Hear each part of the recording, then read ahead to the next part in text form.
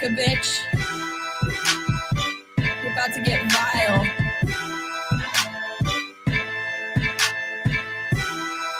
Yeah. I'm a prom queen, but I keep to myself, stacking high green. You're in debt to your health. AARP. Ain't shit old but my wealth. And my oppie's getting dumber every day. Ha! Up in the gym, but I never need a witness. Tonic and gin when I'm working on my fitness. On Becca, on God, I'll make you wish you had this hot bod. On Becca, on God, I'll make you wish you had this hot bod. On Becca, yeah, on God, I'll make you wish you had this hot bod. On Becca, on God, I'll make you wish you had this hot bod. I be flexing like the dudes high on tread, all natural. Better give her tens. They say Blondie, how you getting those abs? Hey Bobby, let me call you a cab. Long legs, I'm a woman in STEM. My eggs, fertile, healthy, and femme. My trades, flowing free like the Thames. And my haters getting madder every day. I'd be remiss for my friend if I didn't ask you about Fallen Angel. So the Fallen Angel is a performer named Chris Daniels, and Chicago guy. Yeah. And was brought out to Los Angeles, and he had the daunting task of taking someone like me who couldn't move and trying to teach them the basics. How to move. The basics of the business. I look and see it's not just me. Jack, why do you insist on doing this dumb internet shit on TV? I look and see it's not just me. This place is a fucking joke, man. You're a clown. I quit. So many of us have stood where we stand. We are the young, so raise your hand. So many of us have stood where we stand. We are the young, so raise your hand. We call us problem child. We spend our lives on trial. We walk an endless smile. We are the youth gone wild. We stand and we won't fall. We're one and one for all. The writing's on the wall. We are the youth gone wild. No. It doesn't make logical sense, but it makes. Well, yes, of course. But it makes wrestling booking sense. Of course, this makes no sense. Of course, okay, it makes no sense. However, in pro wrestling booking, which often makes no sense, you would do that. It's about making money. It's not about anything else. Wrestling's always been about making money first and foremost. That's it. Yes, I look and see it's not just me. Last weekend was the greatest weekend in AEW history. This is the greatest week. I look and see it's not just me. Security, my safety, my life was in danger at a wrestling show. So many of us have stood where we stand. We are the young, so raise your hand. So many of us have stood where we stand. We are the young, so raise your hand. We call us problem child. We spend our lives on trial. We walk an endless smile. We are the youth gone wild. We stand and we won't fall. We're one and one for all. The writing's on the wall. We are the youth gone wild. We call us problem child. We spend our lives on trial. We walk an endless smile. We are the youth gone wild. We stand and we won't fall. We're one and one for all. The writing's on the wall. We are the youth gone wild. Wild. Yeah. If you're familiar with how we do things often here on these Wednesdays, it's a lot like one of my favorite movies, Time Cop. What? Fuck you. Fuck you. Yeah. God damn it, God damn it.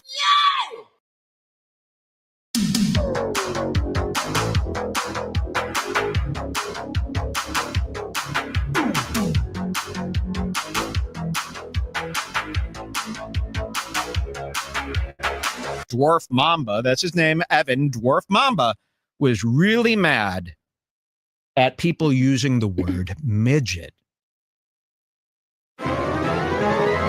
It's time for Jim Cornette's Right Through, sponsored by Stephen Paynew. Send an email to our crew, buy a cameo or two. It's Jim Cornette's Right Through. Come and pull up to the window and we'll open up the screen. Watch as Corny cuts a promo on that bitch at Dairy Queen. Hear a tale of Smoky Mountain and some stories from the South. Then make like Vince McMahon and shove a sandwich in your mouth. It's Jim Cornette's podcast. Taking questions you will ask. Talking wrestling from the past with his co-host Brian Last. It's Jim Cornette's podcast. SDL. Two bad bitches, one hot shot. B3CCA, bitch. Two bad bitches, one hot shot. Hello, hello. It's that B3 flow. You said you know me? I think you don't. My friends are rich and you're looking hella broke. With Matt, I'm the real rough rider. Can't keep up, my arms must be tired. Slow-mo, super villain, Zack Snyder. You talk shit, but I know you're a subscriber. DSL on our lips cause we're naughty. Hannah Montana acting like Miley. We can't stop cause we're the life of the party. Got your man squirming Scotty too haughty. SDL with a $sign ho. B3CCA with the 3 cause I'm cool. Face fat, ass fat, say hey. Two bad bitches, one hot shot. Haters got no grip, that's priceless. Haters got no dishes, that's wifeless. Diamonds in my mouth, I'm priceless. Always ready for a fight, come try us. You thought I'm a thotty, you thought wrong. Just a hottie with a body and a thong. You wanna fight? Let's get bloody like Gary. I'm queen of the prom. SDL with a $sign ho. B3CCA with a 3 cause I'm cool. Top of the Indies now on top of the charts. We're spending our cash and breaking your hearts. Cool. Back in SDL, bitch.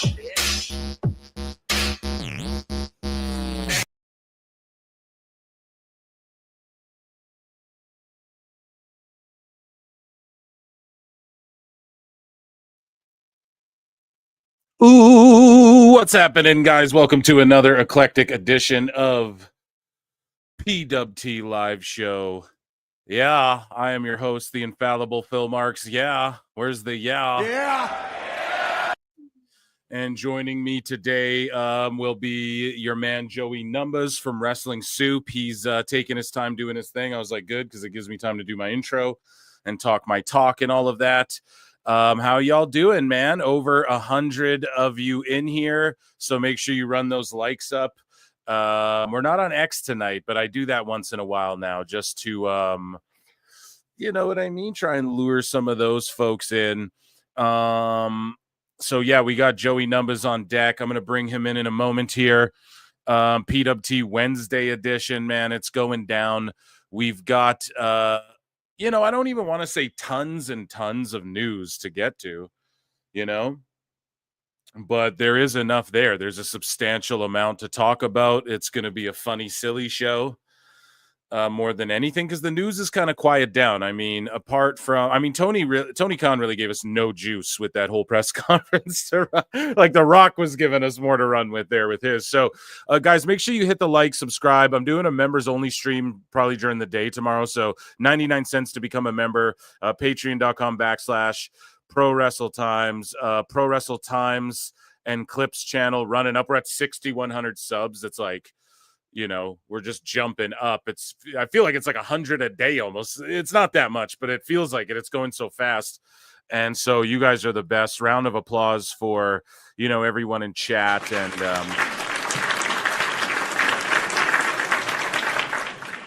just appreciate the heck out of it. I hope you guys enjoy the Becca, man. B3CCA, dude. I'm her biggest fan, for real. So I hope you all you know, enjoy listening to her tracks.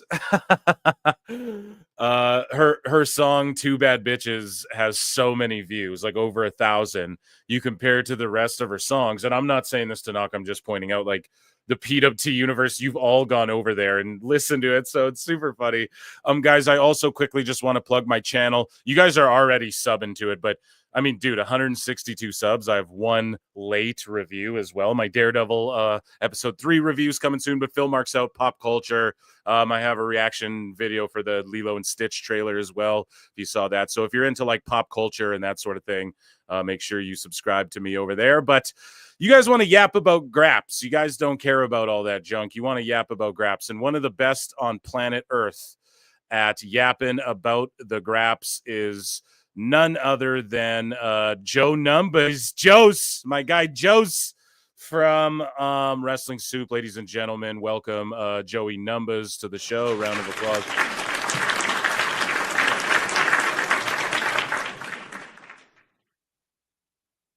How you doing, Joe? If he's with us, he should be with it. Okay, maybe we jumped the gun. It's all good. It's okay. In the interim, I'll check in with chat. Joe will pop. I have the most like botched guest entrances in the history of any wrestling show. He's here though. Here we go. There's Joe's. How you doing, guy? How you doing? That was weird. Yeah. Well, by the way, you're like one of the best to do it. And then my mic's like, nah. Yeah, no, he's not. Stop talking shit. Which is, you know what's great too? It's like, do I want to be in that running anymore? Yeah. Is that, I mean, look at the competition. Honest to God. And obviously I don't mean, you know, the people that are close and associated to the soup and our soup friends and family.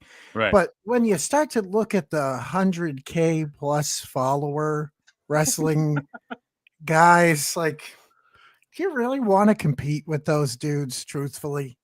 I do, damn it. No, but I swear it's like the it's like the I swear the dumber and more like simple you go, the more like... Oh yeah. Well that's the problem, is that there is this point ultimately where you're like, I want to be in that whole group of people, and you have to then agree to the fact that Will Ospreay setting himself on fire and then kicking out at a half is the greatest thing you've ever seen in your entire life. That's how that goes. So if you want to be in the running, it's like you gotta pick a lane. You know what I mean? You gotta know where you're running towards. For the past 15 years, which next month Mish and I will have hit 15 years, which is something else. Our lane has always kind of just been the oddest yet the most loyal fucking people that you could hope to meet. So we're very absolutely, dude. The PWT universe is goated. You know, also you know, the soup. You guys called the soupites? I'm trying to think of a name. The Soupian.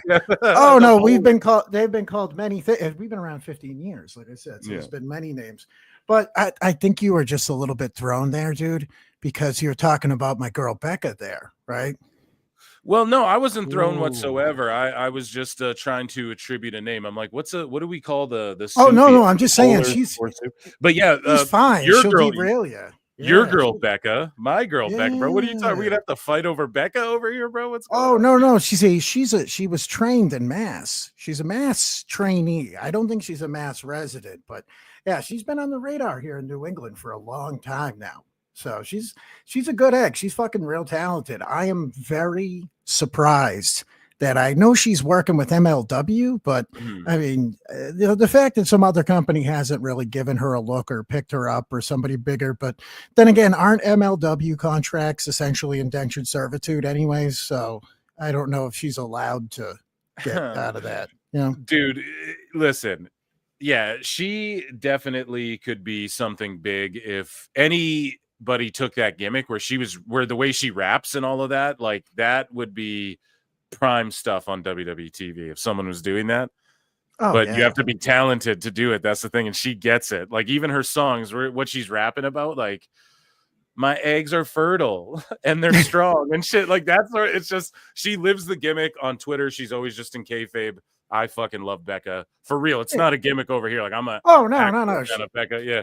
She's smart. She's doing the Charlie XCX thing, which we're not really seeing that. Which, by the way, if you want another tremendous woman from New England to see her deal, her name is Little Mean Kathleen. I don't know if you've seen her, but she's a fucking character too. Oh my God, she's very funny.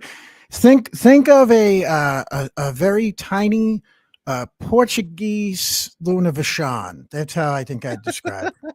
She's fucking great though, man. She's great. I know her boyfriend has been around for a long time too, and they're just good kids. But that's how old I am. These are people that are like in their late 20s, and I'm like, what nice kids they are. Little kiddos. Little babies just trying their best, you know? Yes. Okay. Well, speaking of trying best, I'm going to get through these super chats here. I'm going to check in with chat, and then we are going to dive into some like bookmarks and laugh at shit. Are you ready for that, Joey? Oh, as always, sir. That's excellent. That's the name of the game. I'm so happy you're here. Tell the good folks where they can follow you, though, quickly. Just plug please. your stuff, and then let's get don't into follow me personally anywhere. I don't want anything to do with any of that. But you can follow the soup. You can follow us on whatever the swastika guy is calling his app right now at Wrestling Soup. Follow us on any platform that has podcasts. We've been on there longer than some of you probably have been alive, unfortunately. But get on there, Rat Wrestling Soup. Hop on, sub to us. Check out our Patreon. We do a lot of shows, but we're characters. We're fun guys, you know. Yes. Okay. So Miss October 30 says, "Hey Phil, did you receive my email?" I did. I just I didn't respond, but thank you. And I'm a little weary too. Like things get flagged when people send me stuff to download or view, obviously. So a lot of phishing scams out there these days. But yeah, you sent me something there to do with John Cena, so I'll definitely check that out. And yeah, shout out Miss October 30 for being here. BX Bane, I tagged you on my post on X. Okay, so hopefully it's in my bookmarks. Let me know what it is or something. I don't know. Hopefully it's in here, BX Bane. No promises. I get tagged in a lot of stuff every day. So hopefully I see what it is. But you're going to have to come a little more specific than that. You know what I mean? But I appreciate Hey, it's about wrestling, dude. Did you see it? Yeah, yeah, exactly. Did you see the thing he tagged you in? It's about professional wrestling. You got to find it. It's right there. Sift through, man. Yeah. So, okay, and then this one floating in. Plenty and Pixel are for 20. Thank you so much. Let me hit Plenty in here. It's because of Joey. I'm certain of it. I literally created a character this morning in 2K25 named Vachon to honor Luna's memory after not hearing about her for at least a year. And then I hear a reference to her tonight. That deserves a super chat. Goddamn, Joe, dude. Look at that. Allegedly. Wow. The universe provides. You know, I can name a bunch of very good other wrestlers that that a lot of people who are under the age of 30 may not even know the hell they are. That could be fun. About Mad Dog Vachon, right? Yeah. Well, believe it or not, Luna had a dad, and he was also a wrestler. It was kind of like that Flair girl. Yeah. Have you heard about her? Yeah. Oh man, Plenty, and thank you so much. And yeah, you know what's crazy too is that someone was talking about Natty Neidhart, I believe, was on Ariel Helwani's podcast, which we have some clips from that to go through. Ariel Helwani show, and I believe she was talking about Luna as well yesterday, or I think that was the interview, but I could be mistaken. But yeah, Luna clearly in people's minds, like floating around, being brought up for me multiple times lately. When do you hear about Luna Vachon? Or maybe it was actually during the Shawn Michaels Triple H. I can't remember, dude. It was one of these shows. There's so much stuff. I've been watching A&E. I've been watching LFG. Have you been watching that show, Joey? I just watched that. And by the way, that's another kid that was in the main event. That's a Boston area dude. Good kid. Ricky Smokes. He was in the main event there. I mentioned him on the soup the other day. He's a real interesting dude because he's got this gimmick that I think that WWE will be able to help him kind of refine to where it was like his name was Ricky Smokes. And the second that I heard the name initially, I'm like, oh, so is this like a Latino dude? And they're like, nope, well, white kid. I'm like, well, all right, let's go from there. And then I saw him live and I'm like, oh, so he's like a pretty boy. Okay, I kind of following where they go with this. And then he came out to like reggaeton. A reggaeton. Yeah. And I'm like, all right, I don't know what's going on right now, but sure. But I clearly, WWE saw something with him, and I could definitely talk with you about what I think's going on with this LFG deal, because to me, it's very telling. that this is Right. going So on. can I give you my thoughts on it first here? Oh, I yeah, love this show. I look forward to it every week. But what I think it is, first off, two of these guys, I believe, are in that new like retribution wannabe group in NXT. That Cutler James guy, I'm like 99% sure he's the dude in that group. And then I think another one was that big dude who does like the Undertaker gimmick, who walks around and is like, oh, like he's all serious and shit on LFG. I think that guy might be in the group too. I might be mistaken because they come out and the lights are out and stuff. But Cutler James, I do think, is in the group. And some of these people were on Next Gen, the Roku show. If you go back and watch that, WWE Next Gen, that was like a failed attempt at LFG, like a far less, I guess, a far shittier version, I'll just put it that way, of LFG, right? And, how about it's LFN? Let's fucking not. Yeah, That's let's actually fucking not do that. Yeah. So what I think is a lot like all of these people. So for instance, like that BJ Ray guy and Cutler James, the guy who replaced him on the LFG show, on the Next Gen show, they come in the program together and they get in a shoot fight in the performance center and all this stuff because they were teammates on amateur wrestling and all that. That Xena girl, she's been at the PC forever. So when they filmed the show roughly like 9 months to a year ago, some of these people have already been in the PC brushing shoulders with some of these legends. Like that BJ Ray guy is automatically going to be in NXT. It doesn't matter about this show or not. This whole show is basically the NIL talent, whereas Evolve's for the indie talent. And what I think is they have everything sort of handpicked. Like this show isn't as much of a real competition as you guys may think, but it's wrestling, so they kayfabe everything. That's what I think about it, but I'm still enjoying watching it, though. What are your thoughts on LFG so far, and who's your favorite? Who are your standouts? Oh, phooey. You know what I just realized? I mixed up my developmental shows. I haven't watched the LFG show. I did watch the Evolve show. That's what I'm mixing up. Ah, yes. That was my bad. Well, no, I mean, some of the shit that I've seen for the LFG show, it's pretty much exactly what you're talking about. The clips that I've seen, I go, okay, they're making like a reality show type deal. Yeah, quote unquote reality. Yeah. One that's very transparently, you know what it's supposed to be.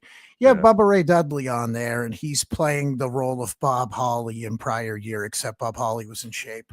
And then you have Booker in there, and Booker's just, he's such a charismatic guy. You can plug him into anything. And then the Undertaker's there because he's the Undertaker, and A&E said we need somebody that's a bigger star than the fat tag team guy and Booker T. So it's going to be what it's going to fucking be. They're going to have, like you said, who's the person that makes the biggest problems? Who's the one that makes the biggest waves? Who is the one? And then just like they used to do with Tough Enough, it's not really that big of a deal anyways, because they end up hiring a half a dozen of the people as is. Right. That's what happened to the show The Ultimate Fighter, if you want to take it to UFC as well, to look at a parallel also owned by TKO. Like The Ultimate Fighter fell off and they get 100,000 viewers even when Conor McGregor's the coach on there, because it doesn't matter if you win or lose the tournament. A bunch of the people from the show, if you get like one knockout, you're getting a contract anyways, so it doesn't really matter. Same with this. Like if you go out there and show them a little bit of something, they're going to work with you. So it doesn't really matter who wins. How do you feel about Mickie James, though, being replaced by Michelle McCool in season 2, announced before season 1's even fucking ended, with Mickie James on it? Did you play baseball as a child? A little bit. Okay. Did you ever have that moment where they would pick the all-star team and for some reason the coach's son always made it? Yeah. That's kind of what's going on here. That's what you got. Why is Mickie James being replaced by Michelle McCool? Fill in the blanks. Yeah. Who's the guy that is actually supposed to be the main dude? Who's supposed to be the main draw as far as the legends are concerned? Well, they want to make wifey happy. Now, with that said, if I was one of these girls and they were saying to me, okay, well, we have Mickie James and she's going to coach you, and instead we're going to replace you with the Sunday school mom that really can't show you much, I'd be kind of fucking disappointed if the show itself wasn't to some degree just a big work anyways. Do you know what I mean? Yeah. You show up thinking you're getting this coach, like you're like, oh my God, I'm getting this great, amazing coach. And you end up with, slap face girl, bulldog, generic early 2000s wrestler, that's a disappointment. But yeah, that's it, man. It's just a show. That's show business. That's the wrestling business. And also Mickie James was on NXT. So like they're still gonna put her on like Nick Aldis works there. They're gonna keep Nikki around in some capacity. But yeah, basically from what I read, it was Undertaker. I mean, he wasn't like kick her off the show, but he was like, hey, if I'm gonna continue to do this, I want to work with my wife. So how do we do that? Nikki, you're out of here. They get Vince to call her. They just keep him around to do things that are like just scummy enough. Go ahead. Go ahead. No, they're like, don't cross any lines, Vince, but we just need you to be the asshole for us. Don't invite her anywhere, Vince. Just well, that was the first thing I was gonna do. Here, you had thoughts about Evolve, right? Oh, yeah. What are your thoughts on Evolve now? Because this is like where the indie talent. So LFG is more focused on like the NIL. Everyone's like a cheerleader or a football guy or Maxine Dupree's boyfriend or like something like that, right? Whereas in Evolve, it's more like Shazza McKenzie, like names you might have heard, Jack Cartwheel from AEW fame, right? By the way, Shazza McKenzie sounds like the name of a creative skater on Tony Hawk Pro. Like every time I hear it, I'm like, I feel like that's a girl that's gonna throw what's an early 2000s soda that I'm thinking, like a Mountain Dew Code Red, like she's gonna pour it on my head and call me a gay slur or something. Yeah. But no, as far as Evolve is concerned, I think when people talk about WWE and their reaction to anything related to AEW, this would more than likely be the closest thing to it. And I'm not sitting here trying to say like very clearly they're presenting this as a level of competition to AEW by putting it on Tubi on Wednesday night, which good job to Fightful. Hopefully they figured out the free app that it plays through. I know that they make thousands upon thousands upon thousands of dollars through their ad revenue or whatever bullshit they do and couldn't figure out a free app on a smart TV, but good for them. But Evolve at this point, in my opinion, is a reaction to the long-term contracts that AEW is signing some of these young guys under. Okay. As far as, well, look what you got going on. Swerve just signed his deal, right? They did an interview with him and they're like, well, when Swerve's out of the contract, he's like 38 or 39 years old. So basically you're taking somebody that you could say, man, maybe he's getting better. Swerve's just gonna get worse over the next 4 years. You know that, right? Like he's going to get beat up more. He's not going to learn anything. Right. So that's kind of just throwing a bucket of syrup on him. MJF, same thing. Right. MJF's been in this perpetual state of doing the same indie guy gimmick, which this is just my voice now anytime I talk about MJF, where he just goes up to someone, oh, pal, oh, oh, pal, oh, do you remember when you were in 7th grade and you had diarrhea? Oh, and everybody knew, oh, whoa, pal. Yeah. Whoa. Oh, you're fat and your dick's little and your mom's dead. Loser, Oh, did that hurt your feelings, pal? Like that's just him now. And he's done that for 6 years. Then he got the skunk sewn onto his head. And now he's going to be in this company for another 4 years, bamboozling Tony into doing the open match because the rest of it is fucking CZW Cage of Death. But what is he going to be in 4 years, 5 years? He'll be very rich from Tony Khan. Yes. But by the time that WWE wants to bring him on, do they want to pay what he's going to ask? And is MJF going to be physically together because he's essentially in a deathmatch wrestling company at this point? And do they want to pay? Is another question. That's the biggest part. Yeah. That's the biggest part, right? Do they want to pay for that? And once again, or we're also want to pay? Do want to pay?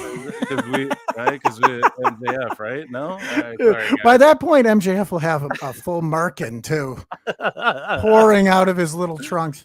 So bring it back to Evolve here, though. So the point you're making here too is like, listen, this is reactionary to AEW because some of these guys, like, what's the point of them locking some of them up or like giving them an avenue to go when we have guys like Jack Cartwheel who's done like Collision and now he's on this show. Well, say I look and I see Jack Cartwheel or Ricky Smokes or what's his name, Johnny Cappuccino, any of these guys. I have to say to myself, I leave them open to AEW getting them and wasting them for 5 years or icing them for 5 years.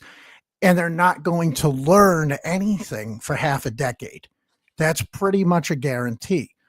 Or we can pay them a pittance, put them on TV enough, have them in a situation where if we see them get better and better and better, we can send them over to the performance center, move them up, or we can leave them in a state where they can be vulnerable as a 22-year-old kid that just sees a $100,000 contract from Tony Khan. And then they basically have their whole career derailed. Does that make sense? Like I'm thinking that's what they've got going on in their head. Either that or they were like, screw it. We'll just keep going with the developmental system. We'll do a little something with the indies. But that will prevent what we see as far as the people that have gone to AEW that have some sort of hope or semblance of becoming like an actual wrestler and not throwing, once again, like a complete damn towel on them. Well, Joey, you know what they say. Sometimes in life, you got to be a hoe. That's true. Yes. Sometimes you do. Sometimes you got to be a hoe. You got to get beat by Momo, and then you got to win anyways. And then you sign Nick Camarato. And then speaking of which, Steve Colan 209 says, Joe stalking you is why some of us this channel are at this channel. Okay, well, excellent. Thank you so much. I appreciate that second language. You tried your best there. That was good. Yes. Well, also, I want to make sure that I make this clear to be as big of a fucking hipster as humanly possible. If you look back on very old PWT videos, probably when you guys had somewhere between 200 to 300 subs, I was one of your first subs. Well, I didn't realize that, but I also appreciate you so much, dude. You know, you guys, the soup man behind the scenes, you guys don't even know like how good at cats you guys are. Truly, man. Just I don't know. Yeah. Don't tell our Spotify reviews. Don't let them know that. As far as they're concerned, we're Hitler Stalin because we're just the meanest guys that have ever lived. Real good folk over there, and I just like a lot of shit. I mean, yeah, you guys have been so helpful, and some of the first people to be like, man, this PWT stuff is good. And so I don't know, man. Thank you so much, Steve, for being here. And of course, you know, Joey's a legend. You always got my respect. Thank you, though. And if hopefully some of you folk tail Joey over to Soup as well from PWT as well. Miss October 30 says WWE song by Nerd Out called "Sell My Soul." WWE blocked it. So is that going to be John Cena's theme? Like, what's the theory on that? Because the email you sent said John Cena. So a WWE song by Nerd Out called "Sell My Soul." Where was this released? On YouTube or something? Let me know. BX Bain says it's a movie clip that reminded me of Mariah and Tony. Oh, what was that? Terrifier 3? Yeah, I was just gonna say fucking Kill Bill. Like, I don't know. Guys, Tony Khan. Okay. Well, you know what? I think that we have a good idea over here. What we're gonna do is take these two gals and just have them punch each other like the Rotten Brothers. That's a good thing. That'll keep the women's division love when moving. they fucking dip their fists in glass. That's so I had to microdose AEW as I typically do. And I still didn't even finish that pay-per-view because at some point I'm just looking at it and going, how bored must these people be in the audience? Oh, it's come the on, same man. thing. Leslie Jones and Ken Jeong and every other former Mad TV cast member was really on the edge of their seat, dude. Brian Callen, I'm sure, was there. Bobby Lee. Listen, we will not invoke the spirit of Will Sasso in this moment because he is a man of class. Will Sasso was like, I'm not going to that bullshit. No. I think he was there, actually. Was he? Yeah, I saw him. Dude, he was right behind Stingray from fucking Paul Walter Hauser from Cobra Kai. The Cobra Kai guy. Whoa. Miss October 30 says, hey, Joey, I don't listen live, but I listen to you and Mish's clips. that's a good way to do it too, man. That's why I yeah. birthed this thing with a clip channel, man, because Jim Cornette, I mostly consume him to this day. Pause. No Diddy in clip form. You know what I mean? Joey, you're my sarcastic spirit animal. Love the soup. There you go. Yeah, nice. Much appreciated. By the way, this is some guy in the chat room was like, stop being nice to each other on YouTube. I'm like, yeah, that's kind of, would you like me to just come on Phil's show and be an asshole to him? I'm confused. Like, Yeah, no, we just, you guys, it's, why would you say something nice to somebody? But yes, I hate to take away from her comment there. Thank you. Yes. This is my tone, man. I'm a silly bitch. BX Bane says it was Hot Shots part duel. They do dip their hand in glass and other stuff. Oh shit, yeah. Hot Shots is a fucking legendary movie, and yeah, I definitely, dude. When they fucking dip their hands in glass, I don't know. I wasn't even like fully against that match. Like I figured they were both gonna bleed because we've seen them both bleed, and I figured because they've already, these two ladies pile drive each other on steps and all this. I wasn't against the idea of that match being so chaotic and crazy and all of that. Like I knew inevitably that's where AEW was going to go with that. Of course. But the thing is like when you do it also on a fucking show with a cage match where they can't even have a cage match, they got to pull out a barbed wire bat to fucking tell a story and all of this shit. And you're doing it on the same show where, you know, every other move that's ever happened. It doesn't matter. It didn't mean shit. If they did that, if that was like an isolated incident or the main event of a show and there wasn't 15 matches on the card where, you know, the peak of it, the crowd's hottest peak was at the end of the pre-show because there was like 4 matches. They watched the Big Boom AJ guy and then they go into the MJF match white hot. And then the rest, they kind of just go down. Like it just sort of went down the energy the whole way. And it's like, and then Swerve, I don't know, like the celebrities were there cheering Swerve on. So he's obviously schmoozed up to them and shit. So Leslie Jones was like, come on, Swerve, like freaking out, you know, worse than she did over that shitty Ghostbusters movie. But I digress. Yeah. The Swerve thing it's very odd because he's a guy that knows how to get over enough, but he still does so much more than needed, you know. Like even the people in that company that if they showed the littlest bit of restraint could actually get better crowd reactions and kind of help the flow of the show. It's like they insist on not doing that. Like Swerve almost got his neck broken in that match for a nothing bullshit spot, and it's like he knows better than that. And you saw that obviously, right? Where Ricochet almost made a Death Valley driver a literal one.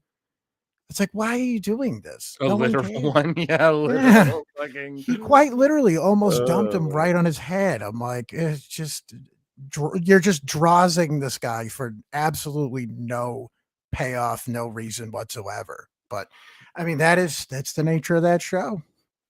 It's what it is. Yeah. Wrestling Soup says this is coming out of Joey's take. Oh, Joey, thanks for the super chat, man. Well, do you know what the funny thing is this, right? This is how we're embezzling right now. We'll just embezzle it all through you, dude. And then what you'll do is you'll get an email and we'll say, oh no, I don't want to give away all the podcaster tricks to these monsters out there, these plebs that will steal it from them.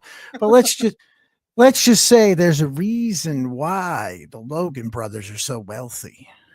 Okay. Yeah, well, we're going to put out Soup Coin. Yeah, it's an NFT. Yeah. well, that's it. We've been called grifters because we've hated this whole thing with AEW since day one and made fun of it for being absurd.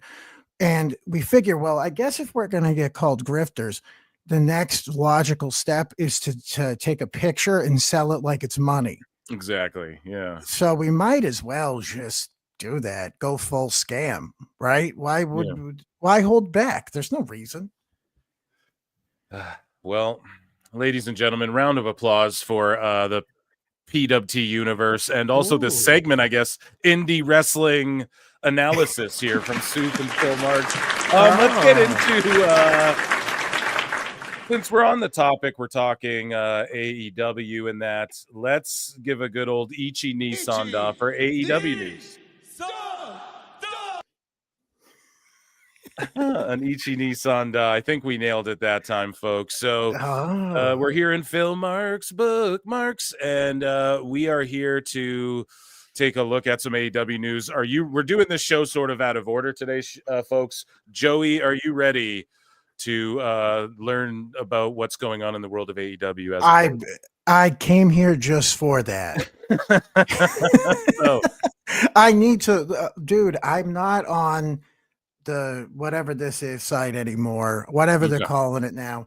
I don't know these absurd little nuances. I haven't been keeping up with it, and your show does provide that to me. I must say. good. When I love it because when I do, I listen to it and I get the little parts of Twitter, X, whatever you want to call it, without having to get like barraged by the gross shit that's on there constantly. You're a very good filter for me, dude. Thank you. Yeah, that's what I'm like trying to do a little bit, and I kind of have it down as like, hey, you're going to get the hot topics, but everyone's going to talk about the same fucking 3 main things going on. So I'm going to talk about that. Don't worry. But I'm also going to throw in like all the little bits or something I found funny or whatever. So, or stuff I get tagged in. People tag me in so much good stuff. So yeah, I'm glad you said the quiet part out loud. You know what I mean? I appreciate that very much. Awful Wrestling's in the chat as well. Listening in. How you doing tonight, Awful? Dyna Mid, we will be tuning in. That's in like 20 minutes. But first, hey, you know what they say? Sometimes in life you got to be a hobo. They also say,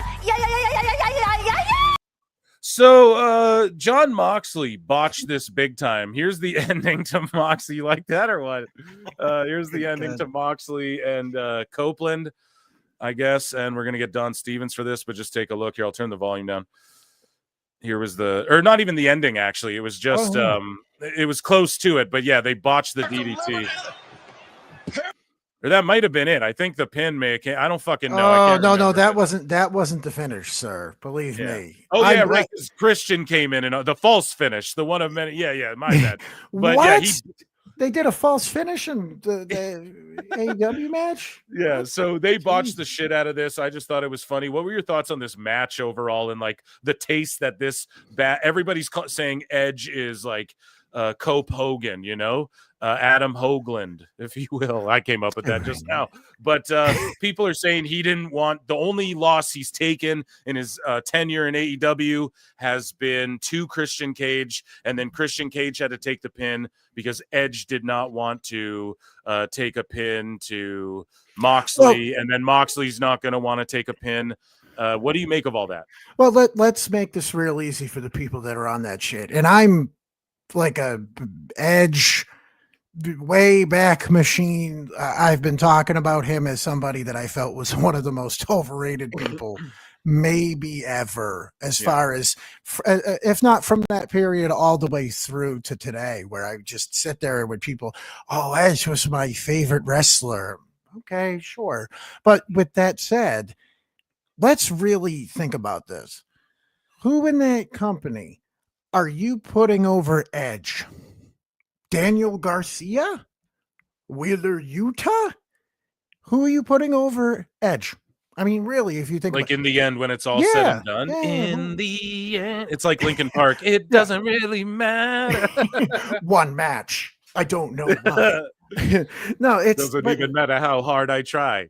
There's a lot of trying hard in AEW. No, but that's it. Who do you honestly sit there and go, this person should be Edge should lay down for? There's really not a lot of those people because so many of them are just flavorless dwarfs. And it sucks because yes, Edge should be in there and be doing the deed, right? But if we're going to have that energy, we got to keep that with a lot of people. How come Sting was there for 3 years and never lost a match? Right? I agree, bro. I agree. People, I don't know. It sucks that it's good that the AEW fans are like at least starting to hold someone's feet to the fire about it. But it's like, where were you guys 5 years ago when we were trying to warn everyone this is what's going to happen if you don't fucking do, So I don't know if you can compare him to like a Hogan like yet, but how do you compare Edge to that and not realize that John Moxley is absolutely atrocious on every level? I think this is more on Mox because he's been there long enough to where he should be like, well, then let me just drop the title to Christian because people don't like this shit. And we've done our worst key demo and our worst rating and our worst houses, and people don't like the shit I'm doing. I have the belt in a fucking briefcase for no reason. For 6 months. Yeah, the last time anyone saw it, some Asian lady was jumping out of a trash can with it at an Omaha game or whatever. So, like, how about I drop it to Christian, then they can feud? Or why doesn't this? We do another 3 false finishes and then I take the pin from Edge or something. But instead, it's just all people looking out for themselves. So I think some of that gets on Edge. But who the fuck did they think Edge was going to come into the company for 2 years and an option with and fucking or whatever the deal is and put over either? Like, you named some of the names, especially if they're not even building up Wardlow, MJF, and Cope. Like, they haven't even really crossed paths. You think you'd be like building up MJF to go over on some of these guys, but yeah, it just seems like a bunch of the only cool guy in this situation who came out without any on him was sort of Christian, and he's the guy who had to take the pin, unfortunately, and he's the guy who's not on TV ever. How are people blaming Edge for this? This is like if you show up for a shift somewhere and they got nothing for you to do, and they're like, "Why are you standing around?" It's like, well, you're the boss. You're supposed to give me things to do. Like, I'm just some pleb here making $2 million for some reason. Like, you have to take some accountability. And I know that that's a Tony thing, and it's so obvious and it's so easy for people to beat on him. But truthfully, you're bringing in these people for 7-figure contracts, and then creative control creative control. Yeah. Right. And by the way, I mean, I would be willing to bet, as far as the people that have gone into that company and had the creative control type deal, Sting, I believe, looked at him and was like, I'm just not losing shit. Mercedes, duh. I mean, she will lose to nobody. Hold on a second. In the Fed, I lost a bunch of times. Okay, yeah, Joey she Numbas, lost all her matches for the rest of her life. I know that's how she perceives it. But that's what's funny. She comes in, she's like, the best wrestler. Ask Mia. If you ask Mia, I'm the best wrestler. Well, I didn't ask Mia, but I asked Momo, which I'm not going to stop making fun of. Like, I know that people love the marigold or whatever girly dream pop, fucking unicorn horn lollipop wrestling, whatever the girls are doing over there in Japan. But no one knows who they are. No one knows who they are. People don't know who Momo Wanatabi Mapachupu is, and she comes over here. I don't know. Thank you, Lex. And this was the longest match that ever happened. I watched it in 2x speed, and I was still like, can this fucking end? And here's Mercedes. So you weren't at your television yelling, Momo Watanabe. I was like, who is this girl, and why is she just continually beating the shit? And it's still and yet another situation where she's just beating on her. And I'm going, wait, who's the baby face here? I thought this girl was the baby face, but because she doesn't know how to clearly translate what she does to anything resembling an American wrestling television show, it's just confusion. And then all you see is people that are just like match horny, where they're just like, that was a great match. That was such a good match. I'm like, what the fuck happened in it? This girl, this random Japanese girl that nobody knows, beat the shit out of Sasha for 20 minutes, and then she just won. That was the match. It was, God, it's so perfect. Yeah, all right, sure. I like how Dave Meltzer has beef with Monet now, and he's giving her like 3 stars and shit because she called him a loser or whatever.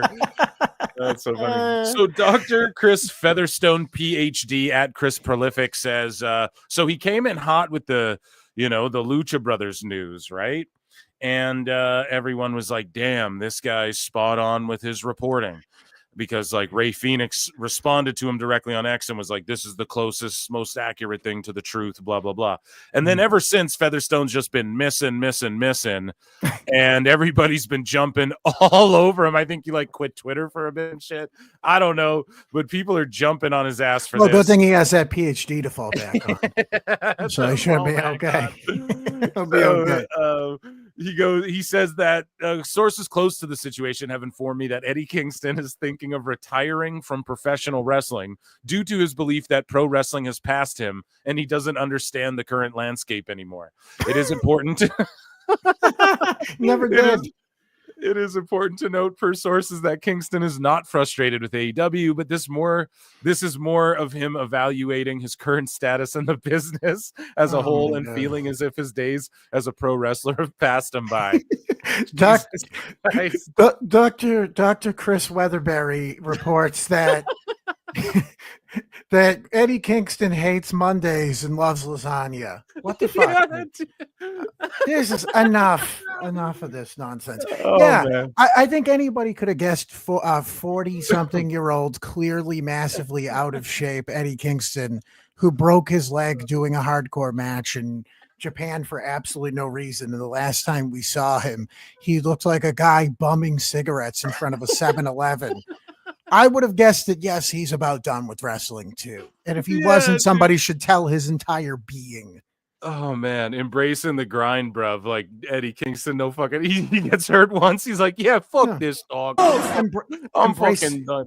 Yeah, he's embracing the grinder like sandwiches. I mean, Eddie Kingston, I get it. Like, he is somebody that when he talks, from day one, I've seen this dude back when he was in Chikara and stuff, right?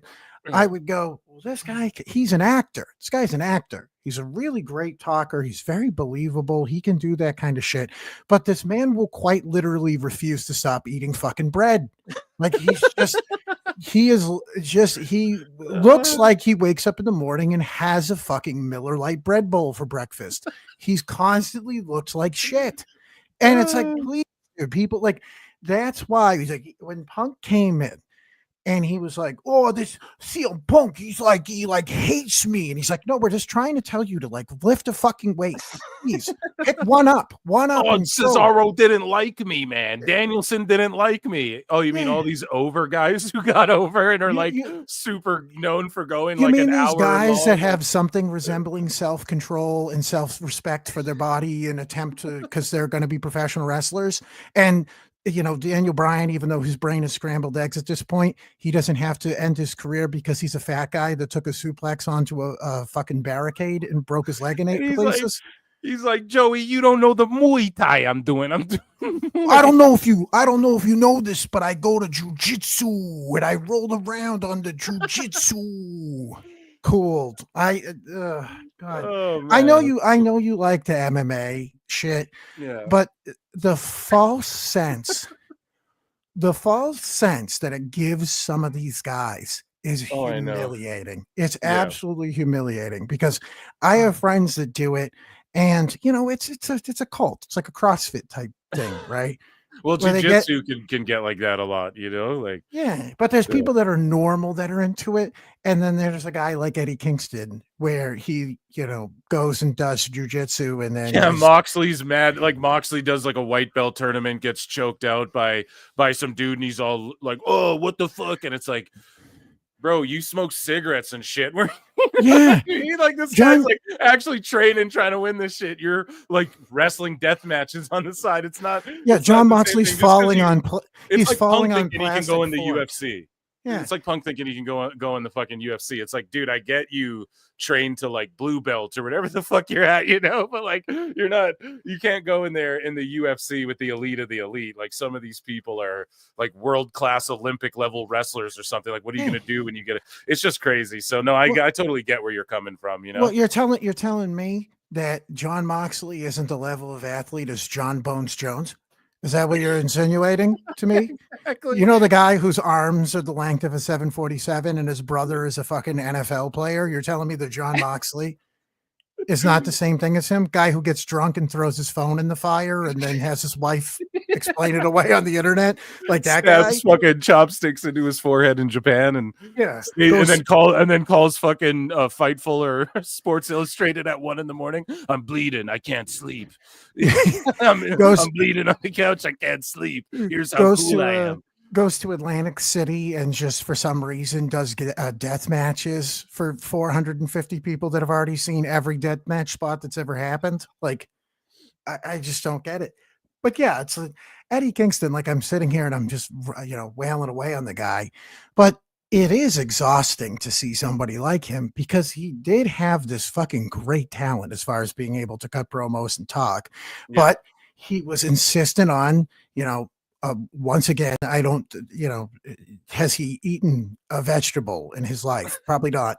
And having having matches like he's a 6'3" Japanese Adonis in 1992, when he's barely a guy that should be fucking, cutting up a fucking breakfast sandwich in a bodega. Like, that's what he looks like. Well, reality needs to set in for some of these guys. And that's all I'm saying. And it's being mean. It's being mean. He cried when shithead Sammy Guevara called him fat. Well, I'm sorry, dude. It only hurts because it's true. Yes. Here we got some super chats. Miss October 30 says, saw your recent clip, Phil. Why would Tony take credit for this hot shit? Ooh, well, because you know what they say, right? I mean, where's the best guy is Tony Khan. So that's what they say, right? He's the best guy. Everything's great. So of course that's what he's gonna do. And I don't know if you saw that, like Tony Khan being like, oh, like I've been turning down so much stuff. All the bad creative coming my way. I turn it down now. And I'm like, that's not great. This is great. And it's like, we're taking credit for like mid-level shows. They've had 4 good shows, good quote unquote, for sickos like me. And then they're sitting there taking victory laps again. So I love the idea of him saying, I turned down all this creative and the thing is still that bad. You know what I mean? Oh. I know. ST says, TK Mark says Hulk Copen. Oh. Okay, Hulk Copen. Oh, well, TK Mark. Yeah, that's a guy who trolls. Like, I think Meltzer's like lets this guy still comment to him because he doesn't realize he's trolling. He's not really a Tony Khan Mark. I don't know. funny troll nonetheless. Anna says he's frustrated with the buffet. Talking about Kingston. Oh, Jesus.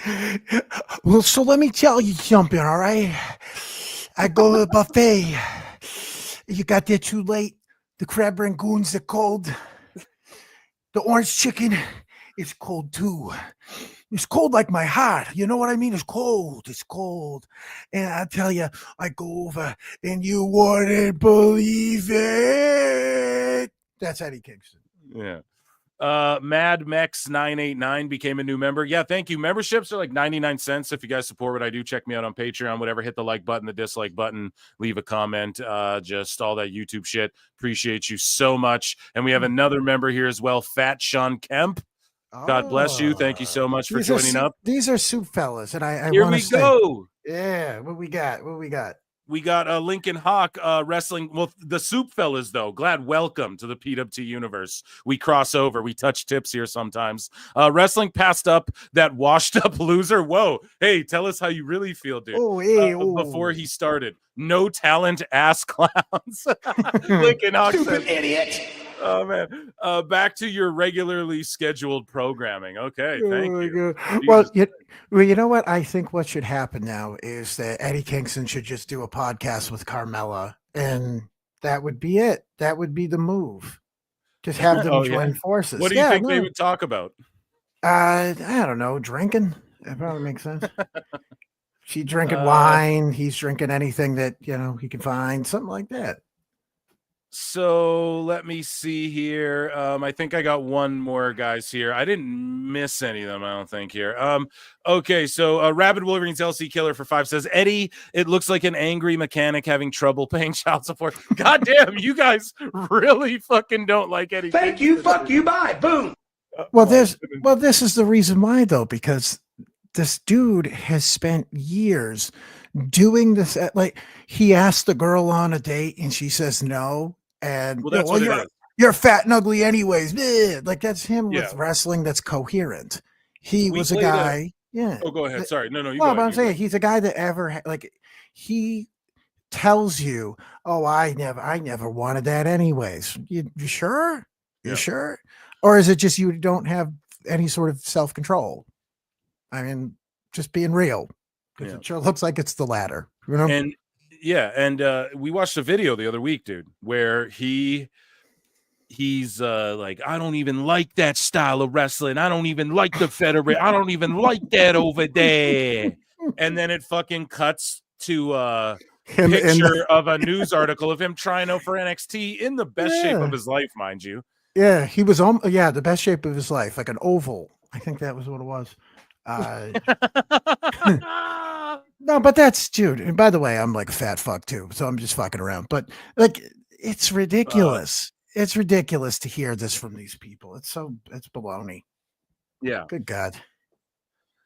Anna became a new member. StreamYard's fucking around too, guys. I'm sorry if so I apologize for all that. It's it's crazy, man. It was going really well, and then the last couple shows it's been, X is under cyber attack. Maybe StreamYard's next. Who knows? Anna, thank you for becoming a member, though. Real Rain 89 says Kingston is a less talented, less skilled Conan. Well, Jesus. Man, let's just keep talking about Eddie Kingston. We'll pay off our fucking student loans. I don't know if you guys dude. You guys have those in Canada? I'm not sure. Yeah, big time, dude. But we don't get thrown in jail if we don't pay them. I don't whatever. So here's the thing, though. Speaking of Conan, and I was just gonna say we might as well make this the Eddie Kingston show. Forget Conan. So what does Eddie Kingston eat for lunch, if you had to take a guess there, Joey? No, I'm kidding. Kingston is New Japan Pro Wrestle fanboy. He's also a All Japan Pro Wrestle fanboy. For instance, when him and Claudio Castagnoli dressed as like Kawada and Misawa or whatever, and then they had that match in AEW with the same finish from that All Japan match or whatever. Eric Turner became a new member. Holy shit, my head's exploding. Thank you so much. Listen, a round of applause for everybody who's a new member super chatting in. You're all the best. You're a draw, Joey. What can I say? My word. Okay, let's get through some more of this news here. The Aubrey Edwards t-shirt, that's hilarious. I keep some of these in here for a good giggle. Now, JD from NY. JD, speaking of guys who were over there, and now they're over here now. Oh, JD says, this is what happens when you don't have any production meetings. Inexcusable. And then the coach responds and says, this is exactly what we said today, JD, on the coach and the bro. Vinnie Mac or Triple H would never allow an interview of anyone on their big shows without a writer giving them the questions and answers. Saw one of her co-stars defending this online, saying she meant that she learned during the movie that you have already won, etc., etc.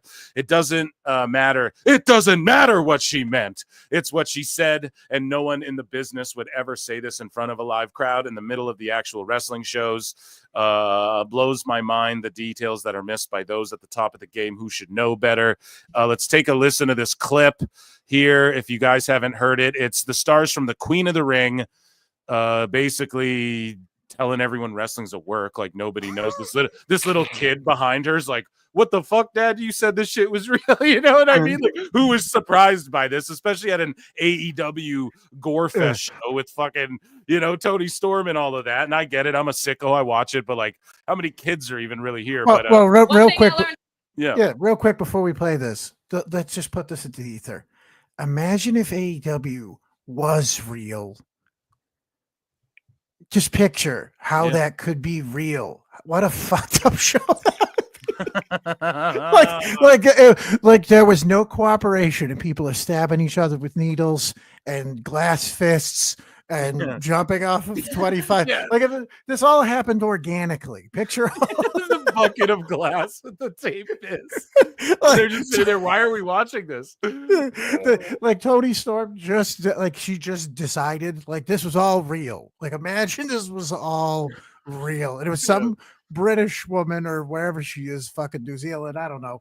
And she's like, I'm really a movie star. I'm gonna punch your tits with glass. Like, imagine if that was real. That's almost better if you put it into that perspective. God. But yeah, let's hear what this famous actress says. One thing I learned about pro wrestlers, y'all know you're gonna win before anybody else does. So thank you for teaching me that. That's awesome.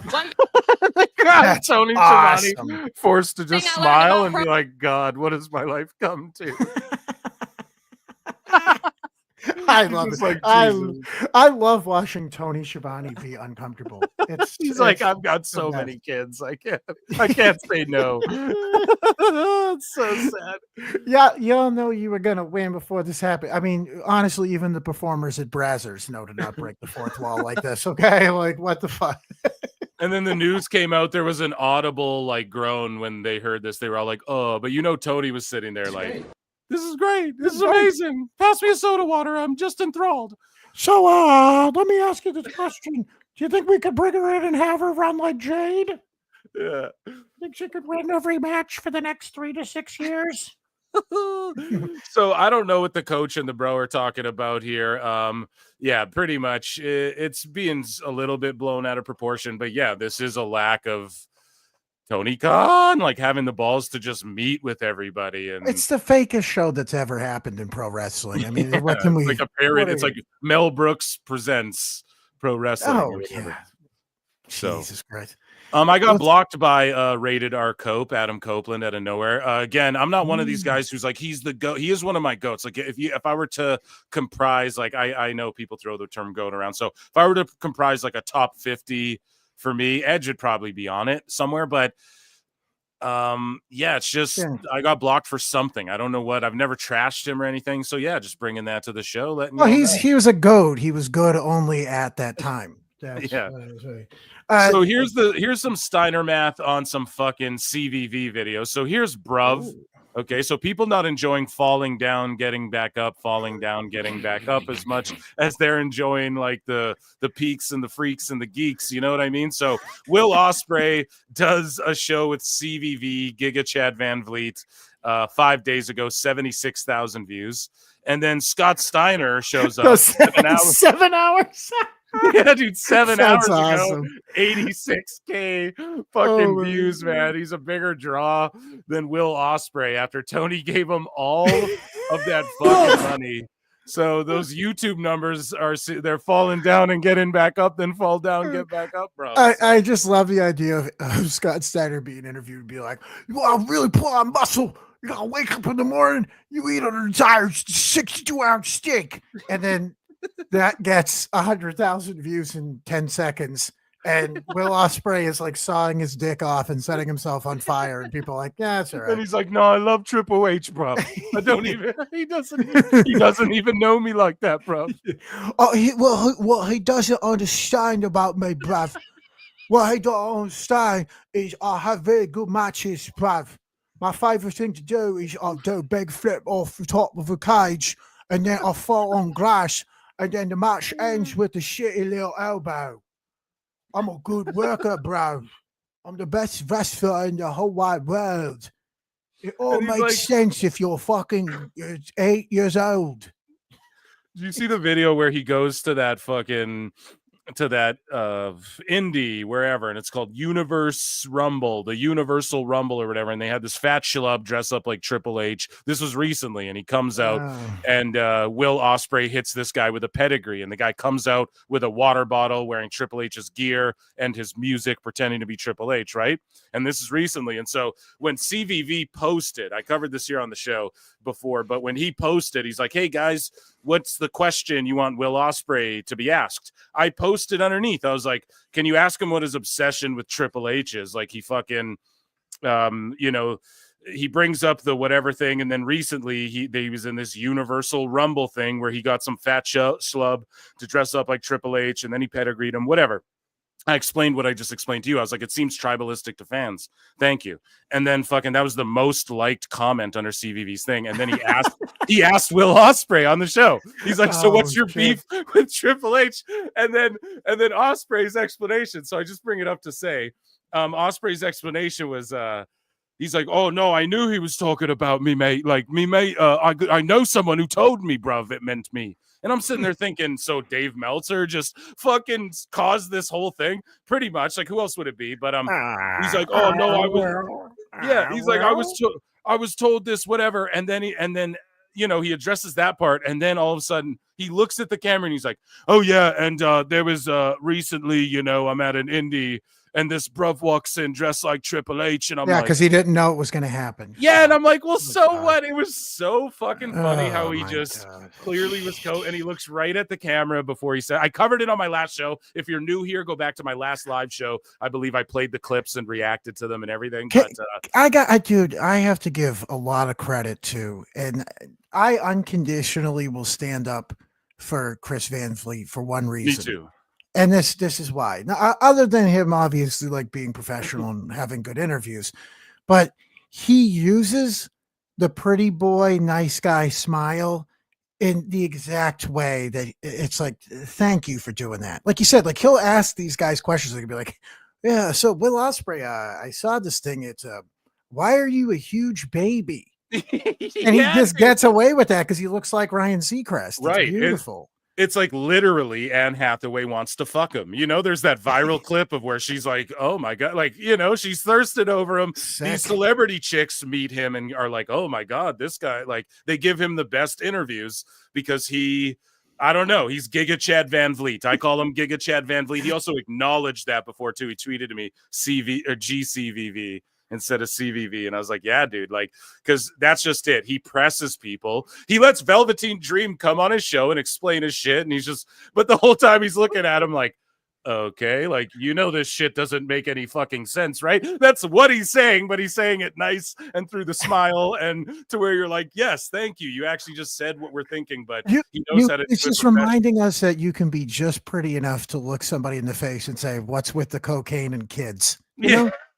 Yeah, like there is a level of pretty enough as a man that you can look and go, so about the kids and the cocaine.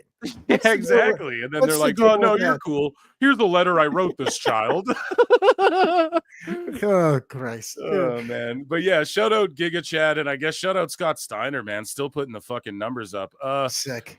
Speaking of numbers, the collision ratings are in 363,000 and a 0.10 in the key demo. The key demo has been plummeting lately. This might be a little bit up. It might have been like a 0.09, but either way, like I don't really get into the nitty gritty with the ratings. I get fucking bored by all that shit. I think it's redundant and stupid, but it's the game everyone wants to play. So I cover the numbers, right? 363K. Okay, that's how much you're going to watch almost every time unless the WWE's on or whatever. And yeah, the key demo's hurting. So what do you make of all that? You have anything to add to that? I mean, 300. I'm surprised it's, and I'm not even being sarcastic here. I know that's my tone of voice and I can't help it, but I'm surprised it's even that.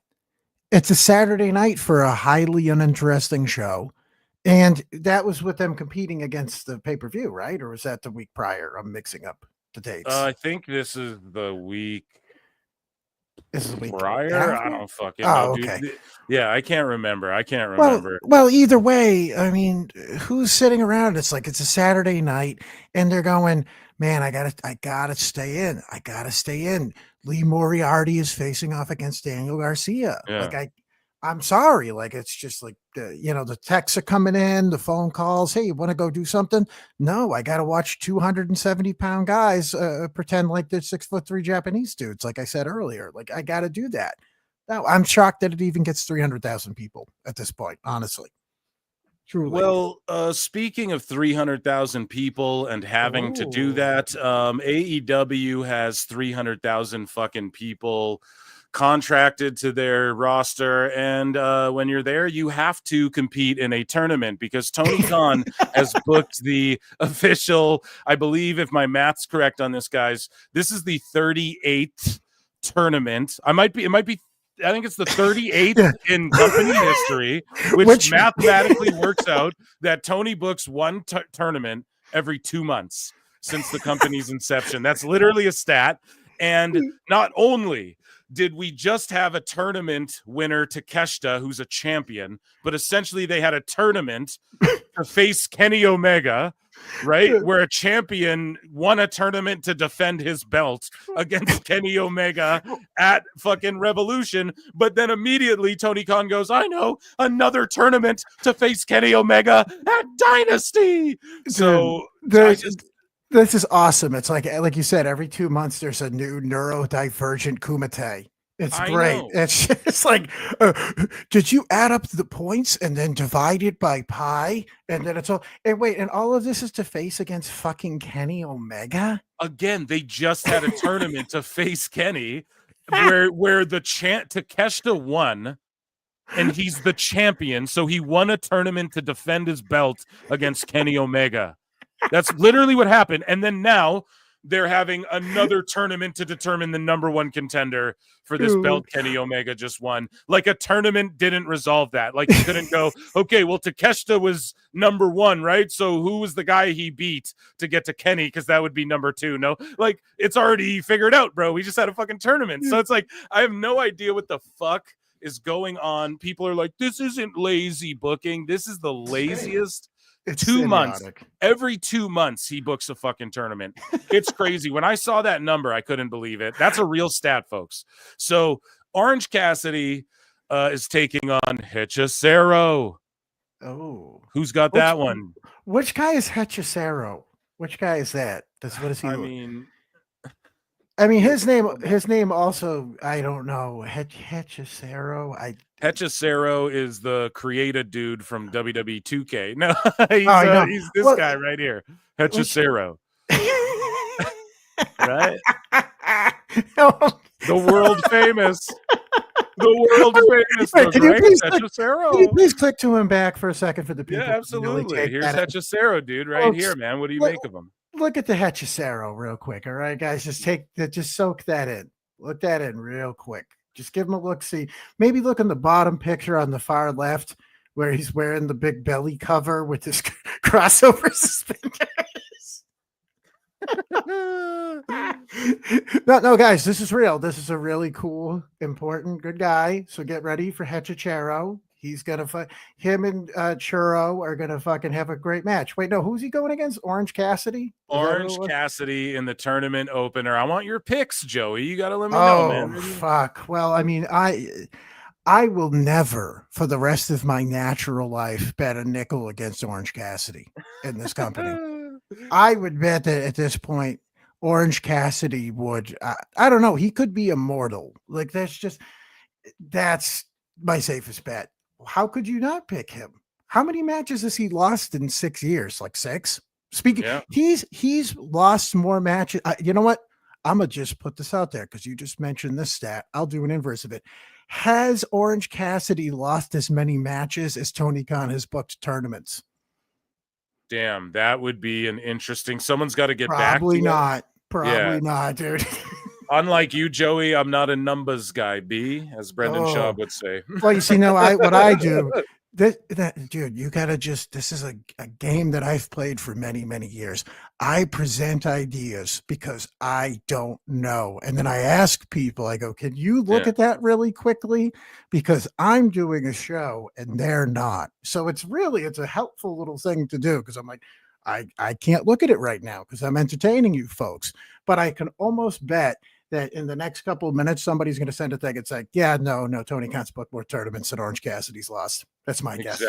Exactly. So someone in chat, you know the drill. Figure that shit out. Up next, we have Wild Card versus the Beast Mortis. So a wild card tonight. We don't know who it is. Is he a luchador too? I don't know. Wild Card? Is that yeah. Yeah, dude, it's Vacant's tag partner that we haven't known. But yeah, dude, wild card. So we don't know who that is. People are saying it's going to be Mike Bailey, which it's like, why don't you just announce if it's Mike Bailey? But we have Katsuyori Shibata versus Ricochet, who I think is going to win this tournament. Ricochet? Yeah, I think he's going to win the whole goddamn thing. I think it makes sense for AEW and like what they're doing. Oh boy. Good God. I mean, Ricochet, if we're at the point where Ricochet is one of the main characters on our TV show, really kick that around in your head. But yeah, no, you're probably right. And then look what we got here for the last match. We got Mark versus Mark. That sounds about right for an AEW show, huh? Hey, yo. The best guy, Tony Khan. It hurt my feelings. That's like the N-word, Joey. You're not allowed to say that. I'm telling Brian. Well, I mean, that's my next album. I'm covering Kanye. It's Marks in Paris. That's Marks in Paris, dude. So Mark Briscoe versus Mark Davis. So Oh yeah, there we go. There Has you any go. has any human being been more underutilized? I mean, when we just this is such a vague statement when you take into account AEW, right? But how few people have they missed the boat on than Mark Briscoe and the story they had and what they could have told? I mean, if someone will say, well, they did it in ROH, and that's like cool, and I sing in the shower sometimes. It doesn't fucking mean anything. But wow, did they screw the pooch on that? But now, don't worry, he's in a dynasty tournament for the opportunity to smell Kenny Omega's hair against Mark Davis. Like, what the fuck? God, what a waste. So did they hold on, man? Did they just announce on Dynamite that Swerve? So listen, they're gonna have another match, Edge versus Mox for the world title, and Why? it's announced that the winner will face Swerve at Dynasty How does for that the make world sense? title. So once How? again, instead of two guys fighting each other for the shot at the world title, they're going, no, you're fighting. The champions are fighting to figure out who Did they gets to swear? defend their title against Swerve. You fucked up! You fucked up! You fucked up! You fucking Mark! Like, how do they get away with this shit? How does anybody defend this garbage? Oh, well, dude, don't worry. I heard that they're going to do a Super Bowl rematch. It's going to be the Eagles and the Chiefs, and they're going to have the opportunity to play the Bears. Whoever wins that gets the opportunity to play the Arizona Cardinals. Like, what the Oh fuck are my we doing? god, dude. This is That's real crazy. bad. This is real- insane, man. So last pay-per-view, they had a tournament to decide who was going to face Kenny Omega, and the winner of it was a champion who got the right to defend his title against Kenny. Now they're having two guys do a number one contender match for their own belt against Swerve at the pay-per-view. I None love of that this John. shit makes I love that sense. John Moxley is so unhinged and he can't be controlled. He's an unstoppable man in green pants. You can't stop the green pants. But Yeah. you know what? But you know what though? He'll have another match with Adam Copeland, who he's already technically beat. Yeah. So he has the opportunity to beat a guy that was a champion a year and a half ago. He'll commit murders, but he'll show up for the sanctioned match you booked him for against this fucking guy. Like, none of this shit makes sense. They'll kidnap people. Do you remember for like a couple weeks they like kidnapped FTR, and then FTR's just on TV like, well, damn, golly gee, that was real hard on me and my family after I was kidnapped. You know? Dax is like, oh, gee golly whiz, I guess that they waterboarded me down. They brought me down into a basement, and I went to Guantanamo Bay, and I just tell you, shucks, gee whiz, I'll tell you. And they're just really, back at work. It's like, what happened? Like, aren't they kidnapping people? Like, are the Rock and Roll Express alive? Why is there no explanation to any of the things that are happening? I like the idea of them just randomly revealing in 2 months that Ricky Morton is still living in a basement somewhere, like he's just been trapped. Yeah. Help! He's just yelling, help! and Pac shows up occasionally, mostly naked, to throw a couple cans of tuna down there. Oh my He's, god! guess what I brought for you, Richard? Yeah. Oh my god! Dude. Chicken of the sea. Chicken of the sea. Yeah. Good day, sir. Oh man. Devo says, we talk about Dave bumping his booty biters yet? Oh no, we're getting there, buddy. Don't worry. Dave munching all that fucking Will Ospreay booty lately. Anna says Tony Schiavone's kids have CPS on speed dial. Oh shit. That's crazy. Could you picture Tony Schiavone with that voice? Just, who left their shoes by the door? Yeah. Oh my! It's Tim! Tim, pick up your shoes! Oh, this is crazy. I saw your report card. It's crazy. Isn't this crazy? Hold on a second. My phone's ringing. Who gets, oh my goodness, who gets a B in gym? That's all I'm saying. That's crazy, guys. Can you believe this, Taz? Yeah. Hold on. I'm level 63 at Candy Crush. I'll be with you in a second. You always hear his phone going off and shit. Or they're like, Schiavone's on his phone right now. He'd rather be anywhere in the world. Shivani's on there just scrolling Instagram thoughts, making $200,000 a Yeah, week. he's swiping left on bitches in town in his area, right? Whatever town he's in. Miss October 30 says, sorry if I'm going wild in chat. I'm on demon time. You guys know what I mean? Oh shit. Well, hey, Shivani's out there swiping right. You might be able to. You just made the list.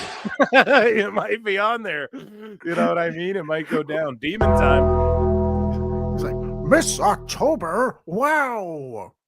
What a lady.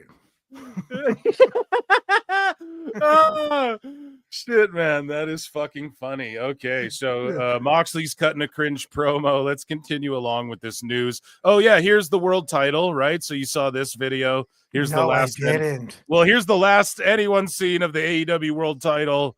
Yes. Oh no. Oh no. You know what? The universe provides, Phil, because there's no better way to describe AEW than an Asian lady nobody knows popping out of a trash can with the belt.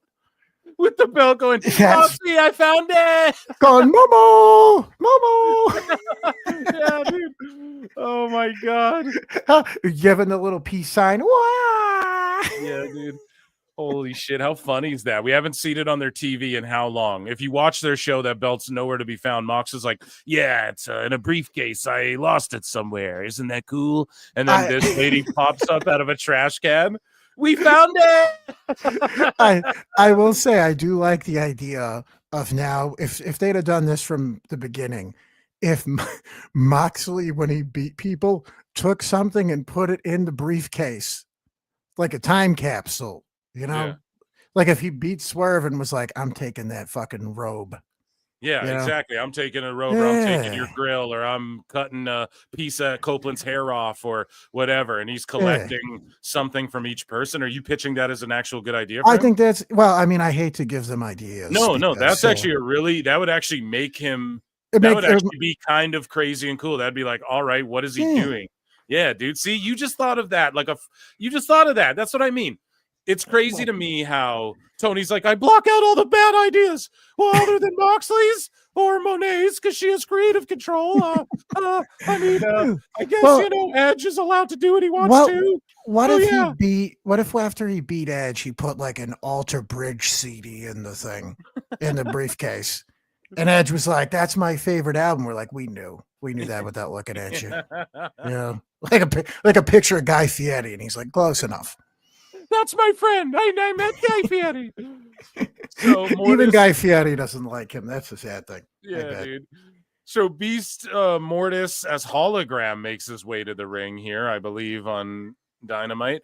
The Beast Mortis takes on Wild Card. You gotta assume that's Mike Bailey, right? Oh boy. Post Wrestling says that Swerve Strickland reveals he's under contract to AEW until 2029, so he's getting that Tony money until 2029. Swerve famously was on the football field talking to that dude like, hey man, we're signed to Tony Khan and he lets me do whatever I want. So what do you think? Okay, wait. Well, hold on though. First off, what do you make of Hologram being teamed up with Harley Cameron and Excalibur going, Harley Graham, she's Harley Graham here on AEW, and Powerhouse Hobbs is their tag partner. So that's something happening on Dynamite right now. What do you make of that? And then let's talk about Swerve. Well, we realized that Harley Cameron was getting over. She was doing a good job. So what we had to do was promptly fuck that up. Yeah, it's promptly. I'm telling you, this is my thing with Tony Khan, and I've pointed it out. Unlike anyone, I swear to God, I pointed out more instances of this. No one harps on this enough, and I'm telling you, well, maybe people have pointed it out, but I fucking rag on this to death because it must be known. Like, he has to realize this is what people are picking up on. If you get over on your own, he fucking buries you. If you have the ability, the Acclaim, they got over with their own shit from Dark and Dark Elevation. He buries them. Like, he pulls the trigger on them too late, and then now they're just nothing. Athena starts getting over on AEW Dark by like shooting on chicks. Like it was a work, but she's like throwing bitches over the top rope and glomming them and shit. And then she starts getting over. They send her to ROH. Who else? Just name anybody, right? Harley Cameron. Oh yeah, we'll give her a match. Mercedes will beat her, and then she'll be with Hologram. What the fuck? Wearing a mask. Yeah, this beautiful They hot put a chick. mask Let's on put her? a mask on her. Hey, I have another Oh. idea. Let's cover her tits too with a fucking turtleneck. Like, what the fuck is he thinking? I don't understand. I have just the idea. Put her in a burqa. Yeah, dude, put her in a burqa. Like, what Put her in the a fuck burqa are and they never thinking? let her talk. I think that's the move. I have no idea. And then yeah, let's stick Powerhouse Hobbs with them. Like anybody who starts to get over, they just go, nah, fuck that. But if it's Tony's idea, like, oh, That's Orange right. Cassidy, he'll That's just shove it down your throat. Or if you make it feel like it's his idea. So Moxley knows how to make Tony feel like, yeah, Tony, we'll invade it. This is your idea, bro. Rocky 3, right? You saw that. He's like, I love that one. You know? Well, you know what? favorite one. I can't wait for Rocky 3 in like the next 6 months to where in the States they're going to be like, they were very unfair to Ivan. That's coming. I have. That's going to be the next thing. You know what? Apollo Creed, he wasn't very nice to Ivan. I mean, that's just all I'm saying. Like he Hey, did. you know what they say, bro. If he dies, he dies. Am I right? He said if he dies, he dies. He never said he wanted to kill him. Yeah, Did exactly. he say he wanted to never kill him? said he meant to do guilty, innocent till proven guilty. Am I right? Typical Hollywood putting words Yeah, in the fucking mouths. woke. Everything's woke, bro. It's you like- know that woke 1986 media. You know. by the way, Tony Khan, I don't know if you've ever heard of this term. Do you know what oppositional defiant disorder is? Explain it. Okay, so I got to Explain it to me. Well, yeah, I've heard it. I know, Yeah. but why don't you tell me if you know? Well, the funny thing is, if I was like, Tony, do you have oppositional defiancy disorder? He'd be like, I don't know what that is, but no. All right, ready for this? Is just a brief overview of it. Okay, a disorder in children. There you go. Marked by defiant and disobedient behavior to authority figures. The cause of oppositional defiant disorder is unknown, but likely involves a combination of genetic and environmental factors. All right, so ready for the symptoms for this? Yeah. Let's see if we can align this really quickly with what we got for AW. All right. Okay, so- hold on. Soda water. Okay. Go ahead. Well, there's aggression is the first one, but we know that's not true. So he gets a check for that one. Hey, fear. Hold on. I was very aggressive in telling Girl. everyone else. I was very aggressive in letting my lawyers know just how fucking scared I was. Okay. Weren't you intimidated by my fear? I was very aggressive in letting them know. Listen, I was so fucking scared. I aggressively told him I was scared. All right, so ready for this? Common Yeah, symptoms. sorry, go ahead. All right, frequent temper tantrums. Check. That doesn't happen. Hey, now that's fucking bullshit. Hold on a second. I have more money than Vern Gagne. Okay, go ahead with number 3. You're bald assholes. You're a bunch of bald assholes. You're a bald assholes, and I fucking hate Ted Turner. Never met him though. Go ahead. Easy frustration, yet resentfulness. Wow, what do you think of that? No, I'm not. Hey, hold on. I'm not mad at anybody. I mean, they're bald assholes, but fuck them. But I mean, I'm not mad. I swear. I'm very happy. It's great. Oh, here's a good one. Defiance of rules and requests.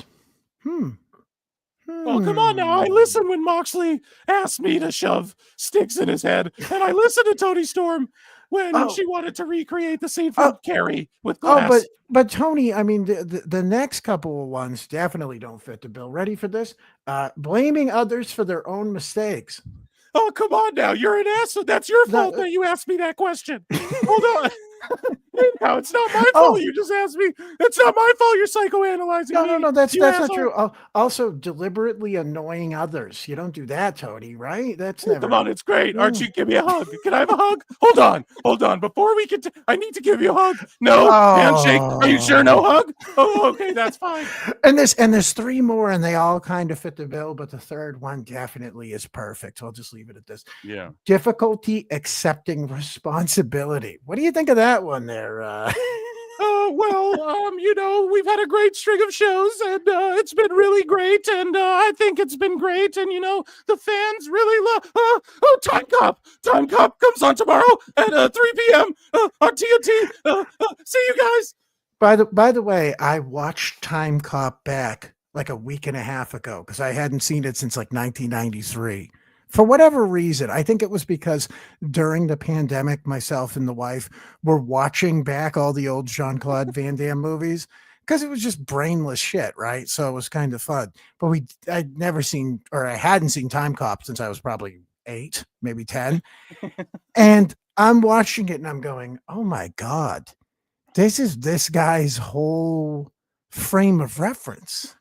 Well, because, if you do something in the future, but you thought of it in the past, but then you execute, like, for instance, I told everyone on the media call day that 5 years ago, I decided I was going to book things good, and I promised myself, but I didn't execute the promise till 4 years later, because that's what Jean-Claude Van Damme would do. Time Cop.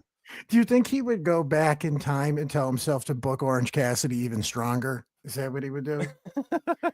Well, we're currently working on, my dad's inventing a time machine. He invented the bumper for the vehicle, and we're currently working on something with Elon right now. We're going to go back in time and actually put the world title on Orange Cassidy first. Do you know what? If Elon Musk was like, I'm going to stop doing all these really unpopular cuts, what I'm going to do instead is invent a time machine for me and Tony Khan to go back and do smart shit.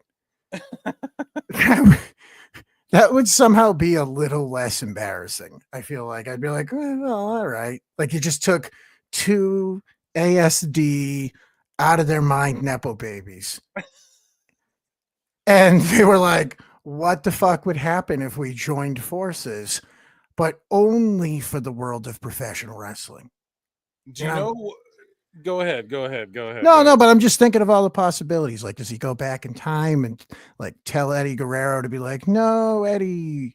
No. I was just gonna say, do you know what? He would use it to go back in time, and I'm sure, like, yeah, exactly. I was gonna say, like, fucking jump underneath Owen Hart, or like tell mass transit not to fucking don't do it, he's gonna cut you, like, so instead of doing it would be like things. Deadpool, like where he goes back and shoots Hitler. He'd stop all the travesties in wrestling. We're working on it right now. He gets 3 wishes, and he goes back in time and watches some obscure Japanese wrestling. Yeah, he would save Hayabusa from fucking, he would He's like like, wipe the "No. oil off the bottom rope or whatever. Don't do that flip. Do this one. Yeah. That's what he'd do. He'd go back in time to when Seidel slipped on the top rope. He's like, that's the one point where AEW fell apart. We've pinpointed it, Marty. He's got Doc Brown. We've pinpointed it, Tony. The precise minutes, the AEW fell apart, and it's when Seidel slipped on the top rope. That's definitely what ruined it. Yeah. I will say, and I like putting this message out into the ether, as uncomfortable of one as it is, and I feel like spreading it to your audience as well. Do you think it's a little bit? Do you think it's a little bit, prophetic potentially for Ospreay to go around dressed like Hayabusa? Do you think that's probably not the move for a guy that does the stupid shit that he does? I am going to sit there and think to myself in hindsight that that's harsh. However, I'm going to sit here now and think to myself, you might be fucking right, bruv. Do you really want to put that gear on and do the shit that you do? It's like having an Owen Hart tournament and having Darby fall off the thing, and it's like, well, he didn't, or like they string him up from the roof, and you go, well, okay, he didn't hurt himself in this, thank God, but if he did, though, was that the thing to do?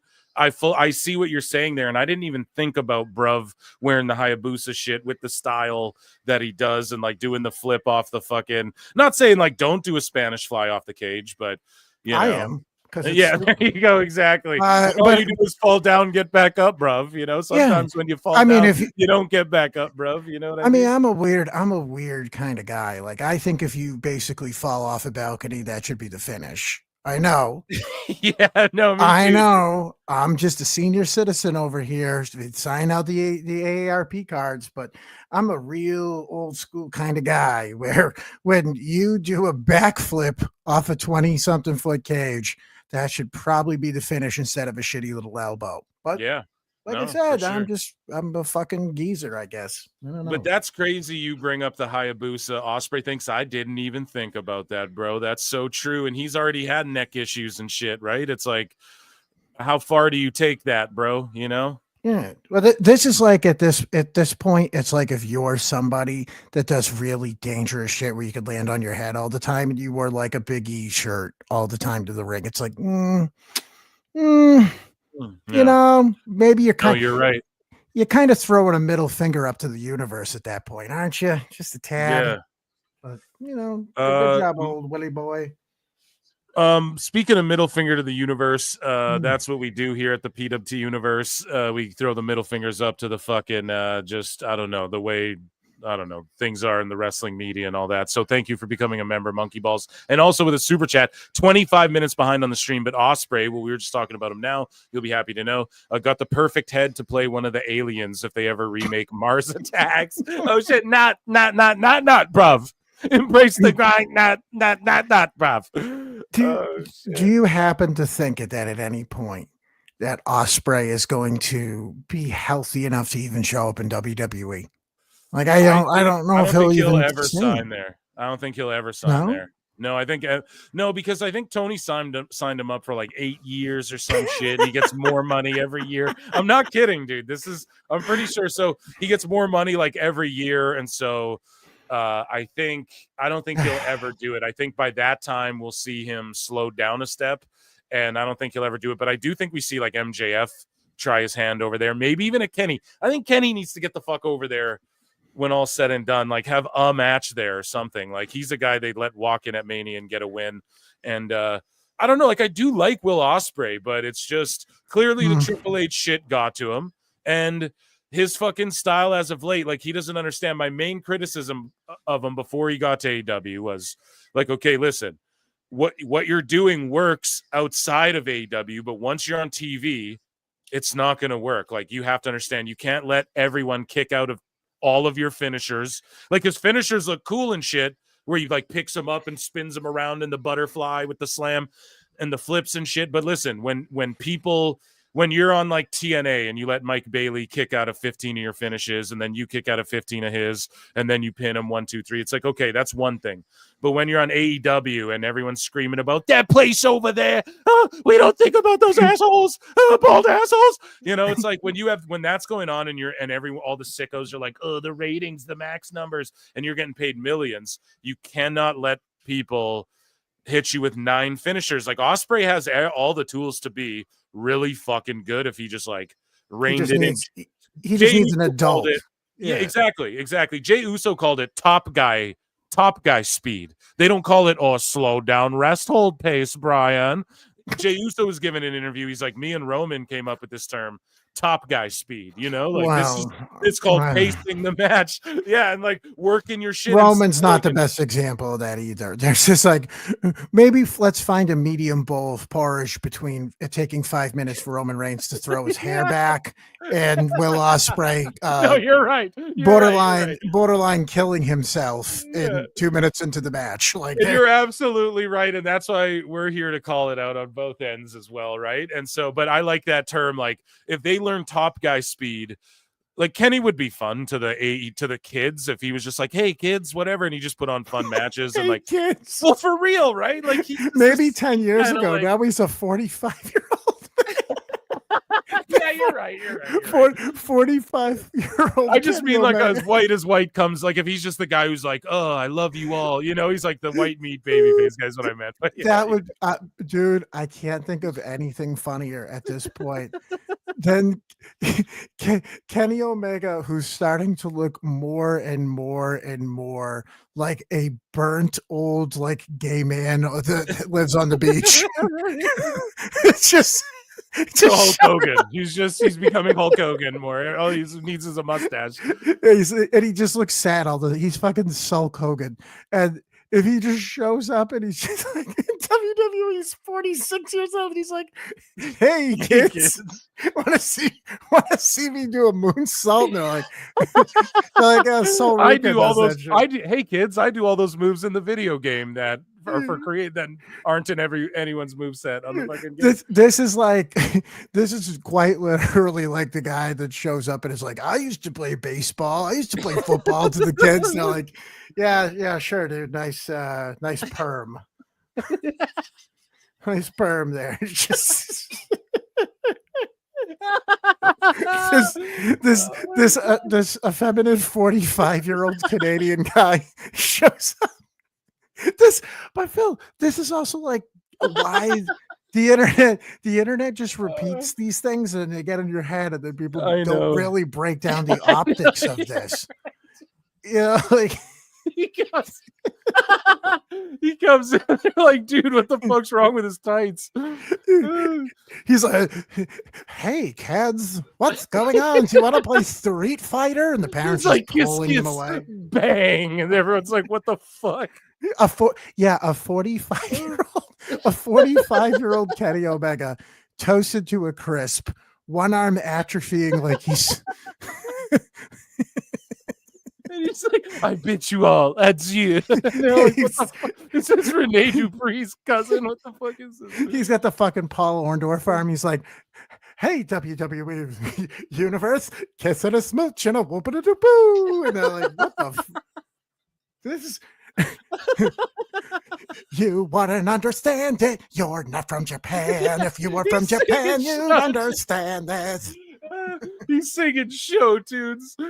Oh my god! And there's just some guy who's like 375 pounds. That's just he is the human version of a fucking deodorant armpit stain. And he's just like, he's like, "You guys don't get it. It's art. It's art. These idiots, they just want McDonald's." Yeah, he comes in as a painter. "I am a painter. I bid you adieu." Bang bang. What was like Bob? Bob Watch Ross me paint this art all over these canvas. Oh, I'm Kenny Omega. He does that and then just throws himself on his neck. That's it. That's the whole thing. But no, I agree. I look forward to cool guy 39-year-old Swerve showing up and being like, "Yo, I'm a rapper, dog." And 47-year-old Kenny Omega showing up for the kids. And I don't know, like, this is the problem. He's going to sign these guys to these contracts for an eternity. And by the time that they're ready to go to the real wrestling company, it's going to be real fucking bad. It's going to look really cringy. So that's our thoughts on Swerve Strickland being under contract until 2029. So Hangman Page. Oh, even better. Yeah, it says, "Big thanks to all of you dumbasses who spent your hard-earned money on this shirt. I'm not usually one to brag, but fuck you. It's the best-selling shirt of the year. Planting 3 red twig dogwoods this weekend. So far, we'll lose out to Tony Mariah's shirt. I'd bet my left tit."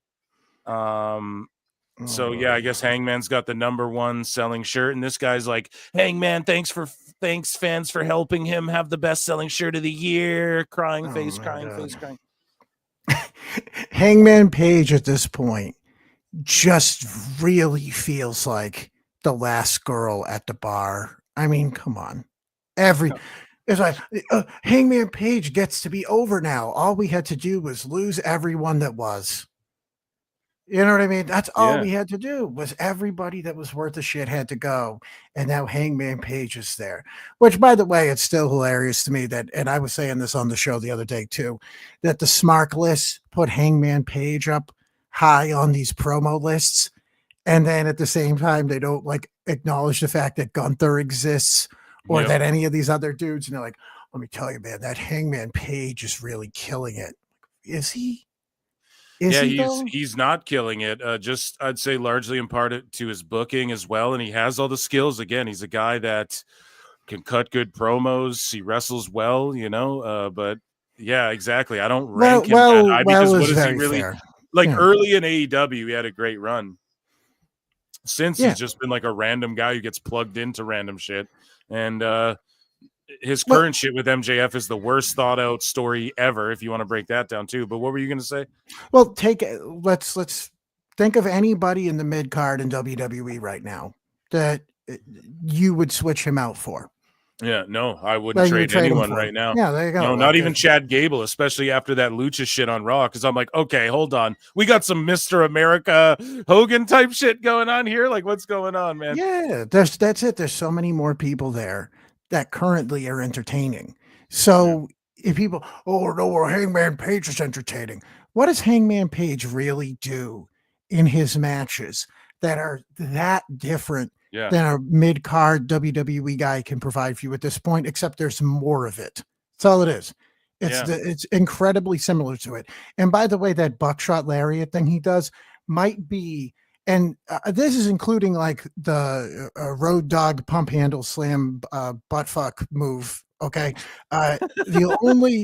His finish is maybe one of the most illogical fucking wrestling finishes you could possibly think Her of. finisher's the worst maybe ever in history. Speaking of shitty finish, Tony Storm cut a promo and then got attacked by Megan Bayne, and the crowd barely reacted whatsoever. What's your thoughts on that? On Megan Bayne?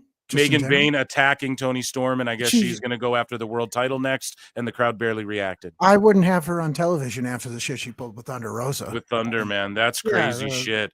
Yeah, I was talking never to I was talking to a bud who was like, man, you know, like fucking, I didn't even see it. Like, I have a buddy who like knows people in AEW shit, but he doesn't watch. You know, like he doesn't. So he didn't. He's like, it's one of the only things that, and he was just messaging me about that, and we were both just like swapping back and forth, basically. Like, we were just like, man, it's pretty fucked, isn't it, that Thunder's been like chased in a bathroom. Fucking that bullshit happens on TV. She gets in a shoot fight with Eva Lise at one point. I mean, just everything. And then she does like that hostage video on Busted Open. I don't know if you saw that, where she's basically look, she's like, look, they asked her about the Megan Bayne thing, and she's like, look, you know, my job, she looks like she's about to cry, and she's just like, my job is just, I'm happy everyone was safe. My job's to keep everyone safe. And it's like, so in other words, hey, look, I didn't glom this bitch with a fucking steel chair and get myself fired or whatever. Listen, I kept everyone safe. Like, is that what you're saying? It seems so weird. And why don't they just let her? Why don't they just let her go though, Joey? You know what I'm saying? Like, they let Ray Phoenix go. They let all these people go. You know, and then, or like a handful of them, and then they put her, she has to make that hostage video, and then she basically is in a tag match, glorified squash where Megan Bayne beats her. Just let fucking Thunder go too. You hate all the Busted Open people. You're clearly fucking with her. Like, who sent her down with a steel chair? Like, where's the fuck up there? You know what I'm saying? Like, how does that even happen? It's obviously they sent her out there to like test her or something. I have no clue. Well, but whatever it was just sloppy shop, and like, let her go instead of have this embarrassing shit play out on your fucking TV. Because Megan Bayne's buried before she even got her foot in the door. Sorry, go ahead. No, but you always have to ask yourself in that situation, is this blatant disrespect, or is this blatant incompetence? And a mixture of both. Yeah. But when you look and you go, well, considering the two girls in the ring are like ex stripper Joey Janela girlfriends, we can make them look as good as humanly possible. They can learn how to do a fucking body slam and a bulldog. But at some point we go, these women are probably barely half trained. And then Tony Khan puts them on TV because they have matches with dudes. And they go, look how good they look, because these guys can carry a whole fucking match and carry them around like a broom. And then they go out and do stuff, and they don't know what to say, because they don't want to say that they're putting girls on TV that don't know what the fuck they're doing. And they don't want to also say we don't have meetings, so therefore none of this makes sense, because this is a 30-second thing they could have done in a run through before, and it would have been perfectly fine. And then, assuming the worst, they don't want to say, well, actually, they're just unprofessional assholes that wanted to fuck with this girl, and they figured they'd screw the TV show up. But because there's absolutely zero discipline, structure, or continuity on this television show, we're going to reward them by having them come out in a match the next week and win. So yeah, you don't know what direction they're getting pulled in this. But no, it's once again, it's just, we're talking about a fucking complete clown show.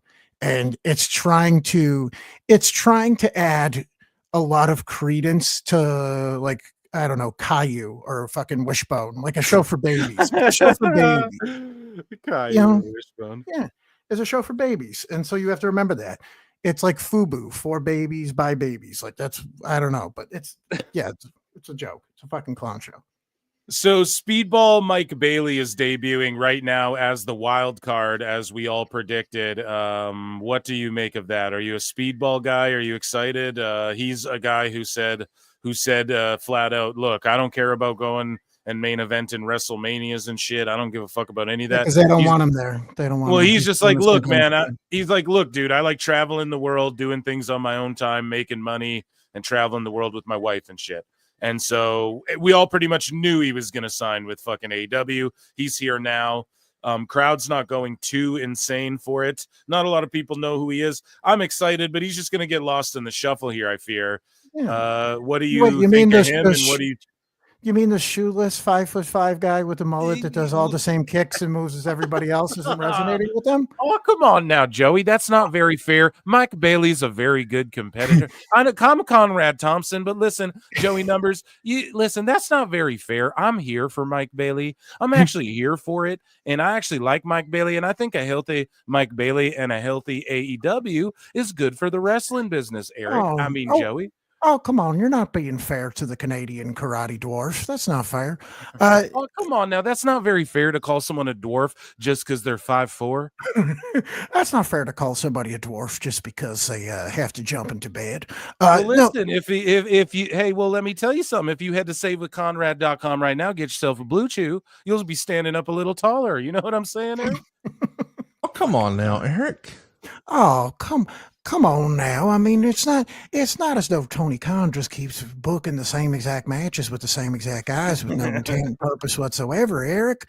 Eric, I don't know why you're saying that, Eric, I don't think it's very fair. I'm actually here for it, and I actually think that it's not very fair, Eric, when you just say they're all flippy guys. Right. It's not fair, Eric. I mean, what do you expect me to do? Shit on Tony Khan when he bought all his friends and I bought all mine? It's not like I have a stage time. Oh, come on now, Eric. That's not very fair to say AEW's not doing well and Speedball Mike Bailey isn't doing Naomi's kicks. They do them differently, Eric. And I have a booth. Starcast is going down once again at All in Texas. So you shut your fucking mouth, Eric. Or I'll send you back to the unemployment line, okay? I love the idea that Eric Bischoff's been telling him the same thing for 5 years and he has to keep pretending he's surprised. Yeah, come on, Eric. That's not very fair. I can't believe you're saying that. And then you hear Conrad talk about it, and he's pretending like it's sports radio. He's like, I have to contest it, just to kind of keep a flow and a rhythm and a talk going. It's like, no, it's not. You're a fucking talk. Yeah, he's like, and if you have arthritis, I have the perfect spatula for you. You come on down and. If you have glaucoma, well, boy, I have something that'll make you lunch. Head to saveWithConrad.com. Oh, go to Conrad.com, buy our new magic beans. You can sell them. Put in promo.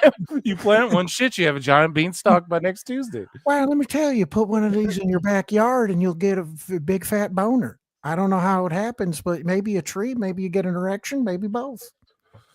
It's a little crazy.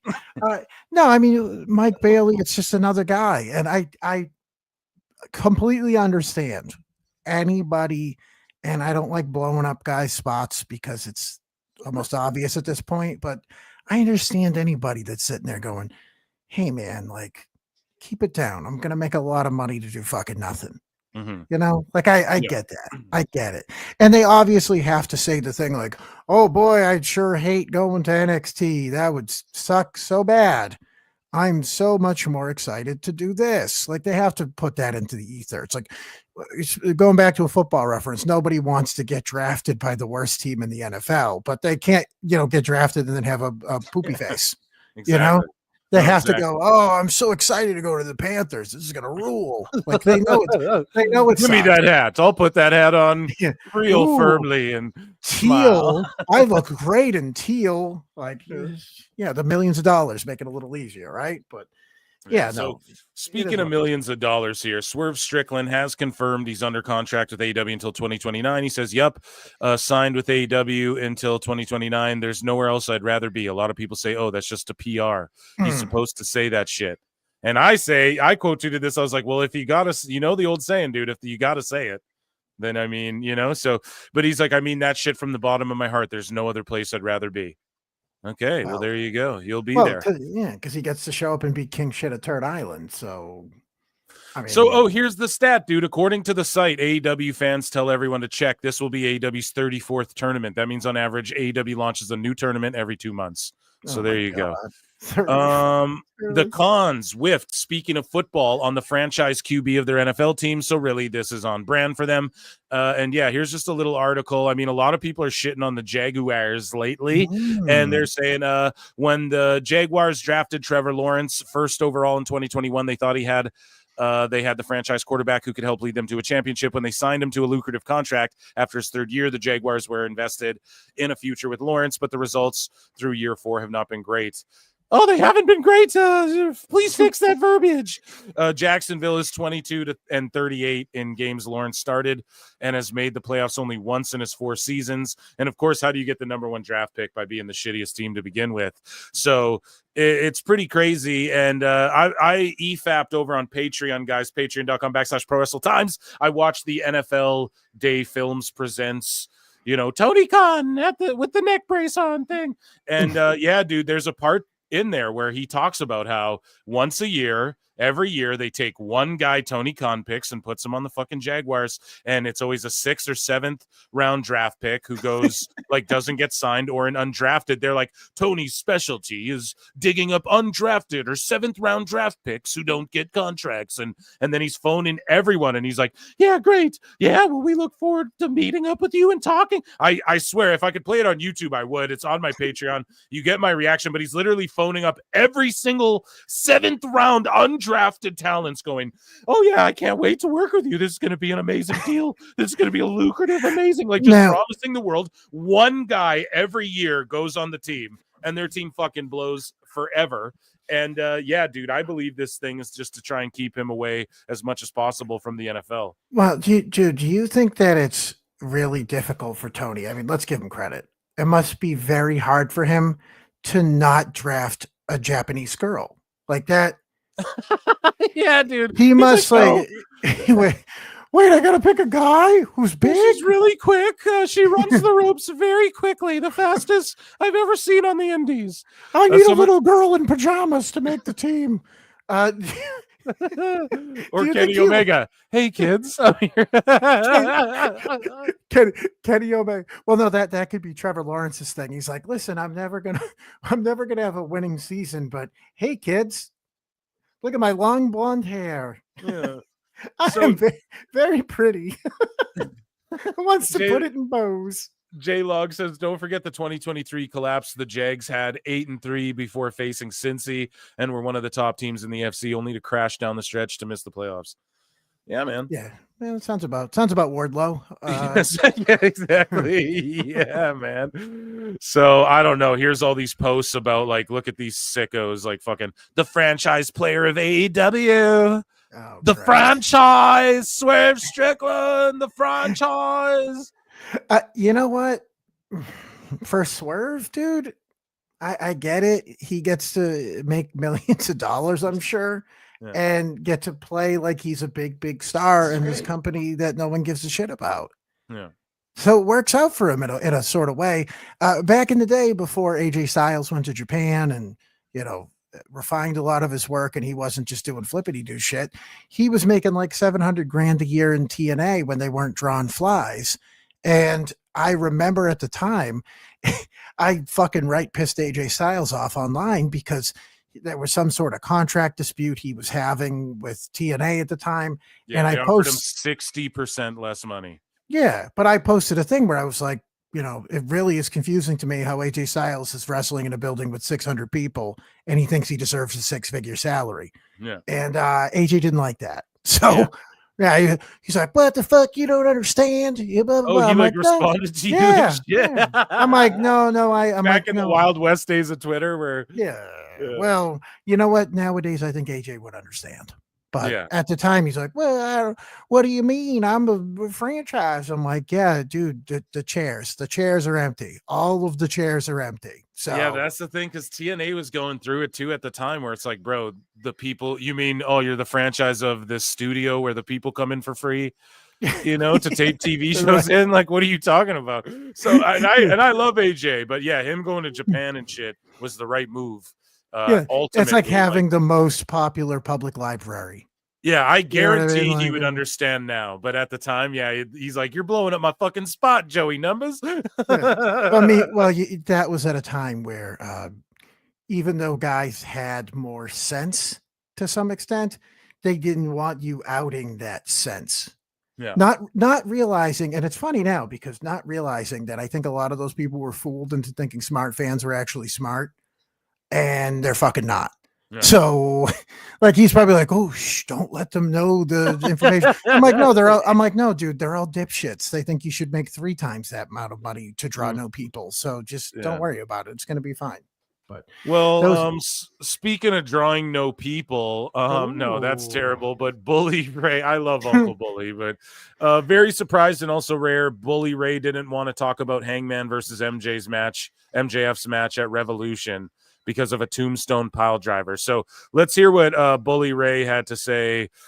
I just said, speaking of drawing no viewers, because it was him holding the TNA belt at the time. If you guys see, there's a picture of him holding the TNA belt. Right here, yeah. So sorry, I was just taking a shot there, but because TNA went through it, man. Let's be honest. But listen, Bully's taking a shot at fucking Hangman MJF by not being even willing to review their match because of a tombstone. So I wonder what he did with fucking Punk and Seth's match, where they just spammed finishers the whole time. Let's see.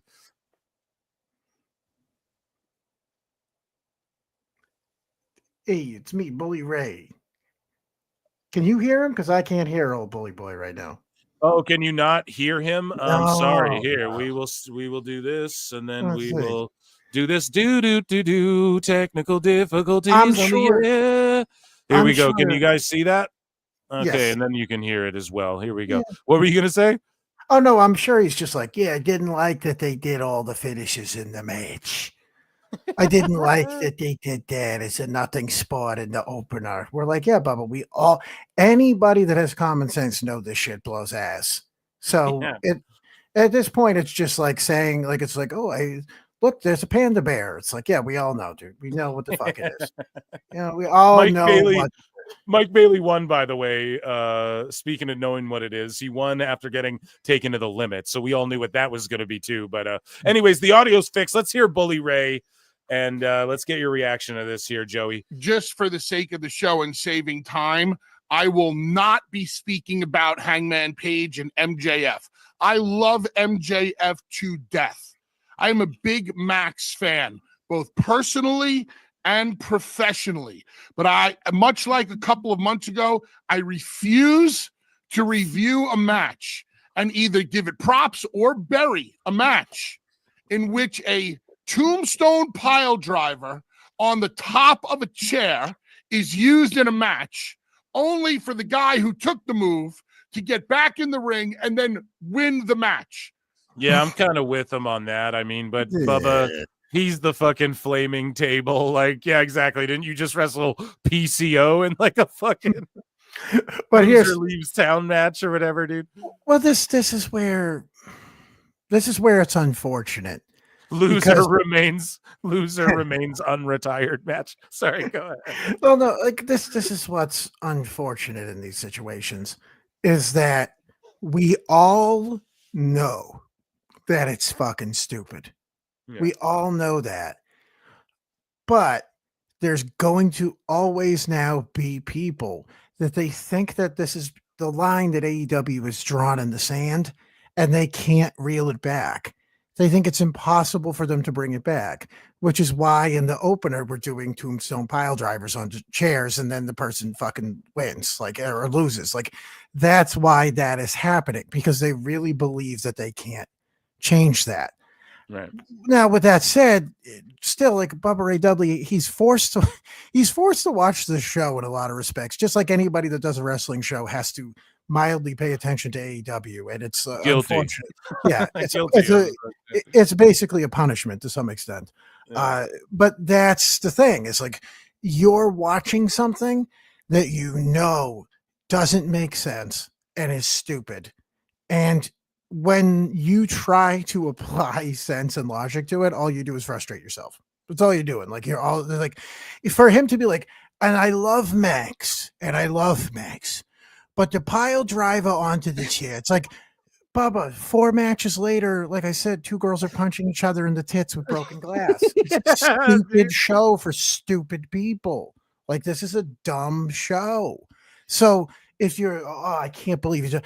If anything, he should probably say in that situation, I don't, and you know, it's like another guy from the East Coast. We talk like assholes. But like, if he'd have just kind of said, listen, I love Max, but he should know better than doing stupid shit like that. That's fine. Just, none of this shit makes sense. It's stupid. But also, like I was saying earlier about the whole thing with Hangman Page, and I'm surprised I don't think I've heard anybody else mention this about Hangman Page's finish. Do you want to talk about a dumber finish than I'm trying to pin a guy? I want to beat him in the middle of the ring. He's in turmoil. So what I'm going to do real quick is hop out of the ring. Yeah, I'm going to climb out of the ring, do a flip, and then a clothesline. I know, but some people would say, "Oh, come on now, Joey, that's not very fair. It's like hitting the top rope, it's and like then hitting a frog splash." Right. That's you get why more velocity on the lariat when you do a front flip first. Oh, Eric? come on now. It's the same exact thing. It's the same thing. It's like somebody playing, and this is a good one for a Canadian. I think I used this with Mish the other day. It's like quite literally somebody going, hey, there's an open net. They pulled the goalie and they're like, yeah, but I want to do it like fancy. You know? Like I want to hit I want to hit the puck I want to hit the puck in the air and spat it like a fucking baseball. It's like, no, just push it into the fucking goal, stupid. Like why are you doing that? And that's how I feel every time I see that move. I go, you know what? If this is kind of like a, you know, we pull this out occasionally every now and then, blah, blah, blah, blah, blah. But when it's like, I'm going to pile drive you and then leap out of the ring. Like, oh, see you later. Oh, maybe I got another thing to do. It's asinine. It's completely fucking asinine. But no, that's what it is. Bubba knows that he's watching a fucking goofy show. So it sounds goofy when he points out the goofy thing is goofy. You ordered the goofy sandwich, you know, like eat your goofy. Eat the goofy bread, eat the goofy meat, eat the goofy vegetables. You ordered the goofy sandwich. So don't be surprised. You know? Yeah. And speaking of a goofy sandwich, I mean, but to bring it back to Dynamite here, I mean, then we had Christian Cage barking at Nick Wayne, and then Nick Wayne's mom like stepping in and being like, hey, don't talk to him that way. Sandwiched in with fucking MJF. They cut to him backstage at Revolution after he lost his match, and then he's raging and punches a glass mirror and is like, oh, then rages and scares the women reporter trying to interview him. And I'm like, whoa, are we getting fucking art imitating life here now, folks, or what? Wait, who was that? Christian did that? No, Christian barked at Nick Wayne, and then that was sandwiched with MJF. All of a sudden, it cuts to back at Revolution. Here's what happened, and it showed like a camera spying on MJF in his locker room, and he's like, "You suck" in the mirror. He's like, "You fucking suck, man." Whatever. Then he rages and punches the mirror, and then he runs. He runs to the fucking at the lady trying to interview him and like scares her away. And I'm like, is this art imitating fucking reality here now all of a sudden? Yeah, I'm not big on MJF, the conflicted, deeply sad guy. He's cutting a promo right now, and he has copious amounts of fucking fake spray tan on Spake Freytan. Is that a new luchador on the show too? Yeah, he's a South African luchador. I'm gonna have my own Obafemi. His name is Spake Freytan. Yeah. All rise for Spake Freytan. Yeah. No, shit. But dude, that's MJF's whole act thing, his sliding between where he's just like, I'm the most arrogant guy in the world, but I'm also hinting that I was like having sex with a corpse. Like that's Yeah. like I don't know what the fuck that you do with him at this point. I get it where it's like, oh, he's a great promo when he has these great matches. I'm like, he needs production, he needs growth. It's like I said, he's somewhere between he wants to self-delete and being the most arrogant guy in the world. Those are the two paces he has, and they got to figure something more. Well, right now, all he's doing is the same shit. He's like, Hangman, we ain't over, boy. I'm always 10 steps ahead, and these stupid fans don't know shit. And it's like, okay. This town is poopy. And then now the other heels, right, who are like presumably heels, Hurt Syndicate, are interrupting him. So, okay, the tag champs who have been being heels are going to confront the heel. And everyone's like a heel in AEW too, or a tweener. It's so fucking stupid. There's no idea. There's an idea of a heel and a face. Well, speaking of fucking stupid, yeah, that was Bully Ray's take. Speaking of stupid, a guy who should be booked more is Roosh, and he's like, I'm still waiting. They have repackaged. What's that? Keep waiting, buddy. Yeah, exactly, man. They keep repackaging him. They put his face on the side of a truck. They book him once every 6 months to like keep him happy. They're like, oh yeah, we'll give you a push and everything. They don't. I don't know what's going on, but I've been saying push Roosh for years, but now he's not even on TV. So you're still waiting. He's angry. Hopefully they fire him so he can go be in a tag team with Andrade or some shit. That would actually be fun on SmackDown, you know? So something. I don't fucking know, man. It's crazy why Tony holds on to all these guys who are like just frustrated. And all Roosh is going to do is go out there and shoot on Jack Perry again. So it's going to be a problem. If you want to talk about a moment where at the time, there were a lot of people who was like, why did he beat the shit out of that kid? Dude, I loved it. One and of now the we're greatest all moments like, in AEW, dude. Yeah. Now we look at it and we go, he was right. Yeah, he was. He was right. Yeah. He was, dude. But yeah, shout out Roosh, man. I wish him nothing but the best. Okay, so MVP and MJF just hug each other. So this means heels aren't healing on each other. So Dave Meltzer is going to be able to go, there you go, Phil Marks. You don't study the business. Look, Brian. But I don't know what's going on, but they hugged each other, and we'll see what's going to happen. I guess all that spray tan, MJF's dark enough to his complexion's dark enough now where they're like, you're in with us. I don't fucking know. I'm trying to make light of this dumbass. Keep these guys away from each other, man. You don't want them unless there's a clear baby face or it's for the world title. You don't want fucking MVP to get any of this like, I bet you have a small dick, right, guys? You dumb fucking fans, MJF, you know? Like, you don't want him getting in the mix of this right now, man. This is stupid. Dude, we're missing a promo where MJF goes, oh, I'm invited to the barbecue, pal. Is that what he's saying? Yeah, exactly, dude. Yeah, I thought we were friends, guy. TNT will air Collision in 2 parts on back-to-back nights following NCAA basketball on March 22nd and March 23.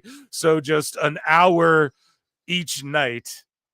Instead, I don't know. It's a 2-parter, I guess. So it's the fucking Titanic. I think so is the Titanic when you got it on VHS back in the day. You needed 2 fucking tapes. I guess we could draw similarities there. They're in Omaha, Nebraska, where, believe it or not, the fucking AEW title was in Omaha. Look, right here, dude. It's in the fucking trash in Omaha, dude. Someone rescue the belt. Look, we found it. And Collision's gonna be there with a 2-parter. So maybe part 1, they track the Asian lady down. And then maybe part 2 is like ends like Squid Game season 2, where they're in a gunfight, you know, at whatever school this is, or you know what I mean? I love the idea of them breaking the show up like a cliffhanger. Yeah. You know, it's like, will Kenny Omega kick out again? Tune in tomorrow. Like, I like that. Yeah, dude. Yeah. Woof. Will this lady relinquish the title? Can Moxley tap out this lady who trained Aikido in her teens and traveled to America? I love it. Challenge Moxley for the title. Grudge match of the century. Omaha, be there. Moxie's like, fucking Lucy Lynn took my fucking belt. It's just some nice. It's like some nice Asian grandma. Hand it over, Gee, hun. It's Squid Game over. He's like doing cheesy cop. Oh, hold on. What did they say in Lethal Weapon? I watched that movie recently. Yeah, that'll be cool to say. Could you imagine if he has a fight with this little Asian lady and then he just cuts his own head and she doesn't even touch him? Yeah, he's bleeding. She just looks at him, she goes, they dip their hands in glass. And she just touches his shoulder. Honey, why are you bleeding? Honey, why are you bleeding? And he's just like, you wouldn't fucking get it. I'm an outlaw. Yeah. Holy shit.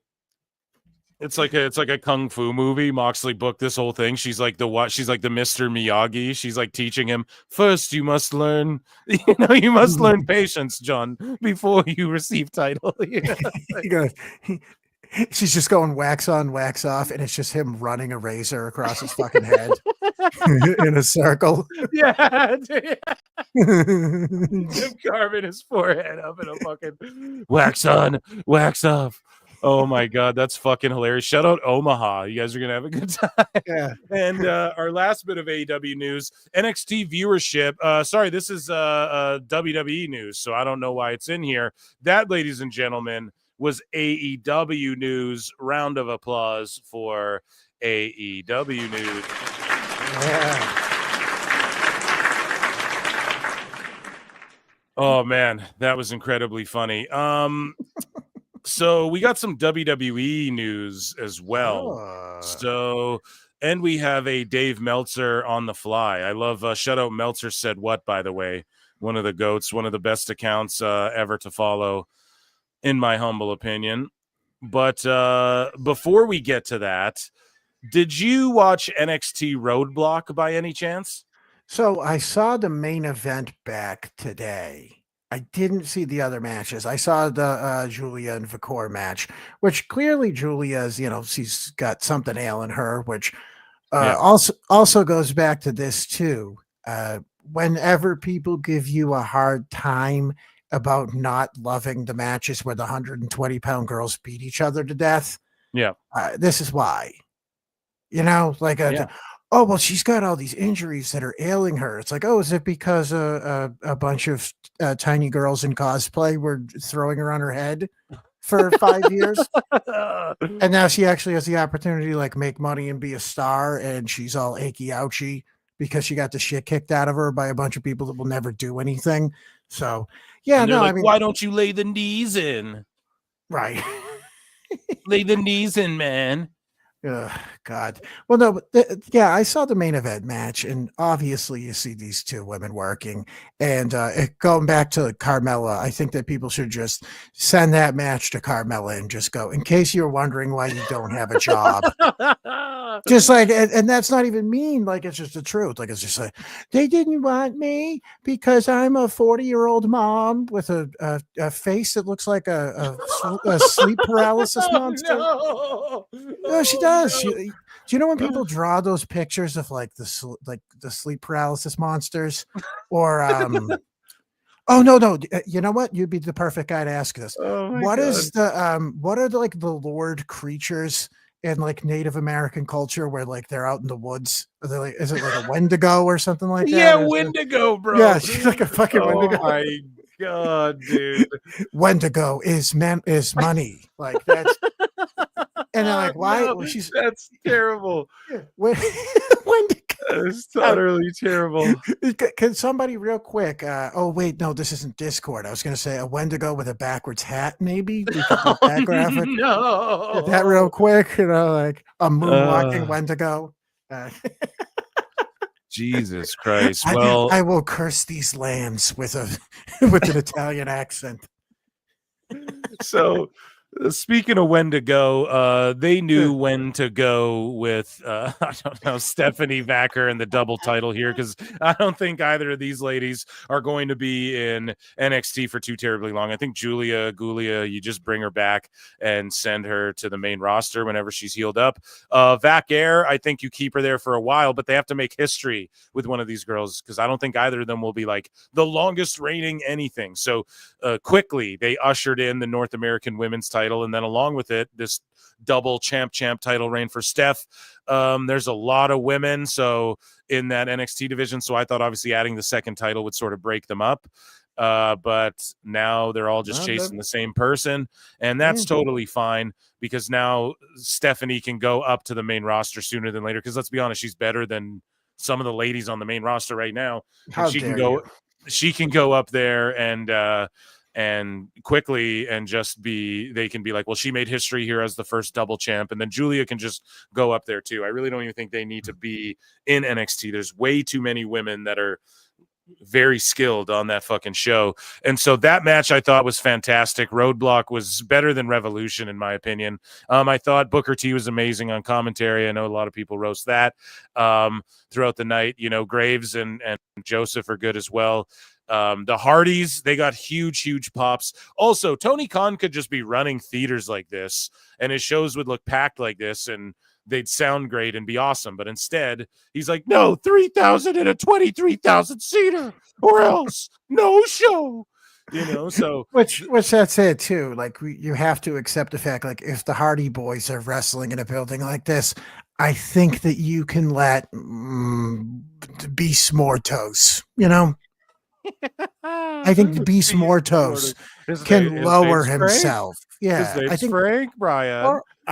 He's actually a lawyer. His name's Frank. He's a pretty good-looking guy too.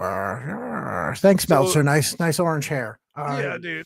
The Hardys, though, TNA Tag Champs, brother, they fucking defended them against Fraxium here and beat them, pinned them. So pretty crazy. I thought for sure Fraxium was going to win. And the match was pretty solid. It was fun, man. It was, I don't know, the Hardys, when they work WWE style, they're able to preserve like their moves and shit, you know? So it worked. Jordan Grace fought Roxanne Perez. Perez didn't even get a proper entrance, and then she lost. I'm hoping she just stays on Raw. Like she doesn't need to be NXT anymore. It's pointless. Juggernaut went over. What do you make of Jordan Grace? I am beside myself with the fact that I did not think for years. I mean, dude, for years, Jordan Grace was maybe one of the most obnoxious people on the internet. Is that true? Yeah. Oh, yeah. Okay. Oh, yeah. And we have to remember at the time, like Jordan Grace is a grown ass woman at this point. This was 10 something years ago where she was, you know, this young wrestler who got all this attention and she didn't really know how to handle it. So it was kind of unfair for Jordan Grace to catch some of the shit she did. But then again, she was also posting videos of herself pissing her pants while deadlifting and then more than likely using that as a means to sell the clothing for money. But that's neither here nor there. But at this point, I mean, I'm just filling in the blanks. Shooting from the hip, brother. Yeah, well, Filling me in, bro. I didn't know. I could just lie and say good match. I didn't see it. Yeah, exactly. Yeah. I mean, Jordan Grace has been really good since she's shown up on WWE TV. She was great in the Rumble the year previous. She did a great job in this one, and she looks more ready for TV than a lot of the girls they brought up there. I mean, if you had to ask me, are you taking Jordan Grace or Ivy Nile? I'd say, who the fuck's Ivy Nile? You know, just, we're done with that shit. Like, see you later. There's the door. You know, we're in denial about keeping her on TV. No, I mean, Jordan Grace is doing great work, man. And she's earned it. I mean, there's really kind of no arguing in this situation. She's wrestled on all the small shows. She's been around forever. And she's somebody that when you see her in the ring with these girls, you see her in a ring with somebody like Bailey, you go, that makes sense. Yep, you see her absolutely. in there you see her in there with the main roster girls, and you're not sitting there going, oh boy, ouch, that looks bad. No, she's ready to roll too. Speaking of ouch, that looks bad. Caster comes out, tries to start a chant, and then he's a heel. And then who comes out? The heel Takeshita, who just healed on Kenny Omega and is in a heel faction, who wears a devil mask or whatever, comes out and starts and then gets a baby face pop and is gonna beat the shit out of the heel. I don't understand this company. This is fucking. I just don't understand why I do this to my fucking self. I really don't know. Anyways, so this match was really good. Jordan botched at one point where she slipped on the middle rope, and then her leg got caught up or on the top rope or whatever, and then Roxanne just started working her fucking legs over the whole time. So I don't know if they called that on the fly or what. It's but almost it was like wrestling. Yeah, That's weird. yeah, and it was a solid match for sure. But Obafemi took on Moose, and before this, Undertaker walks up to, or like Moose is walking through the locker room, and then Undertaker's standing there, and he's like, "Look, I don't got to tell you like what this means, but hey, go out there and protect your yard, this TNA motherfucker's coming over here, like do what you got to do kind of thing." So Obafemi, he gets a big reaction, Moose, and then for Moose, sorry, he comes out and they're all going Moose, and then for Femi, he comes out and they're all going who. So it was really cool. The crowd was into it. Moose worked his ass off. He looks like he belongs in WWE. I mean, I don't know what the fuck. He's the X Division champ. So far, the NXT champ took out the X Division champ. I think, man, there's going to be someone who holds the TNA title and the NXT title at the same time, or like the TNA and NXT tag champs at the same time. Someone's going to do that. Who is it? I don't know, but don't be shocked if they have Oba go over, like they just had him go over on the X Division champ. I know Joe Hendry's the TNA world champ, but like don't be shocked if they also book their NXT champion to go over whoever TNA's world champ is down the line here at some point. Not saying it'll be Hendry, but I could see Hendry reigning with it, though, till he comes to WWE as well. But this match was, like, again, solid. The crowd was into it. Moose worked his ass off, and Oba's that dude. Moose just worked his ass off to make Oba look really good. So well, that's a good piece of business. I mean, there's kind of no way around it. I mean, without even seeing it, you can just see it on paper and know it's good. And now also the Undertaker can say that he has more than one black friend, so that helps him too. When he's like, I swear. Who's his other one? Well, hold on. Who's his other one, Joey? The Godfather. Yeah, I know. I was gonna. I'm dating you, brother. Imagine if he's sitting there and he was like, well, now I have two black friends. And they're like, well, who's the other guy? Like Obafemi. You're like, you think Obafemi's your friend? He's like, yeah, we had that conversation. I gave him some advice. You know what I mean? Like, we're bros now. We're cool. You're like, no, they remember, Mark. They remember. So Ethan Page took on Javon Evans in a New York City street fight. And this was this is just chaotic, hardcore stuff. You do one of these at every big event now. That seems to be sort of standard, very Attitude Era-ish, how WWE incorporates a lot of this stuff. And yeah, Ethan Page also had like a stare down with Ricky Saints. So Ricky Saints going to take on Ridge Holland next week, get a big win over like a big gatekeeper heel right off the rip. And it's my belief here, and I called this like fucking 2 years ago, like a year and a half ago. I said it just jokingly. I was like, could you imagine like Ethan Page versus Ricky Starks main event NXT against fucking, I didn't say 2 years ago, but it was like a year ago or something. But I was like, they're going to main event NXT with Ricky Starks, and they're going to beat fucking Dynamite. And I believe, I don't know if someone can check, chat can look this up, but when's the next time Dynamite and NXT go head to head again? We're going to get Page versus Starks as the main event of that show. And it's going to outdraw Dynamite. And I'm saying this because I've really noticed something. Triple H, he's not so petty with the AEW shit. Shawn Michaels is tremendously, bro. He gets a real kick out of fucking booking these former AEW dudes and showing them how to properly book them. And he gets a kick out of pushing women when everyone's like, women aren't, and he'll let them go out there and do a crazy fucking, like he's training Logan Paul to do Hangman Adam Page's moves, like apparently Logan Paul's training with Shawn Michaels closely. Who's in his ear being like, do fucking this Hangman Geeks moves? I know it's Shawn Michaels. Like he's still got that petty bitch in him from back in the day. That doesn't fully go away. So you'll also notice this, and Meltzer does this because this is how smarks treat wrestlers according to how they like what they do. He calls Triple H Paul Levesque. Paul and Dwayne. I knew Dewey when he was 8. But he doesn't respect him as a wrestler. Doesn't respect either of them. Yeah, but what does he call Shawn Michaels?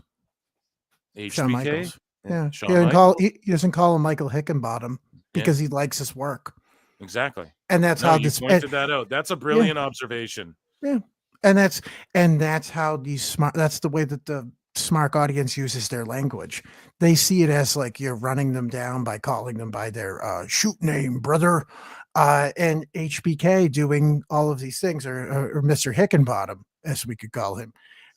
Him choosing to do all this shit to fuck with them is more of a personal dig because they respect his work rate. Yes. You're right. Mhm. Like the Bucks mimic their whole shit out off HBK pretty much, and the Hardys. He's like they're a combination of the Rockers and the Hardys. Exactly, because HBK was like the greatest worker. And he's like, well, we told stories in there. So I totally agree with you. That's a great observation. Or I guess we had two different observations that sort of meet in the middle there, because it just really lends. I'm gonna fucking point that out next time I'm ranting about this, because that makes so much sense as well. With Triple H, he's a guy as well that they're like, oh, he just politicked himself. So when it comes from HBK, it hurts so much more. And I think that's why he teamed up with TNA too, because he's like, well, I'll show you how to do the partnership properly, you fucking idiot. Because remember, Tony Khan talks shit about WWE and NXT. And think about it, he talks shit about John Cena and Undertaker being on NXT that one time. And so Undertaker's there with Obafemi, like, defend your yard. And he's working with the young guys. And it's like, you're fucked, man. Like, now these guys, all these legends are like coming for you now. And you're an idiot. You did nothing to gain their respect either before you talk shit. Like, at least Eric Bischoff put Vince almost out of business and on his back foot. Like, Yeah. Tony's never even done that for 1 second. He basically called out the most brilliantly petty people in professional wrestling. Right. And he's afraid of his own shadow. Yeah, dude. And he's confused by these consequences. Like, it's like, you can decide, you can say all you want that you didn't like Kevin Nash, but you can't deny the fact that Kevin Nash was clearly a very smart, petty motherfucker and knew how to do his shit. By the way, if you want to know a funny little Kevin Nash connection here, do you remember the story about from Benoit, where Benoit, he went up to him and he looked at him, he's like, oh, that's a nice headbutt you got going there, or whatever it was. He's like, can't wait to kick out of it. Yeah. Just to be an asshole to him. Well, in hindsight, Benoit was a mark that took wrestling too fucking seriously. And how did that work out for him? Yeah, no, you're kind of right about that. Yeah. You are. I'm getting a phone call over here. Sorry, one second. Yeah. Well, that's all right. I mean, dude, I'm a senior citizen, so we can Okay, start. well- Yeah, we can start wrapping up shortly. I mean, it's we've been. No. I'm not even trying to wrap up on you. I'm just getting a million calls. Just that 1 second Javon? here. I'm just texting saying, I can't. Yeah. This happens every live show. This isn't anything new where I'm always like, Javon Evans is sending you a message right now. yeah, saying exactly. He's like, shut the fuck up. Quit talking shit about me. You better not shit on my match, dude. And I'd be like, man, you didn't coordinate. You didn't color coordinate your outfit. What's this? Your red, green, your white. What's this? What is this you're wearing here? Sneakers? What was the choice? But yeah, so Javon and no, sorry, I was just getting a call, just texting them being like, yo, when I'm done here, sorry. Or I was like, just text me, don't call me. But anyways, though, so Ethan Page, though, this is a solid match. Yeah, there was some hardcore shit that went down, and Javon is like 2-1 against Page now. So 50-50-esque booking, but here we got a couple. BX Bane says, I was at NXT. It was great. It was amazing. It blew my mind. It was one of the greatest things of all time. But Plenty Pixelart says WWE should do what AEW never did. Let someone from another promo win their belt for a bit. But who does that? That's the thing. Is Crazy Steve still available? Can we get Crazy Steve? Yeah, dude. Well, he's doing dates with AEW. No, he's I don't know who you do that with, man. Like, who's the guy to beat even Obafemi? Maybe you just wait until Hendry's free and then you just let him come to WWE and win the NXT title. I don't fucking know, though. I don't want to get that far ahead. I know that they have a good plan, but I was thinking, though, that Fraxium on this historic title reign would win the fucking NXT or the TNA tag titles, then go back and forth to both shows, because they've already been going back and forth to both shows here and there. So I'm like, well, why don't they just do both? Yeah. Why not at that point? Yeah. So I don't know. But anyways, let me continue here because we have some super chats in here. Rabid Wolverine says, earlier today I watched a compilation of AEW wrestlers take shots at WWE. I said to myself, well, that didn't age well. Yeah, of course course. not. None of them. Hmm. And now all these fans too are taking shots at like Penta isn't shit and this person isn't shit and da da da da. And it's just utterly ludicrous, you know, ultimately overall. Well, you have to think to yourself at the time, they were all getting built up. They were all getting their asses kissed, and they really believed their hype because Yeah. nobody told them in wrestling, you can be, cool and hip and important for like 30 seconds. Yes. So moving along here, let me just see. I forget what other matches. Oh yeah. So then just the main event. I was trying to think if there was any other like packages or anything like that. But yeah, so that was my review of NXT Roadblock because we already talked about this match basically at the beginning. It was a good title for title match. So round of applause for our For Vakor, yes, very much for so. Vakor, exactly. So Joey, though I've kept you for so long, I'm gonna jump into some Yeah. other news, but I know you got places to be, people to see. You're on a way later time slot than me, so I can let you get out of here, my brother. But tell the good folks where they can find you, where they can listen to Wrestling Soup and all of that good shit, my guy. And thank you so much for coming on, by the way, too. Yeah, of course. So me and Kenny Omega are gonna go on a tour together. We're gonna sing our greatest hits, karaoke from the 90s. No, literally just go and follow Wrestling Soup on YouTube, any platform for podcasts. We're on all of them. We've been around for a long time. Join our Discord, pop in there. We're always having fun. We're always talking shit in there. And yeah, honestly, I'm glad that everybody, if they got to tune in, they might have heard something a little bit weirder, a little bit more different than what you're used to. And if you liked it, go and sub. And I don't know, you've had Mish on here before too, right? I know you. Yeah, absolutely. Absolutely, I have. So yeah, go give them a follow and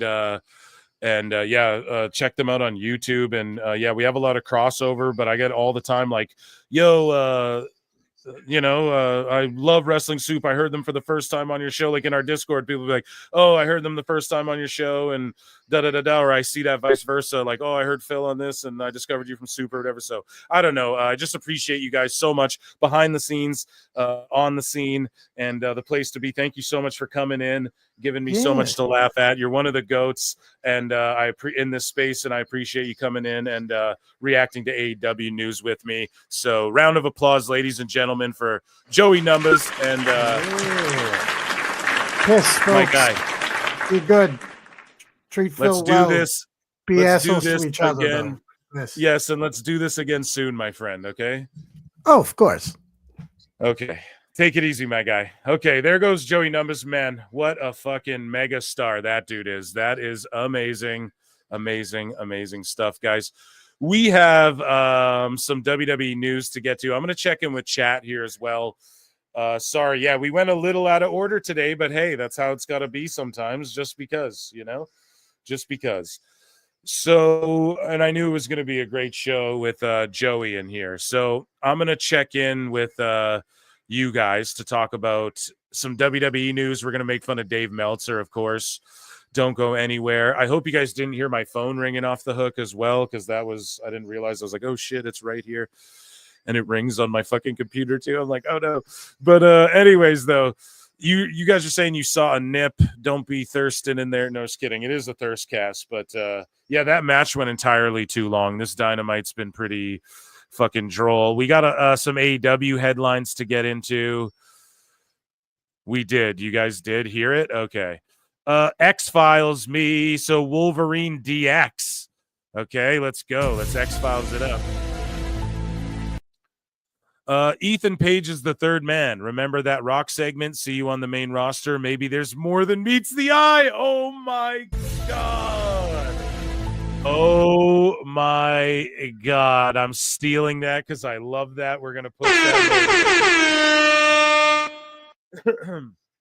Because think about it too. CM Punk can team up with Cody Rhodes, and Page has beef with Punk from before too, where he GTS'd him and we were fantasy mark booking how he'd cost him and all that shit, And so you have fucking Ethan Page come up and he's like, and he's the third man with them, and he can wrestle on behalf of Cena and do jobs. Like, it doesn't hurt him because he's just elevated to that status.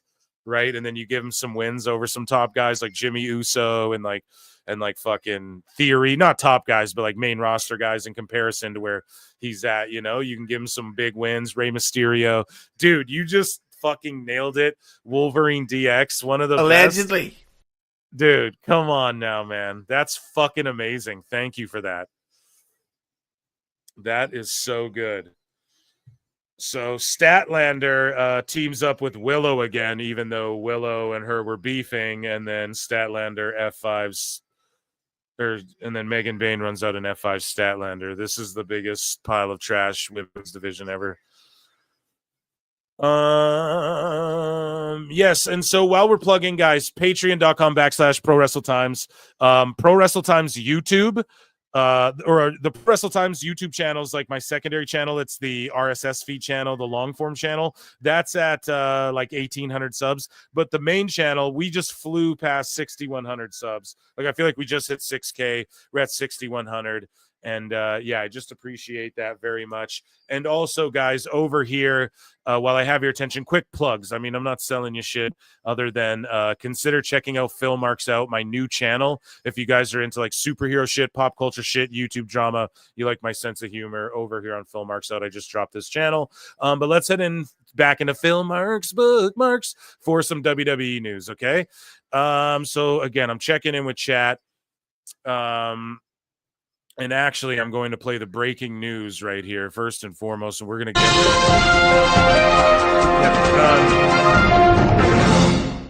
looking at the time. So here's Seth Rollins on Cody Rhodes and Travis Scott. Here's what he had to say on the, let me read what this pod's called, Helix Wireless, which sounds like a fucking cell phone carrier or something. Dude, what would happen if Travis Scott did what he did to Cody Rhodes to you? Well, he's got the black eye. I guess was supposed to be. That was ridiculous. You take him out, wouldn't you? Yeah, I mean, look, I have mercy on Travis Scott. That is not a man that needs to be in a wrestling ring with these giant humans. No offense to him, but I mean, he's just. He's a cruiserweight brother, you know what I mean? He can wrestle Rey Mysterio maybe, but like he doesn't know what he's doing in there. He just whacked him in the side of the head, gave him a big old bruise, so like busted him open. Just awful. But like if Cody gets his hands on him, I mean it's done and dusted. And Cody's not like Braun Strowman. He's not Andre the Giant. Like he's not a massive guy, but he dwarfs Travis Scott. So I mean, if he can get through like Travis's team of people, it's game over for him. You think he actually wants to? I know Cody. Go ahead. Go ahead. Cody's a very nice guy. I won't speak on his behalf, but he's got an undercurrent of frustration in there, especially when he gets taken advantage of in a situation like that. Absolutely. Okay. Absolutely. Very interesting. So I guess poll in the chat, would you guys shoot on Travis Scott or not? No, I'm just kidding. But yeah, I mean, guys, Cody Rhodes is going to get his receipt. It's going to be fucking legendary. Don't worry about that. Moving along. So here was the MSG card. It was fucking phenomenal. Let's see here. Raj Giri says the WWE Raw and Netflix numbers were way up. Oh, sorry. And in AEW news, it also said that, but I fucking put it in the wrong folder. NXT's ratings were up as well. They did great ratings or whatever, but they were way up from the prior week's number. So they averaged 3.1 million, up 19%. And then, yeah, it was number 4 on the US chart, number 1. I mean, fucking NXT and SmackDown are number 1 in Canada and shit all the time. Here is Shawn Michaels receiving a gift from MSG selling out. So this is a gift he got for selling out the Garden himself and being petty as fuck towards AEW, as we covered earlier. Thank you so much. No, I got to tell you, I've been in this building numerous times performing, and it's obviously. Well, but I mean, look, for those of us that wanted to do this from the time we were kids, to have an opportunity to be in this place was just the greatest thing in the world. Commemorative ticket from the sold out Roadblock event. That is staggering. Oh my goodness. Enjoy and show them how it displays. That is amazing. Thank you guys so much. Thank you so much. The Raw comes in. You can turn that sumbitch sideways and shove it straight up your candy ass. No, I'm joking. Moving on here. So apparently Nick Khan is a big fan of New Jack, which is why he's included in the WWE 2K25 DLC. New Jack was a shock to all of us on the visual concepts and marketing side. New Jack was someone who I never expected would make it in our franchise. It's funny because it was actually Nick Khan who recommended or suggested that we add New Jack as DLC. When I heard that information from my marketing rep, I was like, really? They were like, oh yeah, he's a big fan. I believe he's working on the paperwork to make this thing a reality. That was a huge surprise. Talk about a curveball. That thing came out of left field. So yeah, I mean, it's cool, dude. We were making jokes the other day, like, what is the mass transit match? Like, what's going to happen? So here is Natalia, who was on Ariel Helwani's show talking about John Cena's final run. And here, I don't know if we're going to listen to this whole clip, but she says that the exciting thing about WWE is you just want to see what's going to happen next. That's why our company's on fire. Literally, we're doing so well because it's like reading a great book. So there you go. I mean, we don't need to go through the whole clip. I have other natty clips. Don't worry, that I will play, but this one's 3 minutes long. But that's essentially what you take away. Even Natty gets it. The boat. She's about to wrestle in the Crockett Cup. She's about to do blood sport. She's like, I'm going to put myself to the test. The grind, bruv. As Bruv's in here fucking, I don't know, trying to be funny, trying to do his comedy shtick. But here we go. Giga Chad Van Vliet with Big Papa Pump. And here's Scott Steiner, who utterly fucking obliterates Hulk Hogan into obliviacry. Master need to obliviacry. When another wrestler decides he's going to decide who wins is bullshit. Why do you think he did that? He's a motherfucker. There's no other way you can say it. You know, he's a piece of shit. Like we did a nitro in Buffalo, and I knew who I had to wrestle per se, but 10 minutes before the shows go on air, 10 to 8, I didn't know if it was going to happen or not. We had to wait till Hogan got to the building and say, clear it. Yeah, you can do what they have written down. So it was like, you know, just shit like that. So you're still not good with Hogan to this day? I mean, what am I going to do now? You know, it's like, but you know, I don't forget, you know, I mean, there's a reason why he got booed in California, you know. California. I mean, all this stuff that came out with him, you know, racist comments. Now, you would never found that out if it wasn't recorded behind, you know, closed doors. So I think a lot of people realize, you know, the perception that WWE or WCW wanted of Hulk Hogan was not really him. Didn't the Steiners hold a guy down and shove a marker up his ass? Isn't that a story from back? And I'm not kidding. You know, I don't know if Scott's the fucking arbiter of morality here. And, you know, anyways. You know, the racist comment and, you know, Hogan and Savage, when I was good friends of Savage. So I knew all the stories and he used to tell me all this stuff. And it was just, you know, and then of course the one time, you know, he tried to put me in jail, you know. Wait, what? So, you know, I was facing serious time. I could have been, you know, in jail for, you know, 15 years.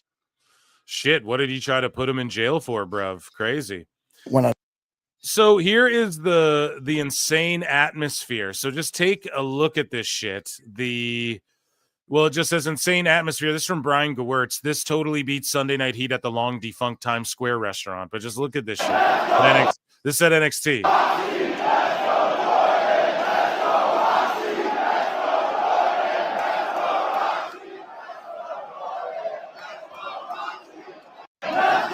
That's fucking awesome, man. AEW should do that. I know. Oh, they did it one time. Yeah, after 4 or 5 years of not figuring out how to be different here. So Triple H confirms Paul Heyman is helping to coach Braun Breaker. Breaker is a young guy, incredibly athletic, great character. He's a sponge. I have Heyman spend a lot of time with him to help develop him with his promos, to help develop his character, to help push him in a direction. Then Paul talks to me and talks to the writers about where do we want to take that. And then he's the conduit for where we want to go to that talent. Moving along. And so we have Jay White calling out Ospreay when they're both supposed to be baby faces. Tony Khan fucking stinks, bro. This guy fucking sucks at booking, man. Holy shit. The NXT fans at MSG are chanting, "Let's go Cena, Cena sucks." So it's just hot as shit. This is exactly why you bring him out doing the same old shit. So everyone can go, John Cena sucks and let's go Cena, Cena sucks and same old shit.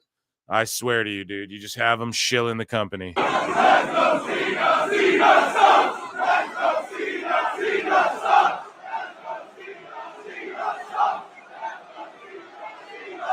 So this had an NXT show. Like,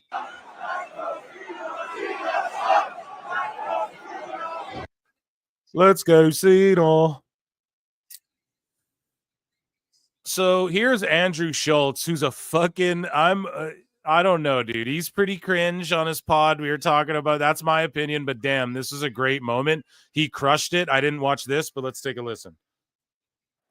I am here with Andrew Schultz, who he crushed it, by the way. Like, he really took it seriously and crushed his moment. And I give him big props for that. So shout out Schultz. I will not watch his stand-up special, though, unless people paid me. just told Logan Paul off in front of a sold-out Madison Square Garden. Tell me, how does that feel? Kathy, I gotta say, I disagree with you. I don't think I told him off. I think I was being honest with somebody that I used to consider a friend. Like, we've done each other's podcasts. Like, we've known each other for years. I congratulate him on being a father. And then he asked me a question and he wants me to lie in front of my people in New York City. It's like, I can't, like, what kind of douchebag makes you lie in front of your people? Yeah. So I need to tell them the truth. We're not here to see, Logan parade around as this like part-time wrestler / Pokemon card collector, whatever the hell. See, he's getting it over too. Like, what kind of douche would do that? He's doing such a great job. I love that he's taking this seriously, earned big points with me. Well, he does. There are people who have dedicated their lives to this. And I want to see them. That's why I showed up. It took me my entire life to perform at the Garden, right? This guy buys a Pokemon card for $4 million. He gets to show up. To me, it seems incredibly unfair. So I love it, dude. I can't believe he did that to me, to be honest with you. At least tell me we'll have like a fair fight, man to man. I have my wife right there. You know what I mean? Like, I know you got involved, but are you planning to go back out there and watch the main event? You said you were. Of course. I'm here for the main event. I can't just tap in like some of these schmucks who like show up and they do their little thing and then they leave. No. This is what I'm here to watch. So I'm going to go watch the main event. He's like the newest wrestling fan.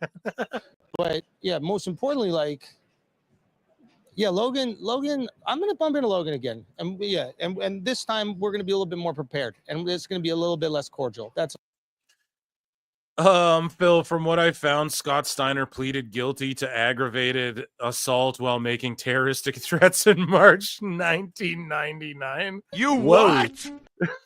And Hogan called the Poe on him for what? What was he saying? He's going to beat him up? Like, fucking Hogan, man. That's all I'm trying to say. Okay? Well, while you're watching the main event, where can people watch your new Netflix special, Life? Oh, they can watch it on Netflix, as you just said, Kathy. That was amazing what you did right there. I can't believe we're shamelessly plugging it. But yeah, you can watch my new special, Life. Okay, we're not going to do that, but you can come back on to wrestling anytime. Jade Cargill goes, I don't give a damn. Okay, well, she starts beefing with Rikishi, with the quiche. So Rikishi said some shit, and then fucking Jade Cargill tags him and is like, I don't give a damn, Rikishi. Your daughter was dead wrong, and she's going to get everything coming to her bitch ass. And then Trinity's like, I might have been dead wrong, but you were almost dead. Don't ever tweet my pops again. And then Jade was like, fuck your pops and shit. So they're really ramping up the heat. Now, it's kind of crazy because it's like, dude, you're going to open up fans to – because there's so many fucking idiots. They're going to think the kayfabe's real and all this shit, and it's just not a Steiner yelled at Hogan's wife. Oh, that's fucked up. Yeah. And then Hogan lied. Well, that's fucked. You can't yell at women, dude. That's, unless it's your wife. And you're allowed to. No. We joke here at PWT, ladies and gentlemen. AEW Collision airing 2 1-hour episodes. We covered that before. I don't know why the fuck that was. So I mixed them up. I got an NXT one in the AEW folder, and I got a AEW one in the WWE folder, but the only double champs in NXT history. So I believe this is Hayes with the North American and Cruiserweight title. I believe this is Keith Lee with the North American and NXT titles. I believe this is Braun Breaker with the NXT 2.0 and the NXT UK titles. And I believe this is Stephanie Vaquer with the women's NXT and the women's North American title. However, hello. You have Mandy Rose, who won the women's UK and the women's NXT title. And you're knocking off Paige here, who had a fucking the NXT Divas title and the Divas title, or the NXT Women's title, I believe it was called, but also, just 2 NXT titles at a time. Mandy also did that. So is what it is. Scott Steiner said this about Braun Breaker. He's like, well, they never shit away from that because they introduced us at the Hall. Oh, they never shied away from that. Sorry. They introduced us at the Hall of Fame. So for whatever reason, they use Braun Breaker, but they know he's a Steiner. So I think Brock Scott's son will probably use the Steiner name. I'm not sure if it'll be Brock, but it'll be Steiner. Yeah, they should just go. It's fucked with Braun Breaker when they main rostered him. They should have just went Braun Steiner. Because like Brock Steiner and Braun Steiner, that's like a fucking deadly tag team I want to see. So hopefully they fix that. Here is Roman Reigns making a hilarious face and doing a Percy Pringle Paul Bearer impersonation. Oh, yes. That was pretty good, I think.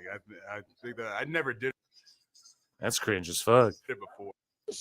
But you gotta have fun, folks. What a face he's putting on there, huh? So also in attendance at the last WWE event there in New York at MSG, Karrion Kross says also in attendance last night at WWE Raw, local hometown hero and legend, former UFC welterweight champion of the world, Matt the Terra Serra.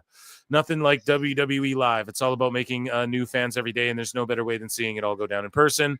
And so here's Matt Serra just talking about him thanking Karrion Kross and him walking around talking about his WWE time. All right, champ, where are we going today? I'm going to my first ever WWE event. It's Monday Night Raw, and my buddy Karrion Kross set this up. I brought my family into Manhattan, and I heard this is some kind of steel cage match or something. I'm very excited about it. Guys, you excited? Let's go. All right, champ, where are we going today? I'm going to my first ever. So, yeah, there you go. Hopefully he enjoyed it, open his mind up. So breaking, this is from another source now. I don't know if WWE's announced it yet, but I think it's just 100% happening at this point. But Typhoon Fred Ottman has confirmed that he and Earthquake John Tenta Jr., collectively known as the Natural Disasters, will be inducted into the 2025 Hall of Fame. So fucking round of applause for those two legends. You know what I mean? Where's my clapperoo here? Round of applause for them.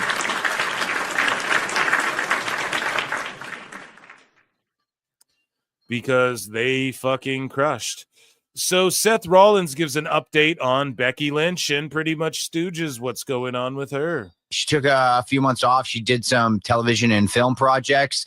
And so she's gearing up to get ready to come back. Don't know when that's going to happen just yet. But, I mean, she is active. Yes, that I will say. She is not retired. She's not mentioned anything about retirement. There are future plans for her in professional wrestling. She took a few months off. She did some television and film projects. And so she's gearing up to get ready to come back. Don't know when that's going to happen just yet. But, I mean, she is active. Yes, that I will. Yeah, so she's staying in shape, doing movies and shit. We already know. She'll be back sooner than later. I don't want it spoiled. I just want it to happen where I'm like kind of forgetting about it, So I'm like, whatever. Becky's coming back. Cool. In addition to removing Freakin' from Seth Freakin' Rollins' name, the official WWE roster page has also removed Dirty from Dom Mysterio and Big from Bronson Reed. I like this. Roddy Piper should just be Roddy Piper. He shouldn't be Rowdy Roddy Piper in the thing. I get it. It is his nickname. Everyone has nicknames. If we're going to start doing that, then why isn't Dave Bautista the Beast, or the Animal or whatever? So, yeah, I'm okay with that. Seth freaking Rollins was kind of lame anyways, too. People started calling him Franklin and shit. So, Roadblock, we went over that. Here is Stephanie McMahon's ESPN series, Stephanie's Places. Here's the guest order. Punk, Rhodes, Ripley, Austin. What? Charlotte Flair, Roman Reigns, Pat McAfee, The Undertaker, Triple H, John Cena. So all the heavy hitters. I likely won't watch this show. Maybe I'll watch it, but I don't know. I can't promise anything, you know? Scott Steiner says that Jordan Grace using the sirens at the start of her entrance music. He says, I met her in DNA. She's come a long way. She looks good. How he came up with the sirens. Oh, that wasn't him saying that. How he came up with the sirens. It was just something I came up with. It was me and one of my wife's friends. She knew from back in Buffalo or Rochester. His name was Ben Zeppelin. He did music and so not Led Zeppelin, but Ben Zeppelin, right? He's a cover. He does covers. He did music and still does in New York. I collaborated with him and we came up with that entrance music. Okay, so that's a cool little fucking story. So Lex Luger wants to have DDP and Sting at his WWE Hall of Fame induction. So that would be amazing. They could do it. Sting, I believe, as a Legends deal, man. He always has with WWE. To where they could, if they want to, they can make merch and shit with him on it. They just don't exercise that right, you know, or whatever the fuck they have with him. But same with Billy Gunn this whole time. This isn't new. Like Billy Gunn went in the Hall of Fame. They made fun of AEW. Hasn't been around. He's in the new game because I think he's going to head over there with the Gun Boys sooner than later. But yeah, he, I believe, has had a Legends deal this whole time with WWE. So, Lex Luger said, if I could have my two guys up there with me, man, DDP on my shoulder, kind of spotting me, and Sting on the other. God damn, that would be awesome. If it's possible, I go, man, that would be amazing. So we shall see if I have anything to say about that. But ultimately, I don't know. So we'll leave it up in the air, Lex. And we shall see. So this is something, someone tagged me in this or something, and they're like, what the hell I just saw? I've never heard this. People are like, you don't remember this? No, not at all. So I'm going to play this, and let's react to it together. Wrestling has more than one black champion. And then Cody Rhodes, did he really tweet out, when I showed this to Brandy, she loved it. I take my status as a Negro icon seriously, melanin in my soul. Is that really a thing he tweeted?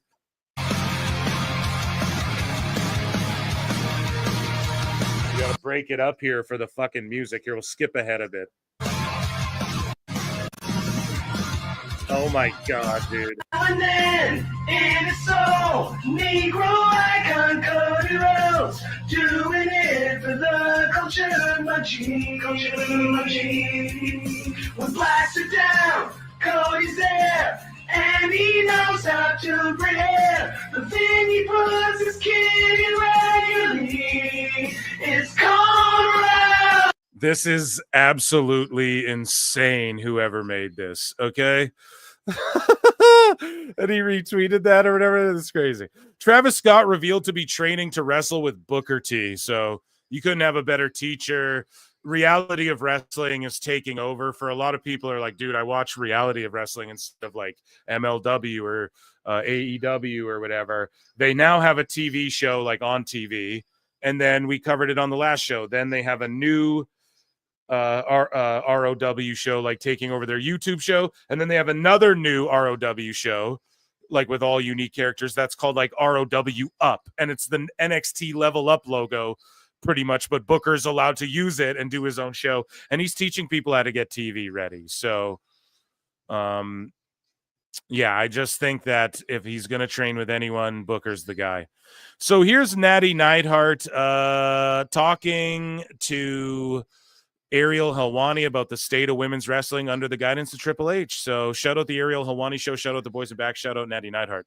I look back to what Cody Rhodes and Jey Uso, they were doing, this is a long time ago, but they were doing like a press conference after a match, and I think they had a shot or something together, and they were so funny. You could tell that they were like a little drunk. Yes. But it was so funny. And like, I love it when you kind of pull down that fourth wall. Yeah. You know what I mean? And I think break the like fourth wall. It's the best. It's just, yeah, like it's I think we're doing a lot more of that in WWE, and like it's fun because I feel like now, for the first time in my 18 years of being in WWE, And having grown up in it, I always felt, and that's what I was saying earlier, I just always felt like I had to be perfect, especially when Vince McMahon was in charge. Like, I just had to be perfect. I had to show him that, like, I was going to be the exact opposite of what my dad was. And I could be so professional and I could just do everything that everybody wanted and say all the right things and do all the right things. And what I love right now is that Triple H and the powers that be, Nick Khan and our bosses, they're not expecting us to be perfect.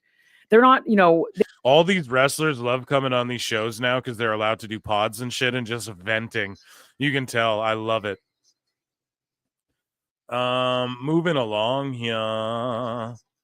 So this is how you hate on a coworker online. So Jade Cargill's like Kool-Aid in a wine glass, and then Trinity Fatu's like more like shit in a toilet.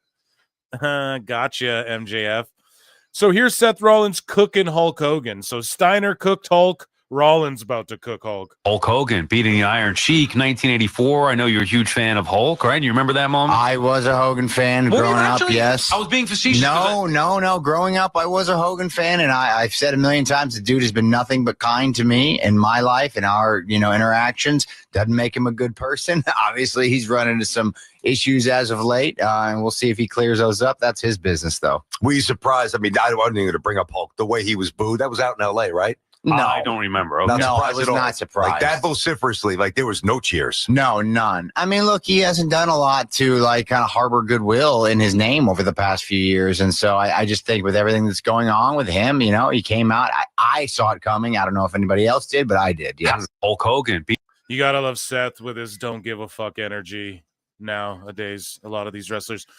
Vince Russo has disclosed, okay? So Vince Russo disclosed, bro, he would book some chicks to be with Drew McIntyre so that Drew becomes the most important member of the roster on Legion of Raw this week. Russo said, bro, what I actually said, bro, do you want the real quote, bro? Or are you just listening? Are you not castrating marks with me, bro? Listen, bro, I got to just explain this to people so people understand where I'm coming from, bro. Listen, bro, I would probably have Drew McIntyre have him go corporate, bro. Put some hot chicks on his arm. Let him be now. Hot chicks like Stripperella, bro. Girls like that. I mean, something from like a Quentin Tarantino movie. I used to watch those and rewind, bro. And I'm telling you, put some hot chicks with Drew McIntyre, bro. I would go back to heel GMs too. Let's fuck it. What is he talking about? Yeah, let's just fuck everything up. And are you not watching the show? The heels are The Rock and shit. He's the most powerful guy. Comes around once in a while. You don't need heel GMs, Vince. What the fuck? His ideas are so bad. So bad. I would go, bro, listen, in my day back in the 90s, bro, when I invented The Rock and Stone Cold and The Undertaker, bro, I would go back to heel. I would bring Vince back, bro. Vince McMahon, bro. This guy is $1 million, bro. So there you go, man. He'd put some hot chicks with him.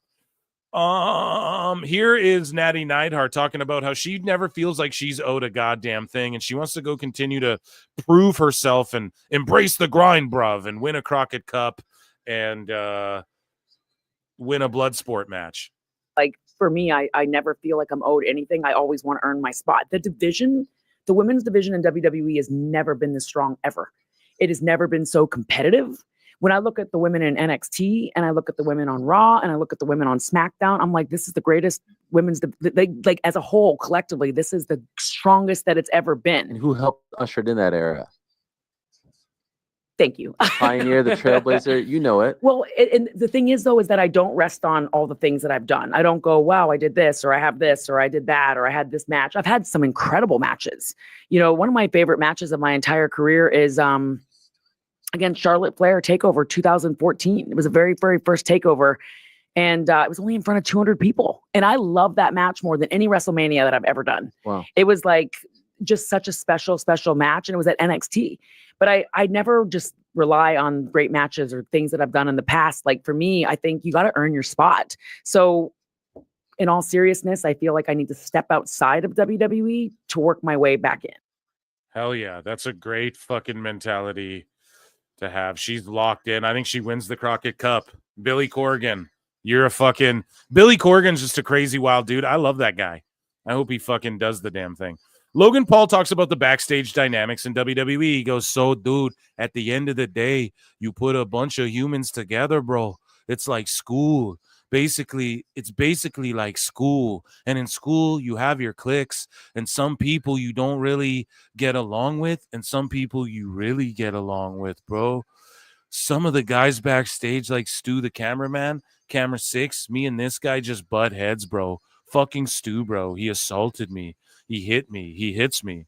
Well, he hit me once, bro. But I'm sure he'll do it again, and I'm collecting evidence, bro. This Stu guy. But enough about my bullshit. Well, it's not bullshit. WWE's the greatest job ever. Please don't fire me. Here's the thing with Stu.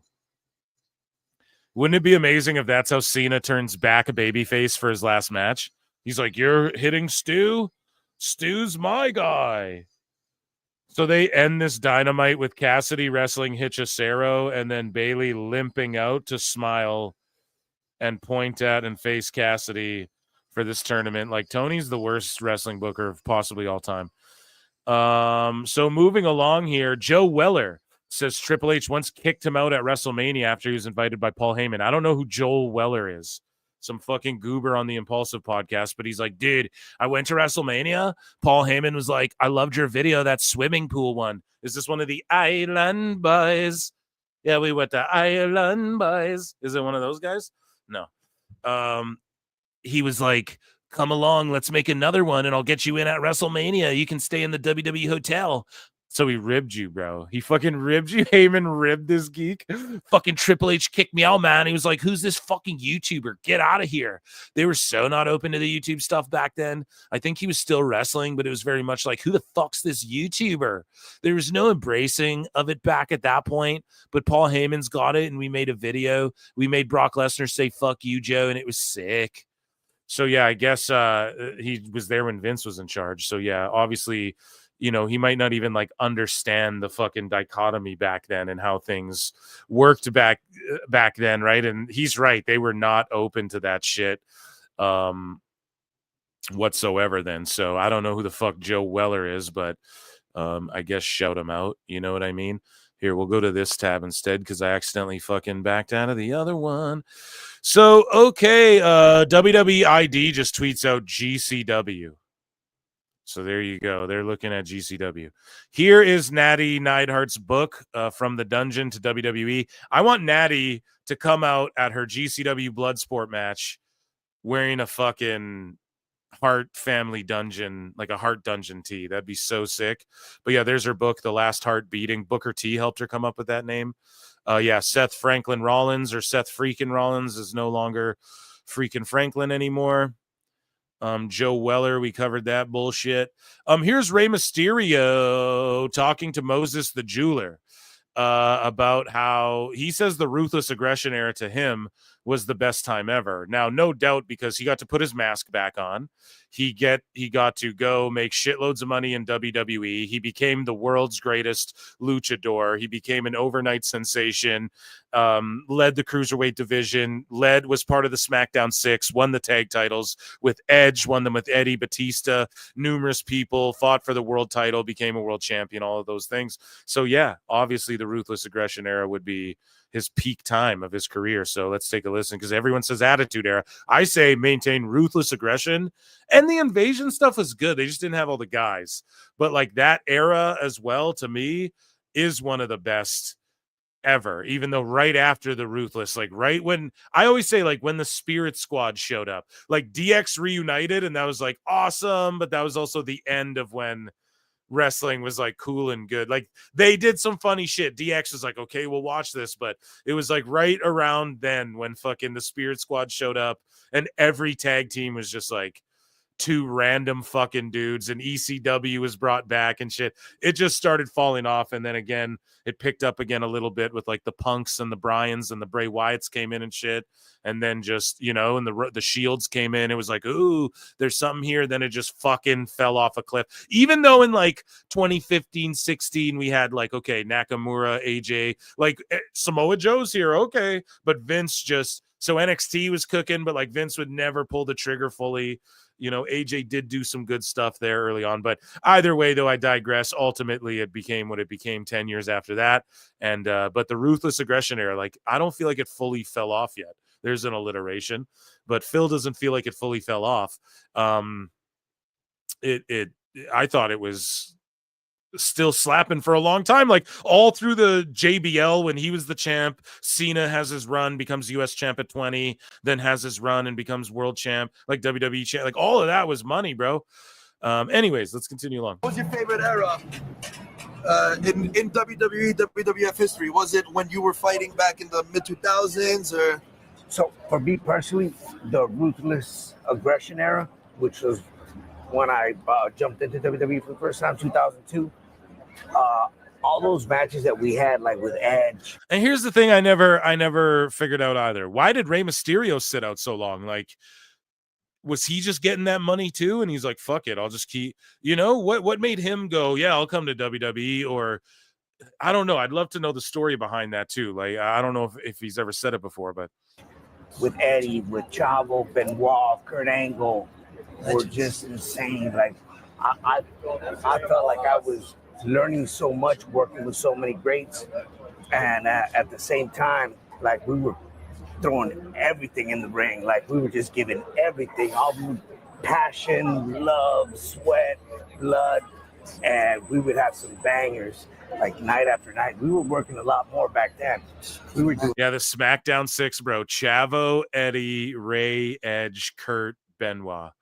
They were just phenomenal, you know, and you had your top 2 cruiserweights in the world, and then you had you could have a tag team out of that, and they established those WWE tag teams with those 6, and then you had the fucking like a world title picture out of that too. So those 6, you plug them into any division or whatever, those are like your core guys, and then from there you have Taker, Brock, Big Show, right? And it just, like, Heyman had it down to a fucking science, man. That's what AEW's got to do. Who's your 6? And fucking Jesus Christ, man. It's so, look to Heyman. Like, he laid the blueprint out, pun intended, with the blue brand SmackDown. doing 4 shows a week out of the 7. So when you're on a consistent flow, even though injuries are more at risk, your adrenaline and your momentum and your emotion you're just like on a great. Yeah, dude. Absolutely. Shut up, fucking Ray. Goat luchador. So yeah, NXT's viewership was back up this past Tuesday following last week's episode. So 732K, up 5%. And the key demo, 0.15, crushing it. That, ladies and gentlemen, was WWE news. I'm going to check in with chat, and we're going to play some fucking flutes. We're going to make fun of Dave Meltzer, okay? But that, round of applause, ladies and gentlemen, for WWE news.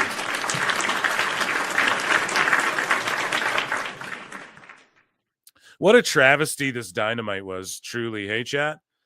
Truly, like, one of the biggest travesties of a show. I can't believe they would end it with Hechicero and Orange Cassidy. Isn't it great? Right? I can't believe they would fucking do that, especially after that Revolution. And then you sit there and you fucking try and tell me that this is the best wrestling show and all this. You know what I mean? It's just ridiculous. That match meant nothing. Mike Bailey came out limping. Is he hurt already? I hope he's not already hurt. Right? And then, yeah, you have, I don't know, man. I just don't know. I'm so confused why they would end the show that way. That's crazy. With Cassidy in the main event again. Like, they haven't figured out what the fuck to do there. Complete and utter absolute fucking travesty. Anyways, let me check in with chat, okay? You guys have been fucking epic tonight. Again, what an amazing show. I want to see flutes in the chat because we're going to roast fucking Meltzer right here, okay? Plinian Pixel Art says, Ray apparently went and did some indie stuff with Eddie and Punk before showing up in O2. Well, yeah, like I've seen that match, you know, they wrestled in, I believe, ROH. Eddie, I think, too, had some dates to wrap up, and he was like the IC champ, and Ray did some stuff. He wasn't wearing his mask either. He thought when WWE called him that they weren't gonna let him put the mask back on and all of that sort of shit. But I'm not sure, like, why didn't he go in right away? Did they not want him? Like, why wasn't he a part of the invasion if he was ready to come in real quick at that time? Probably I'm just assuming his contract, right? Like the same reason the NWO and Steiner and Goldberg sat out in that. That's why we shadow Booker T as our goat, one of our goats. IMJ09 became a new member. Guys, I will acknowledge me. So, guys, consider becoming a member for 99 cents. If you support what I do, just hit like, leave a comment, throw some flutes up in the chat wherever you see or hear Meltzer. If it's your first time here, we play a flute and we make fun of Dave Meltzer. Also, I have a patreon.com. /ProWrestleTimes, and then Phil marks out. This is my pop culture channel over here. If you're into like movies, TV reviews, it's more scripted and video stuff. It's not podcasty, but those are my plugs. Ladies and gentlemen, I want to see flutes in the chat because it is time for everybody's favorite segment, and it is called, well, one second here, as I pull up my viral meme that you all may have seen. Hi, I'm Troy McClure. You may remember me from this. I'm Phil Marks. You may remember me from this fucking uber viral meme that was fucking hilarious. Ladies and gentlemen, or here, let me check in with chat here too. All Jake says, the best run of shows in 5 years. Time Cop. The best run of shows is Tony Khan. So the best guy is Tony Khan. And then we have Monkey Ball saying terrible Dynamite following a hard reset pay-per-view. Name a more iconic duo. Yeah, Tony Khan infamously books the worst go-home shows and the worst post pay-per-view shows. Okay. If he could time cop, I'll time cop myself back 5 years and do what I promised myself 5 years ago. Time cop. But yeah, dude, that was one of the worst when I saw the main event, then I looked at the time, I was like, for real, dude, they're going like 10 minutes overrun with this shit. Thank you all, guys. You're fucking amazing. Super friends here. Ladies and gentlemen, flutes in the chat because it is time for everybody's favorite segment, and it is called Dave Meltzer's Dumb Moment of the Week.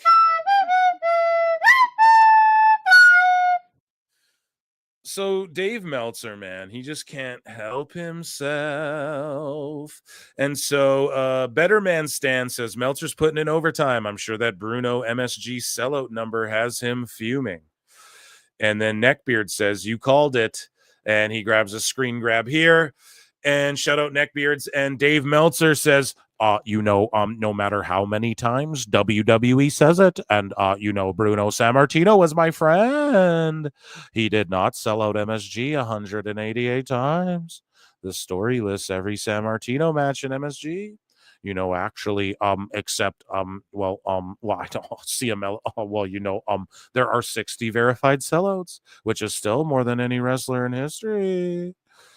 So here's the problem with what you're saying, Dusty Ass Dave, is that the other a month ago chat, I'm bad with the time frame here, but I covered it on the show indelibly and timely, I'm sure.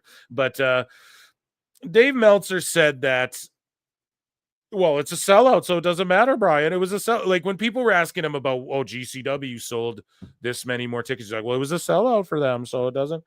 Right? He's fucking coping. He will call things sellouts that aren't sellouts for AEW and be like, well, that's why they do it. It's a sellout. I mean, but then he's like shitting on Bruno, who's not here. Brian. Like, why? What is the fucking purpose of this? I hate when he does this, where he's got to backhand other people to try and make some dumb point to like, well, WWE's shitty. They never really sold tickets. They just pretend everything. It's all pretend. AEW's real, Brian. So speaking of Brian, okay, so Brian gets lumped into the Dave Meltzer Dumb Moments of the Week because he's a fucking Shillington for Meltzer. And Wrestle Talk says, or this is, they quote Brian Alvarez here, who goes, there was reportedly an alternate ending on the plans for the AEW Revolution main event that was axed. There was apparently some idea for the main event that involved way more people than ended up being out there, including some returns, and at the last minute, it just got axed. I don't know who it was or what they were going to do, but there was a second plan that didn't make sense. So again, either they're lying, either that's the truth and this shit's all dumb and Tony Khan is fucking up and just showing us that he's Tony Mick Khan, because what he's doing is spread. I've covered this ad nauseum. He's spread too thin, just like when Vince was spread too thin. We were like, dude, he's spread too thin and shitty at creative. We're saying the same thing about Tony, and everyone's like, no, how dare you? You can't say that about Tony Khan. And then meanwhile, now Tony's come full circle, and you mean to tell me he's just, we're scrapping this, crumpling the paper up, throwing it behind him, missing the bin because he's a fucking hack. But he's just like, we're not doing this return tonight. Like, remember when Emma was supposed to return for like 3 years before they fucking pulled the trigger on it? You know what I mean, guys? Like, so Tony's coming full into his McCon form. We're just scrapping. Fuck it. New main event. Last minute, right? Like, is that what it's either that and you're telling the truth, or you're a fucking liar and you're trying to cope over this shitty ass ending to this pay-per-view to make it seem like, oh, but there would be a return, guys. Liar! So either way, I don't know, right?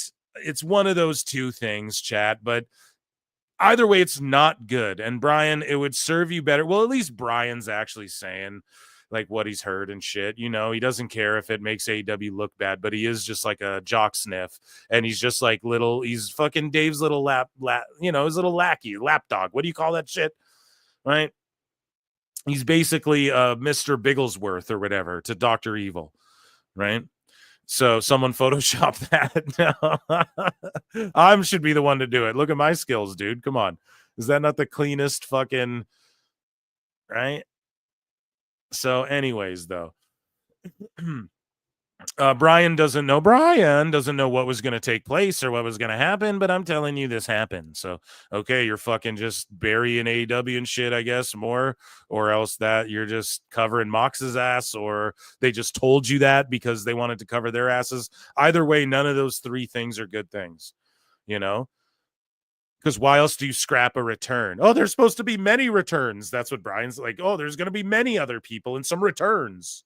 Well, then why would you scrap all that last minute? This just makes everybody look bush league as fuck. And I'm not surprised. So moving along here, Meltzer said what? Meltzer with beads of sweat running down his forehead. Well, the tears start coming and they don't stop coming. Ospreay fell down and he hit the ground running. Didn't make sense just to do this for fun, except for it does when your name's Tony, when you're Shad Khan's son. So much to do. But Meltzer with beads of sweat running down his forehead as he watches a Will Ospreay match and reacts to moves. He's like, oh, Ospreay. Reacts to moves and flips he's seen done 1,000 times as if it's the first. That's exactly it too. The most exciting match, Brian. I mean, I've seen this done a billion times, you know. So let's see. Let's hear what fucking this glug McChug, fucking the glurpity glurp 600 on fucking Ospreay. And the best guys, Tony Khan, you know, Ospreay's magnificent. The god. That's going to be Dave in this clip, I bet. Here we go. The emotional attachment I had to both matches. I was more emotionally attached to the Tony Storm and Mariah May match, but I can also acknowledge that some of the stuff that they did in the cage match was incredible because those guys are incredible athletes. And I imagine, you know, the star rating will probably be 5+. You guys someone told me too, they're like, you often confuse this one guy who's on Wrestling Observer with fucking Brian. Who gives a shit? Then what's his name? Get me a sound of Dave saying his fucking name too, and I'm on it then. Like, he's lumped in here too. What are you talking about then? He's and he's sort of like, I'm sure it'll get 5 and 1 million stars is what this guy's saying. Then let's fucking go. He's lumped in here too then, bud. Hey, I didn't even know, you know? So blame the PWT universe for that one, but they fucking flagged you, bud. And now you made the list too, I guess. You're just because you're there, right? I don't know who the guy's name is. but someone get me a fucking a clip of him going, whatever his name is, Steve. Whatever. You just made the list. Anyways, let's listen. In the cage match was incredible because those guys are incredible athletes. And I imagine, the star rating will probably be 5+ if we're being fair. Man. Pardon me. He's almost finished. Yeah, it'll for 6 stars, 7 stars. Yeah, give me 7 stars, Daddy. Tony Khan. Sorry, guys, I've officially gone mad. To what we saw. We see the beads of sweat just coming off Dave's forehead, and he's fanning himself. The reaction to the Will Ospreay move, and whether he died from the last. I like how Are they roasting Dave? Let's go. It's a little inside baseball. Like people are. What's it like watching with show Dave? Well, always cracks you up. See, I didn't listen to this. I thought this was going to be Dusty Dave, like fucking drooling all over this match, but it's his own boys roasting. Is that what's happening, chat? Holy shit. God damn it. See, I like to freestyle live on the show with you guys. I didn't know that. I thought Dave was going to be in this clip. Dave, especially these AEW shows, especially the Will Ospreay matches, as he reacts to these moves. Yeah, it's the first time he's ever seen him. Oh my God, they're cooking Dave on his own shit. Oh, based fucking Meltzer. Oh my, where's my E flute? Dude, not based Meltzer, but like based Meltzer moment of the week. Are you kidding me?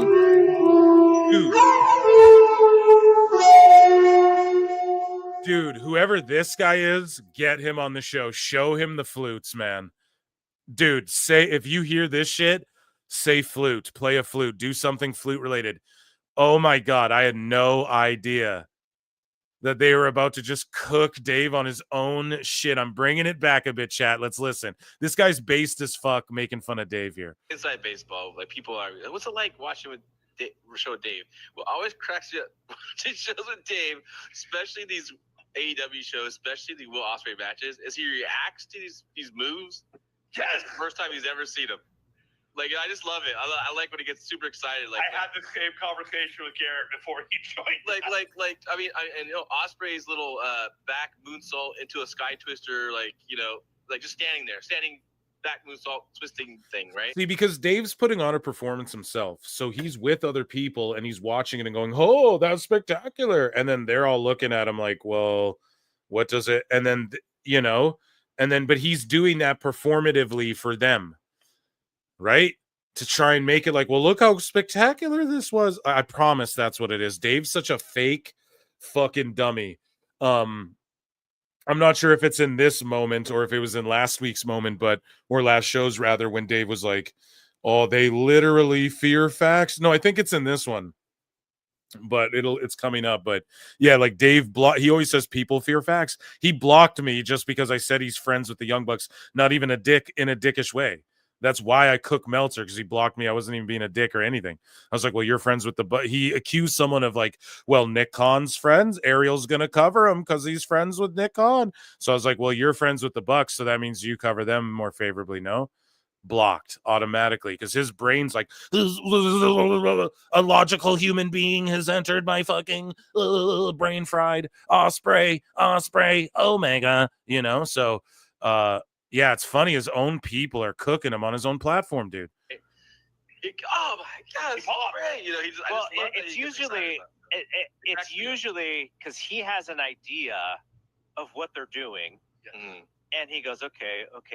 But then there's an extra chain link to the move that he doesn't see coming.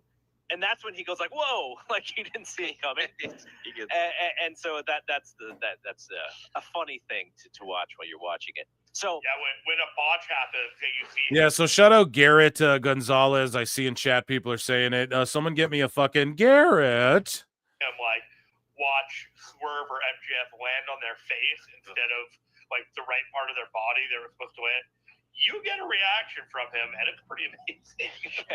So they're laughing at when they're sitting there watching wrestling, and Meltzer sees a botch happen to an AW. He's like, "Ooh, this is amazing! Oh, yeah, did you see that? Real wrestling, Bro, what a fucking clown. That's a legendary fucking video right there of them cooking him on his own shit.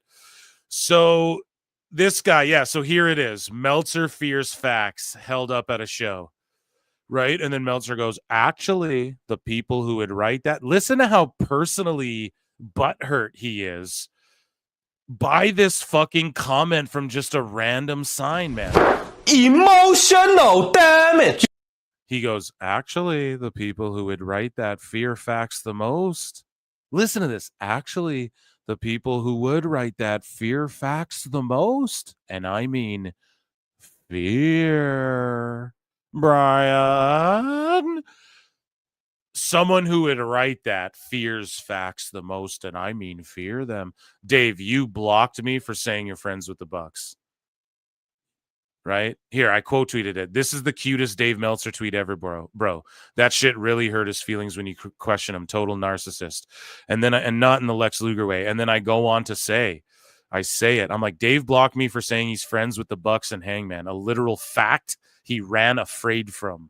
This shit fuels me right in my fucking veins. Give me that fruit one time.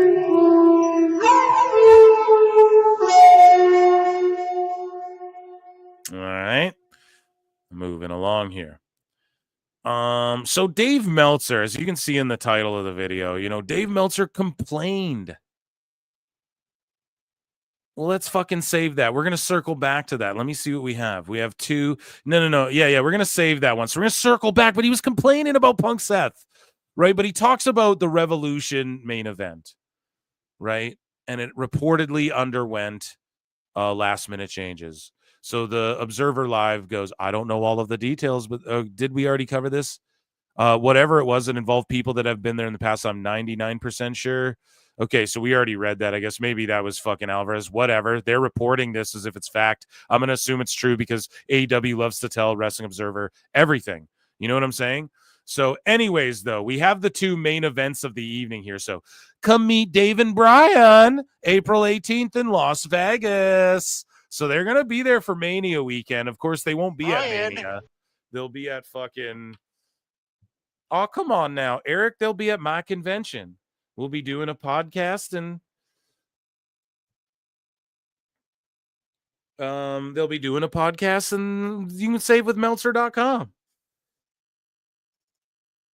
So, yeah, I don't know, guys. Who's going to go meet them? That'd be fucking hilarious. Anyways, though, moving along. So Dave Meltzer, yeah, we'll go to this. He complains about the Punk and Seth cage match and them kicking out of too many finishers, bro. Them kicking out of too many finishers, dude. You what?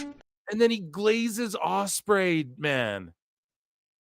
And it's just so fucking humiliating, dude. Listen to what this crackhead has to say about this. The angle at the end. And I mean literal, there's a crack in his head, in his fucking brain. Okay? The angle at the end was fantastic, but you do that match where you're kicking out of these finishers, like, probably what? Eight finishers kicked out probably total. Well, I can tell you right now, we had actually, I do want to say one thing this was a really good match. And my favorite part of this match. And Dave's right, but it's like, here's the difference. I say, Ospreay, stop letting everyone kick out of your shit. Makes you look fucking weak. And then I go, yo, why are Punk and fucking Seth spamming finishers on each other? And I criticized another Punk match against Seth where they did that. Where I was like, they're doing shit on the outside now, and then they go inside, and what the fuck? Why are they spamming finishers? He's right. But the problem is that he's not consistent in his bullshit. And that's what I highlight here at PWT. Dave can never stay consistent. And he claps like you jingle fucking keys in front of him when Ospreay's doing flips, but kicking out of fucking tombstones on chairs and head crunches out of the fucking ring. And the Tiger Driver. I thought you fucking retired that move. Right? But Dave's just like a little kid. Ooh, according to his own employees, man. He's sitting there clapping fucking, oh, did you see that, Brian? Oh, did you see that, Garrett? Right? But then he's here like, oh, there was 8 finishers they kicked out of. I mean, that's entirely one too many, Brian. Like, what's the limit, Dave? 7? Like, fuck off, man. Is Punk hits an elbow off the top. He hits a second elbow off the top. The fans chant one more time, and so he hits a third one, and Seth kicks out. So then Punk climbs up to the top of the cage, and I thought, you're too old to do this, dude. he goes, oh, so the finish was, and then he explains half the match till the finish. And then Seth starts climbing up to the top of the cage. And I'm like, oh my God, what are these two guys going to do? They're up there on the top. Well, I kind of figured. Well, I kind of figured. Brian's like, excuse me? It would be a superplex because that's the Hogan boss. But here's the thing. Well, I kind of figured it'd be a superplex because that's the whole Hogan. Dave, shut up. Everyone knew it was a superplex. Like, I don't know. Let's hear that one more time. A classic, a great Dave Meltzer interruption. Top of the cage. And I'm like, oh my God, what are these two guys going to do? They're up there on the top. Well, I kind of figured it would be a superplex because that's the Hogan boss. But here's the thing. Yeah. Here's what you just had to interject to go, well, I kind of figured it'd be a superplex. It doesn't matter. It could have been a poison Rana, Dave, with that. Who gives a shit? Was clever about it. They end up fighting up there. And then Seth kind of ends up climbing down and he ends up standing on the top rope and he grabs Punk. And so Punk is kind of draped on the top of the cage, but really Seth is only standing on the top rope. So essentially he just gave him a top rope superplex. Holy fuck. Alvarez has never seen that spot before. Oh, it's really a clever spot they did, it was just really like a superplex. Yeah. That's why it was genius, because Punk could take a superplex, no one would say shit. A suplex off the cage, everyone's like, oh my God, they worked you into thinking it was a suplex off the cage, sort of. That's how we say it. A suplex off the cage. Really, it was just a superplex. The divas do that. No, I'm not calling them divas, but I'm trying to be minimalistic to be funny, okay? The women do it that way too, bruv. This is a spot people have done. Brian, I know you're new to this whole fucking to this whole WWE thing, but like, Jesus Christ, man. Right. Which we see regularly, not regularly, but you see it every now and then when they go all the way to the very top. You see it in every you see it every. Do you guys hear this? Oh, a Spanish fly off the cage. You've never seen that, but a superplex, and they all went insane. Little sheep brain. No, it's like a magic trick, right? You fucking idiots. You go see let me tell you, two dumb motherfuckers. Really dumb. Like, I'm about to actually snap.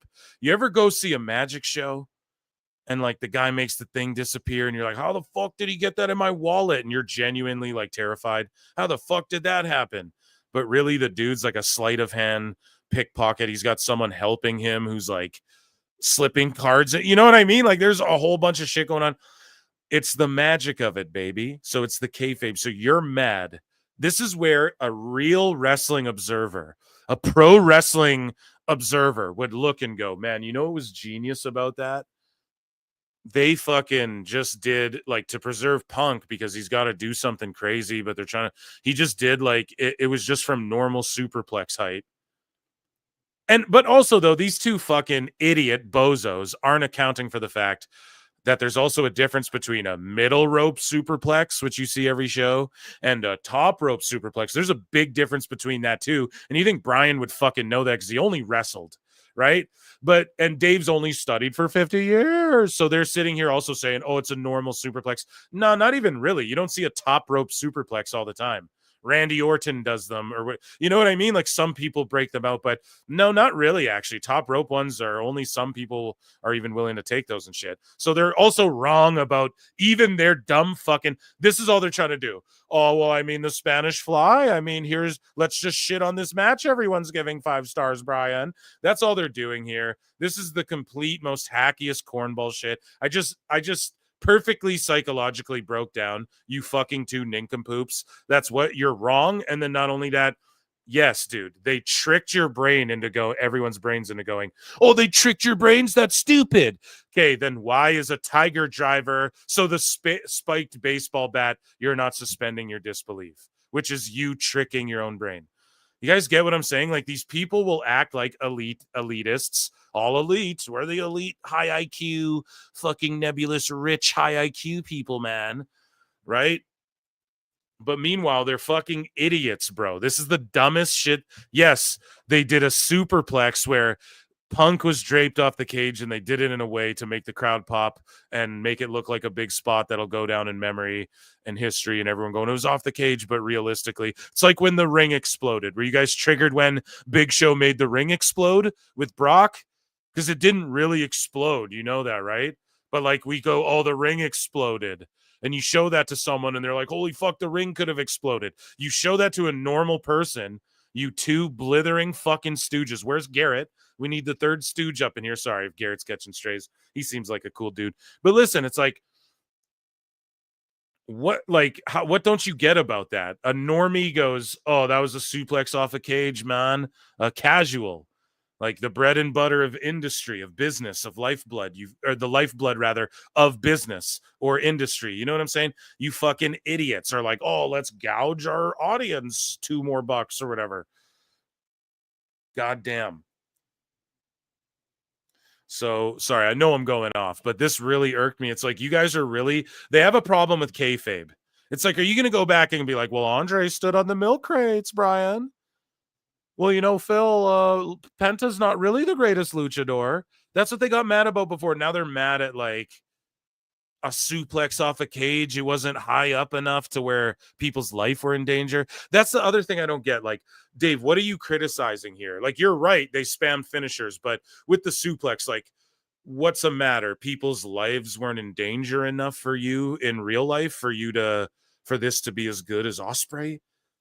It's such a fucking hacky, disingenuous, blithering, dumb fuck. Like, you're so in your bubble, bro. If you don't, if you're and also you're wrong. This isn't a normal superplex, middle rope superplex. It's a fucking tippy top rope superplex. I don't know. This is cope, is what this is. Every now and then when they go all the way to the very top. You see it in every car, every pay-per-view card. You probably see one. Well, sure, yeah.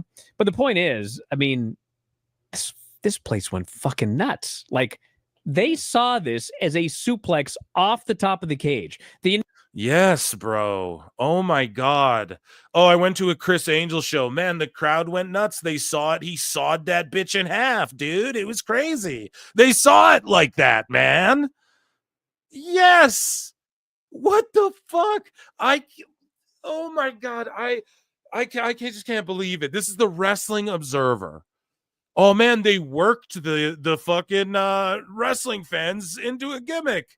They worked the marks into a gimmick, into a spot. Go figure. Golly gee, I don't get it. This is why you fucking idiots don't get wrestling. So why nobody likes you guys. So I cook your asses all the time because you literally don't even understand what you're even talking about. And I got to come on here like some asshole fucking, explain this to I've been studying 50 years. What the fuck, man? Oh, they worked them into popping for a spot in a cage match. Whoa. Go figure. That's what you do in a wrestling match. Crazy. This is actually the fucking most insane cope I think I've ever heard out of Brian or Dave. The best guys, Tony Khan. And Brian deserves so much smoke for this dude. Brian. Oh my God. Off the top of the cage. The announcers called it suplex off the top of the cage. Okay, hey, where was CM Punk draped off of? Where did Rollins pull Punk from? It's the top of the cage. It's the top of the cage, buddy. Stupid idiot. Holy fuck, man. And I was like, that was not off the top of the cage. That was a suplex. But the point is, they did something very, very safe. Oh, it's just a suplex. And it's very safe, guys, to get suplexed off the very top third rope. It's very safe to lay on a cage, all sweaty and shit, and to get suplexed off the top of the rope. That Brian Alvarez is shorter than, mind you. Okay? The tippy top of that rope's taller than your fucking head. Is like standing on your shoulders, Alvarez. It'd be like looking down fucking Mount Everest for you. So you shouldn't be talking shit. And it's completely safe to do that. Are you fucking kidding me, guys? This is what they think. They think like Ospreay, flip it, like that's what wrestling's supposed to be. This is crazy. Shut up, bitch. This is genuinely psychotic. All right? But the illusion caused the fans to lose their shit thinking they just saw a guy get superplexed off the top. No shit. The illusion. Of the cage. I was very impressed. Yeah. So anyway. Oh, you were impressed that the greatest wrestling promotion that's ever existed worked Marks into popping for a suplex. What a couple of fucking coward idiots, okay? So our last one here, I'm going to check in with chat, though. Plinian says, Phil, you're far. Hell, you're far. Psychosocial Slipknot should be the theme for Dave. I fucking agree. Rabid Wolverine's LC Killer. That's a great pull. BX Bane says, I sent you the Dave and Brian edit on IG. Thank you very much, man. I really appreciate that. We'll EFAP that on the next PWT. I thank you all so much. I acknowledge all of you. And let's continue. We have the main event here for Dave. Okay, so I'll acknowledge me. Chat here, Julia Gulia, man, I think I've been shouting out a few sounds we might need. George, sometimes in life you got to be a garden variety hoe. Okay. I'm blowing a little kiss on my guy George there. Here we go. Dave supposedly has been watching wrestling for damn 40 plus years and he has absolutely no clue about wrestling psychology whatsoever. I know, it's crazy. He's like, they worked them into believing. Holy shit, man. It's because it was Punk and Seth, Kenneth. Exactly, bro. That's exactly what it is. And they're stupid for it. They don't need to put themselves in danger. Yeah, dude. They're dumb for it. It was completely safe. Completely safe, man. Like, that's crazy, bro. That's fucking insane to ever say that anything. I would never say it was completely safe what Ospreay and fucking... I would never say that a scoop slam in a cage match is completely safe, Dave. So, anyways, guys, let's fucking get into this last one here. So, which one is real graps? Okay, this is what Triple H's thoughts, friend of the show here, posted. So here is, we watch this clip. If you guys can see it, it's small. I don't want to put it big because I'll get tagged again. But it's like Drilistico and Hologram or whatever flipping around, right? And then Meltzer said, what? Posts this. Hologram versus Drilistico. And Dave talking about how this match over-delivered. The one that the internet was like, what the fuck? The literal match ribbon's like, this is the dumbest shit ever. Now, I actually went easy on that match because I'll be perfectly honest with you. If you go and watch Lucha Libre, that shit is prominent there. Like, it's nothing new. It's not like I'm shocked to see fucking this type of wrestling in AEW, especially when they're crossing over with people. But, you know, the internet roasted it. They're like, come on, dude, this is supposed to be like real wrestling. And that's what I mean. Dave's like, well, you know, the fucking the CMLL, they retain the most casuals. They have the big super show. You know, he's like, forget about what was he talking about? The fucking one day. He's like, don't worry about well, no, Brian was like, yo, Monday Night Raw's on Netflix. And he's like, well, he didn't say don't worry about, but he just overstepped it. And he's like, well, you know, CMLL had their big show. And Brian's like, well, dude, Raw is like not on cable anymore. Isn't that a big deal? Like, that's why we started our show and shit. And Dave was just like, oh, don't worry about that. So here's him just blowing this CMLL shit to death. And obviously, because it's that style of wrestling, and I'm not against it. It works in Mexico. Cool. It works to some extent in Lucha Underground when you paint the narrative and the picture to American audiences. Like, look, this is some fantastical Crouching Tiger, Hidden Dragon type shit. You know what I mean? However, Dave doesn't understand. Well, he's going to sit here and say this match just over-delivered. And yeah, let's hear what Dynamite Dave has to say in our main event. Shut up, Meltzer said what? So what's weird is on the show, they had the match, which was Hologram and Drilistico.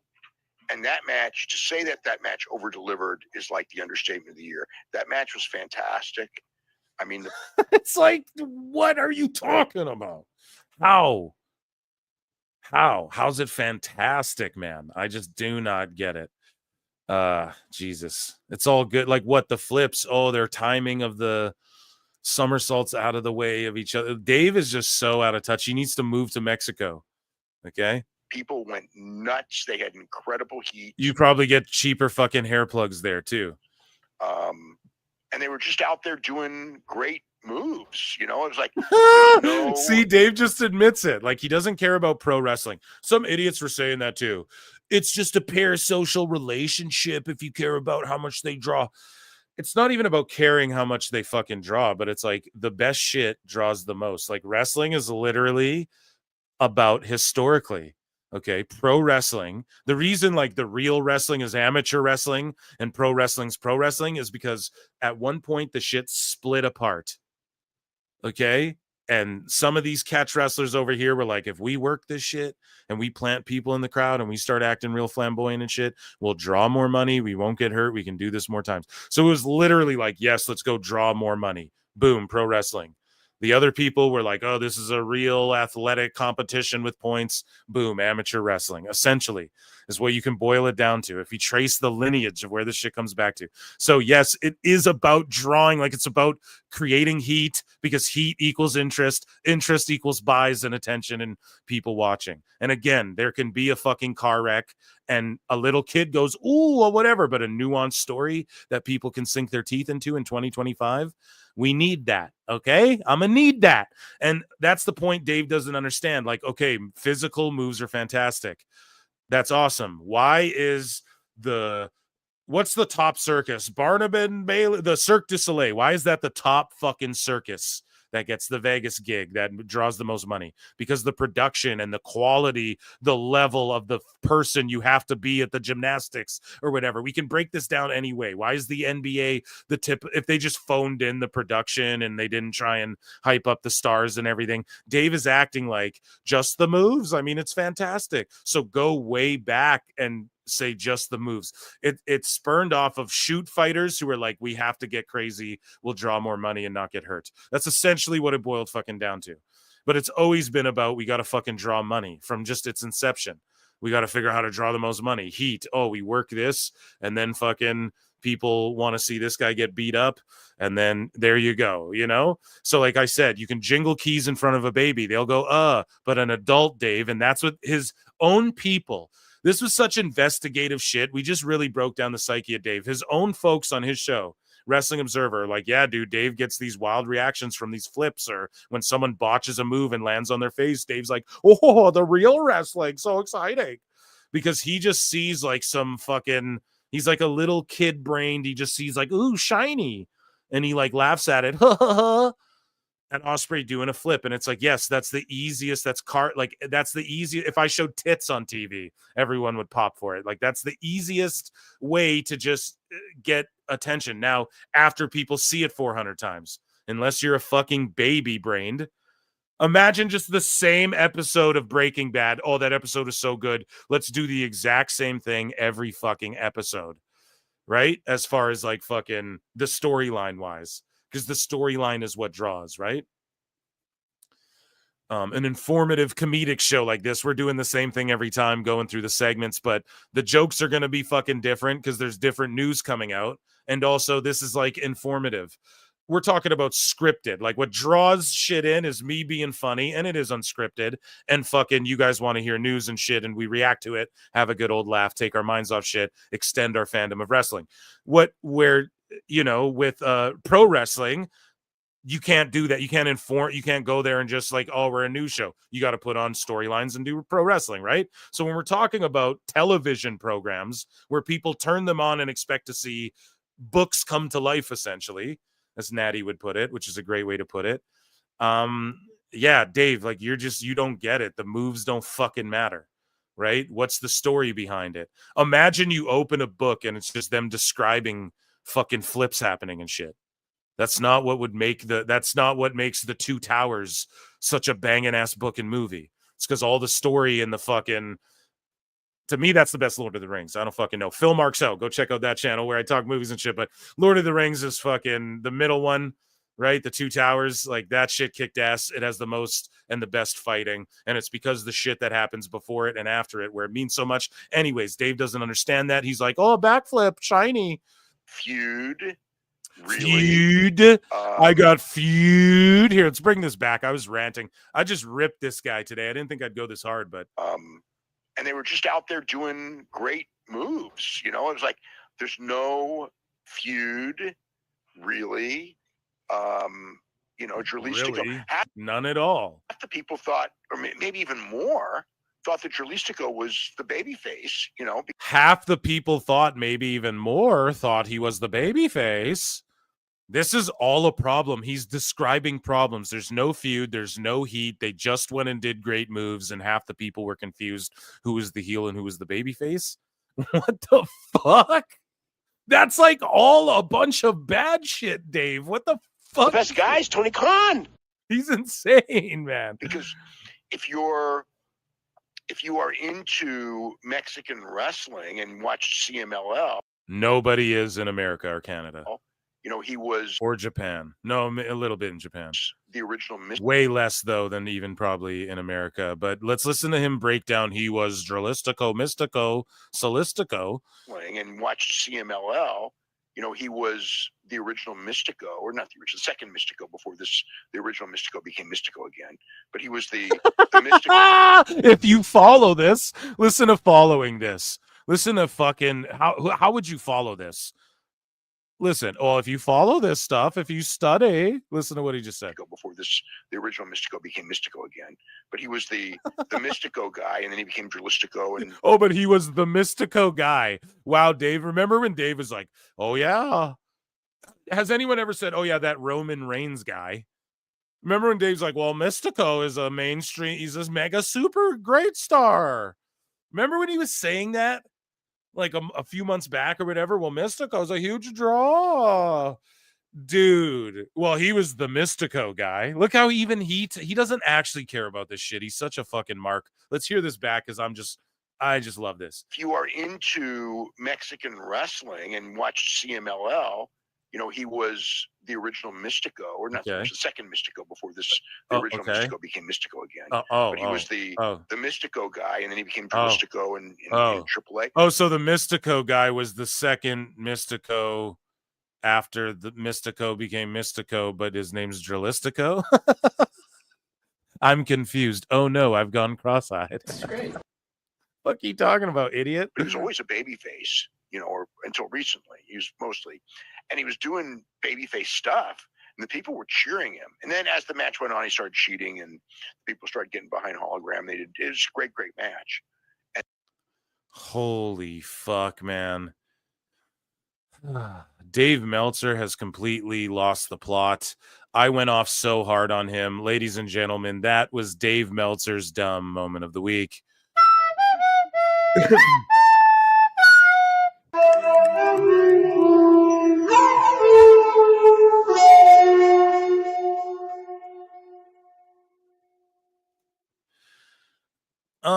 Okay, ladies and germs, that was an amazing PWT live show. We'll do Sickos next time, and there's only a couple. It ain't piling up, I promise. PWT goes live Monday nights, Wednesday nights, Saturday nights. I might go both nights of Mania. I don't know. I might do some giveaways and stuff again. I'm thinking about it. So make sure you stay locked in here. Hit like, hit subscribe. I try to upload every single day. YouTube.com/@ProWrestleClips. We're at like 6.2 or 6.2K subs, almost like, or we just blew past 6.1K. So it's just amazing. We're growing. We're blowing up. There was like well over 300 people, 400 people in here, close to 400 at one point across both channels. So I appreciate you all. Round of applause for you all for just being an amazing audience. All the new soup people, welcome. Hopefully you stick around.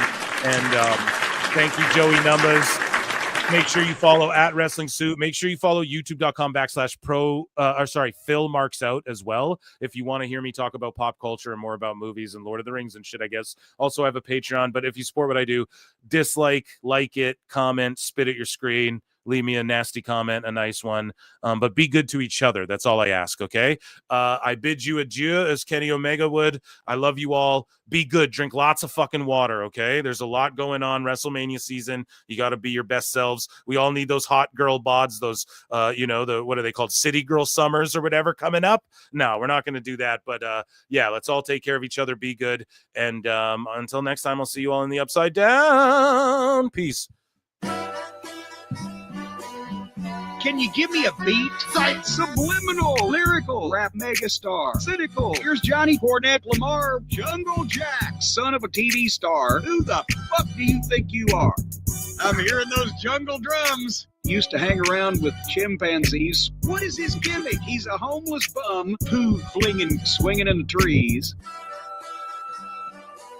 He's going to sit in one of those little kid seats. Jungle Jack wanted to use broken glass, real glass. The medical staff said, we don't think you ought to do that. This is where this fucking clown's head's at. Lil Jack got his panties in a bunch, so it was brought to CM Punk. He said, we don't do that on Saturday night. They're going to Wembley. He grabbed him by the goozle pipe. Real glass. You, dick lick. He did not punch a person. He choked one little nitwit. Curly-headed, entitled little prick. What you think he was going to do, dipshit? Ride me a river. Mine for rest. This has become like a bit we do now here. Interruption bonus show. Hey, can we get a bonus show, man? Kyle Huckins says, yeah, Brian making something look more dangerous than it is kind of the whole fucking point. Exactly. I'm so sorry I didn't see this, right? Thank you so much. Northern DC says, how could two guys whose profession in the wrestling constantly dump on the most liked popular promotion in the entire business? Exactly, bro. They don't fucking show up. They're going to mooch off the Vegas rub, but they don't show up when it matters. They ain't real ones like us. Jungle Boy sucks. I love you all. Peace. I love you all. Be good, okay? Take care of each other. Wrestling of a slug in a sewer. You're not a TV star. You're tired. What the fuck? He looks like a minor.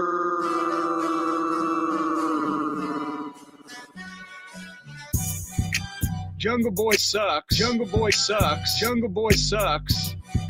Jungle Boy sucks. Jungle Boy sucks. Jungle Boy sucks. Don't run your fucking yap. Don't fuck around and find out. Jungle Jack, what, you gonna do something about it? Yeah, apparently. Oh my God, he grabbed me. Tony ended up firing his biggest star. Punk should send Jack off a Christmas card. Look in my eyes, what do you see? CM Punk to the WWE. What's Jack Perry gonna fucking do? Tony, fire the fucking little goof. Arrogant knob, indie nitwit. Here's your contract, Jack. Rip, rip, rip. Tony went, he made me mad. Send him another check, but don't let him come back. Jungle Boy sounds fake and like a dork. Runs and hides because he doesn't like to talk. Homeless Jack living in a box under an overpass on cocaine, shot into space. Jack is slapping himself in the face. He's ready to get butt fucked by Sonato, the Cucamonga Kids, Mr. Okada, and the independent legal team. They get through a bucket of Vaseline. Hey, scapegoat, nanny goat, Billy goat, Rick. Hey, sweet chin music, you're a fucking kid. Hey, he caused the thing with CM Punk, which he did. Hey, this place is a joke, you're a clown, and I quit. Hey, he's got very feminine hips. Hey, he might look good in a bikini, bitch. Hey, Jesus, I'd want to snatch him around the neck. Hey, bland, boring, mumble mouth dreck. Hey.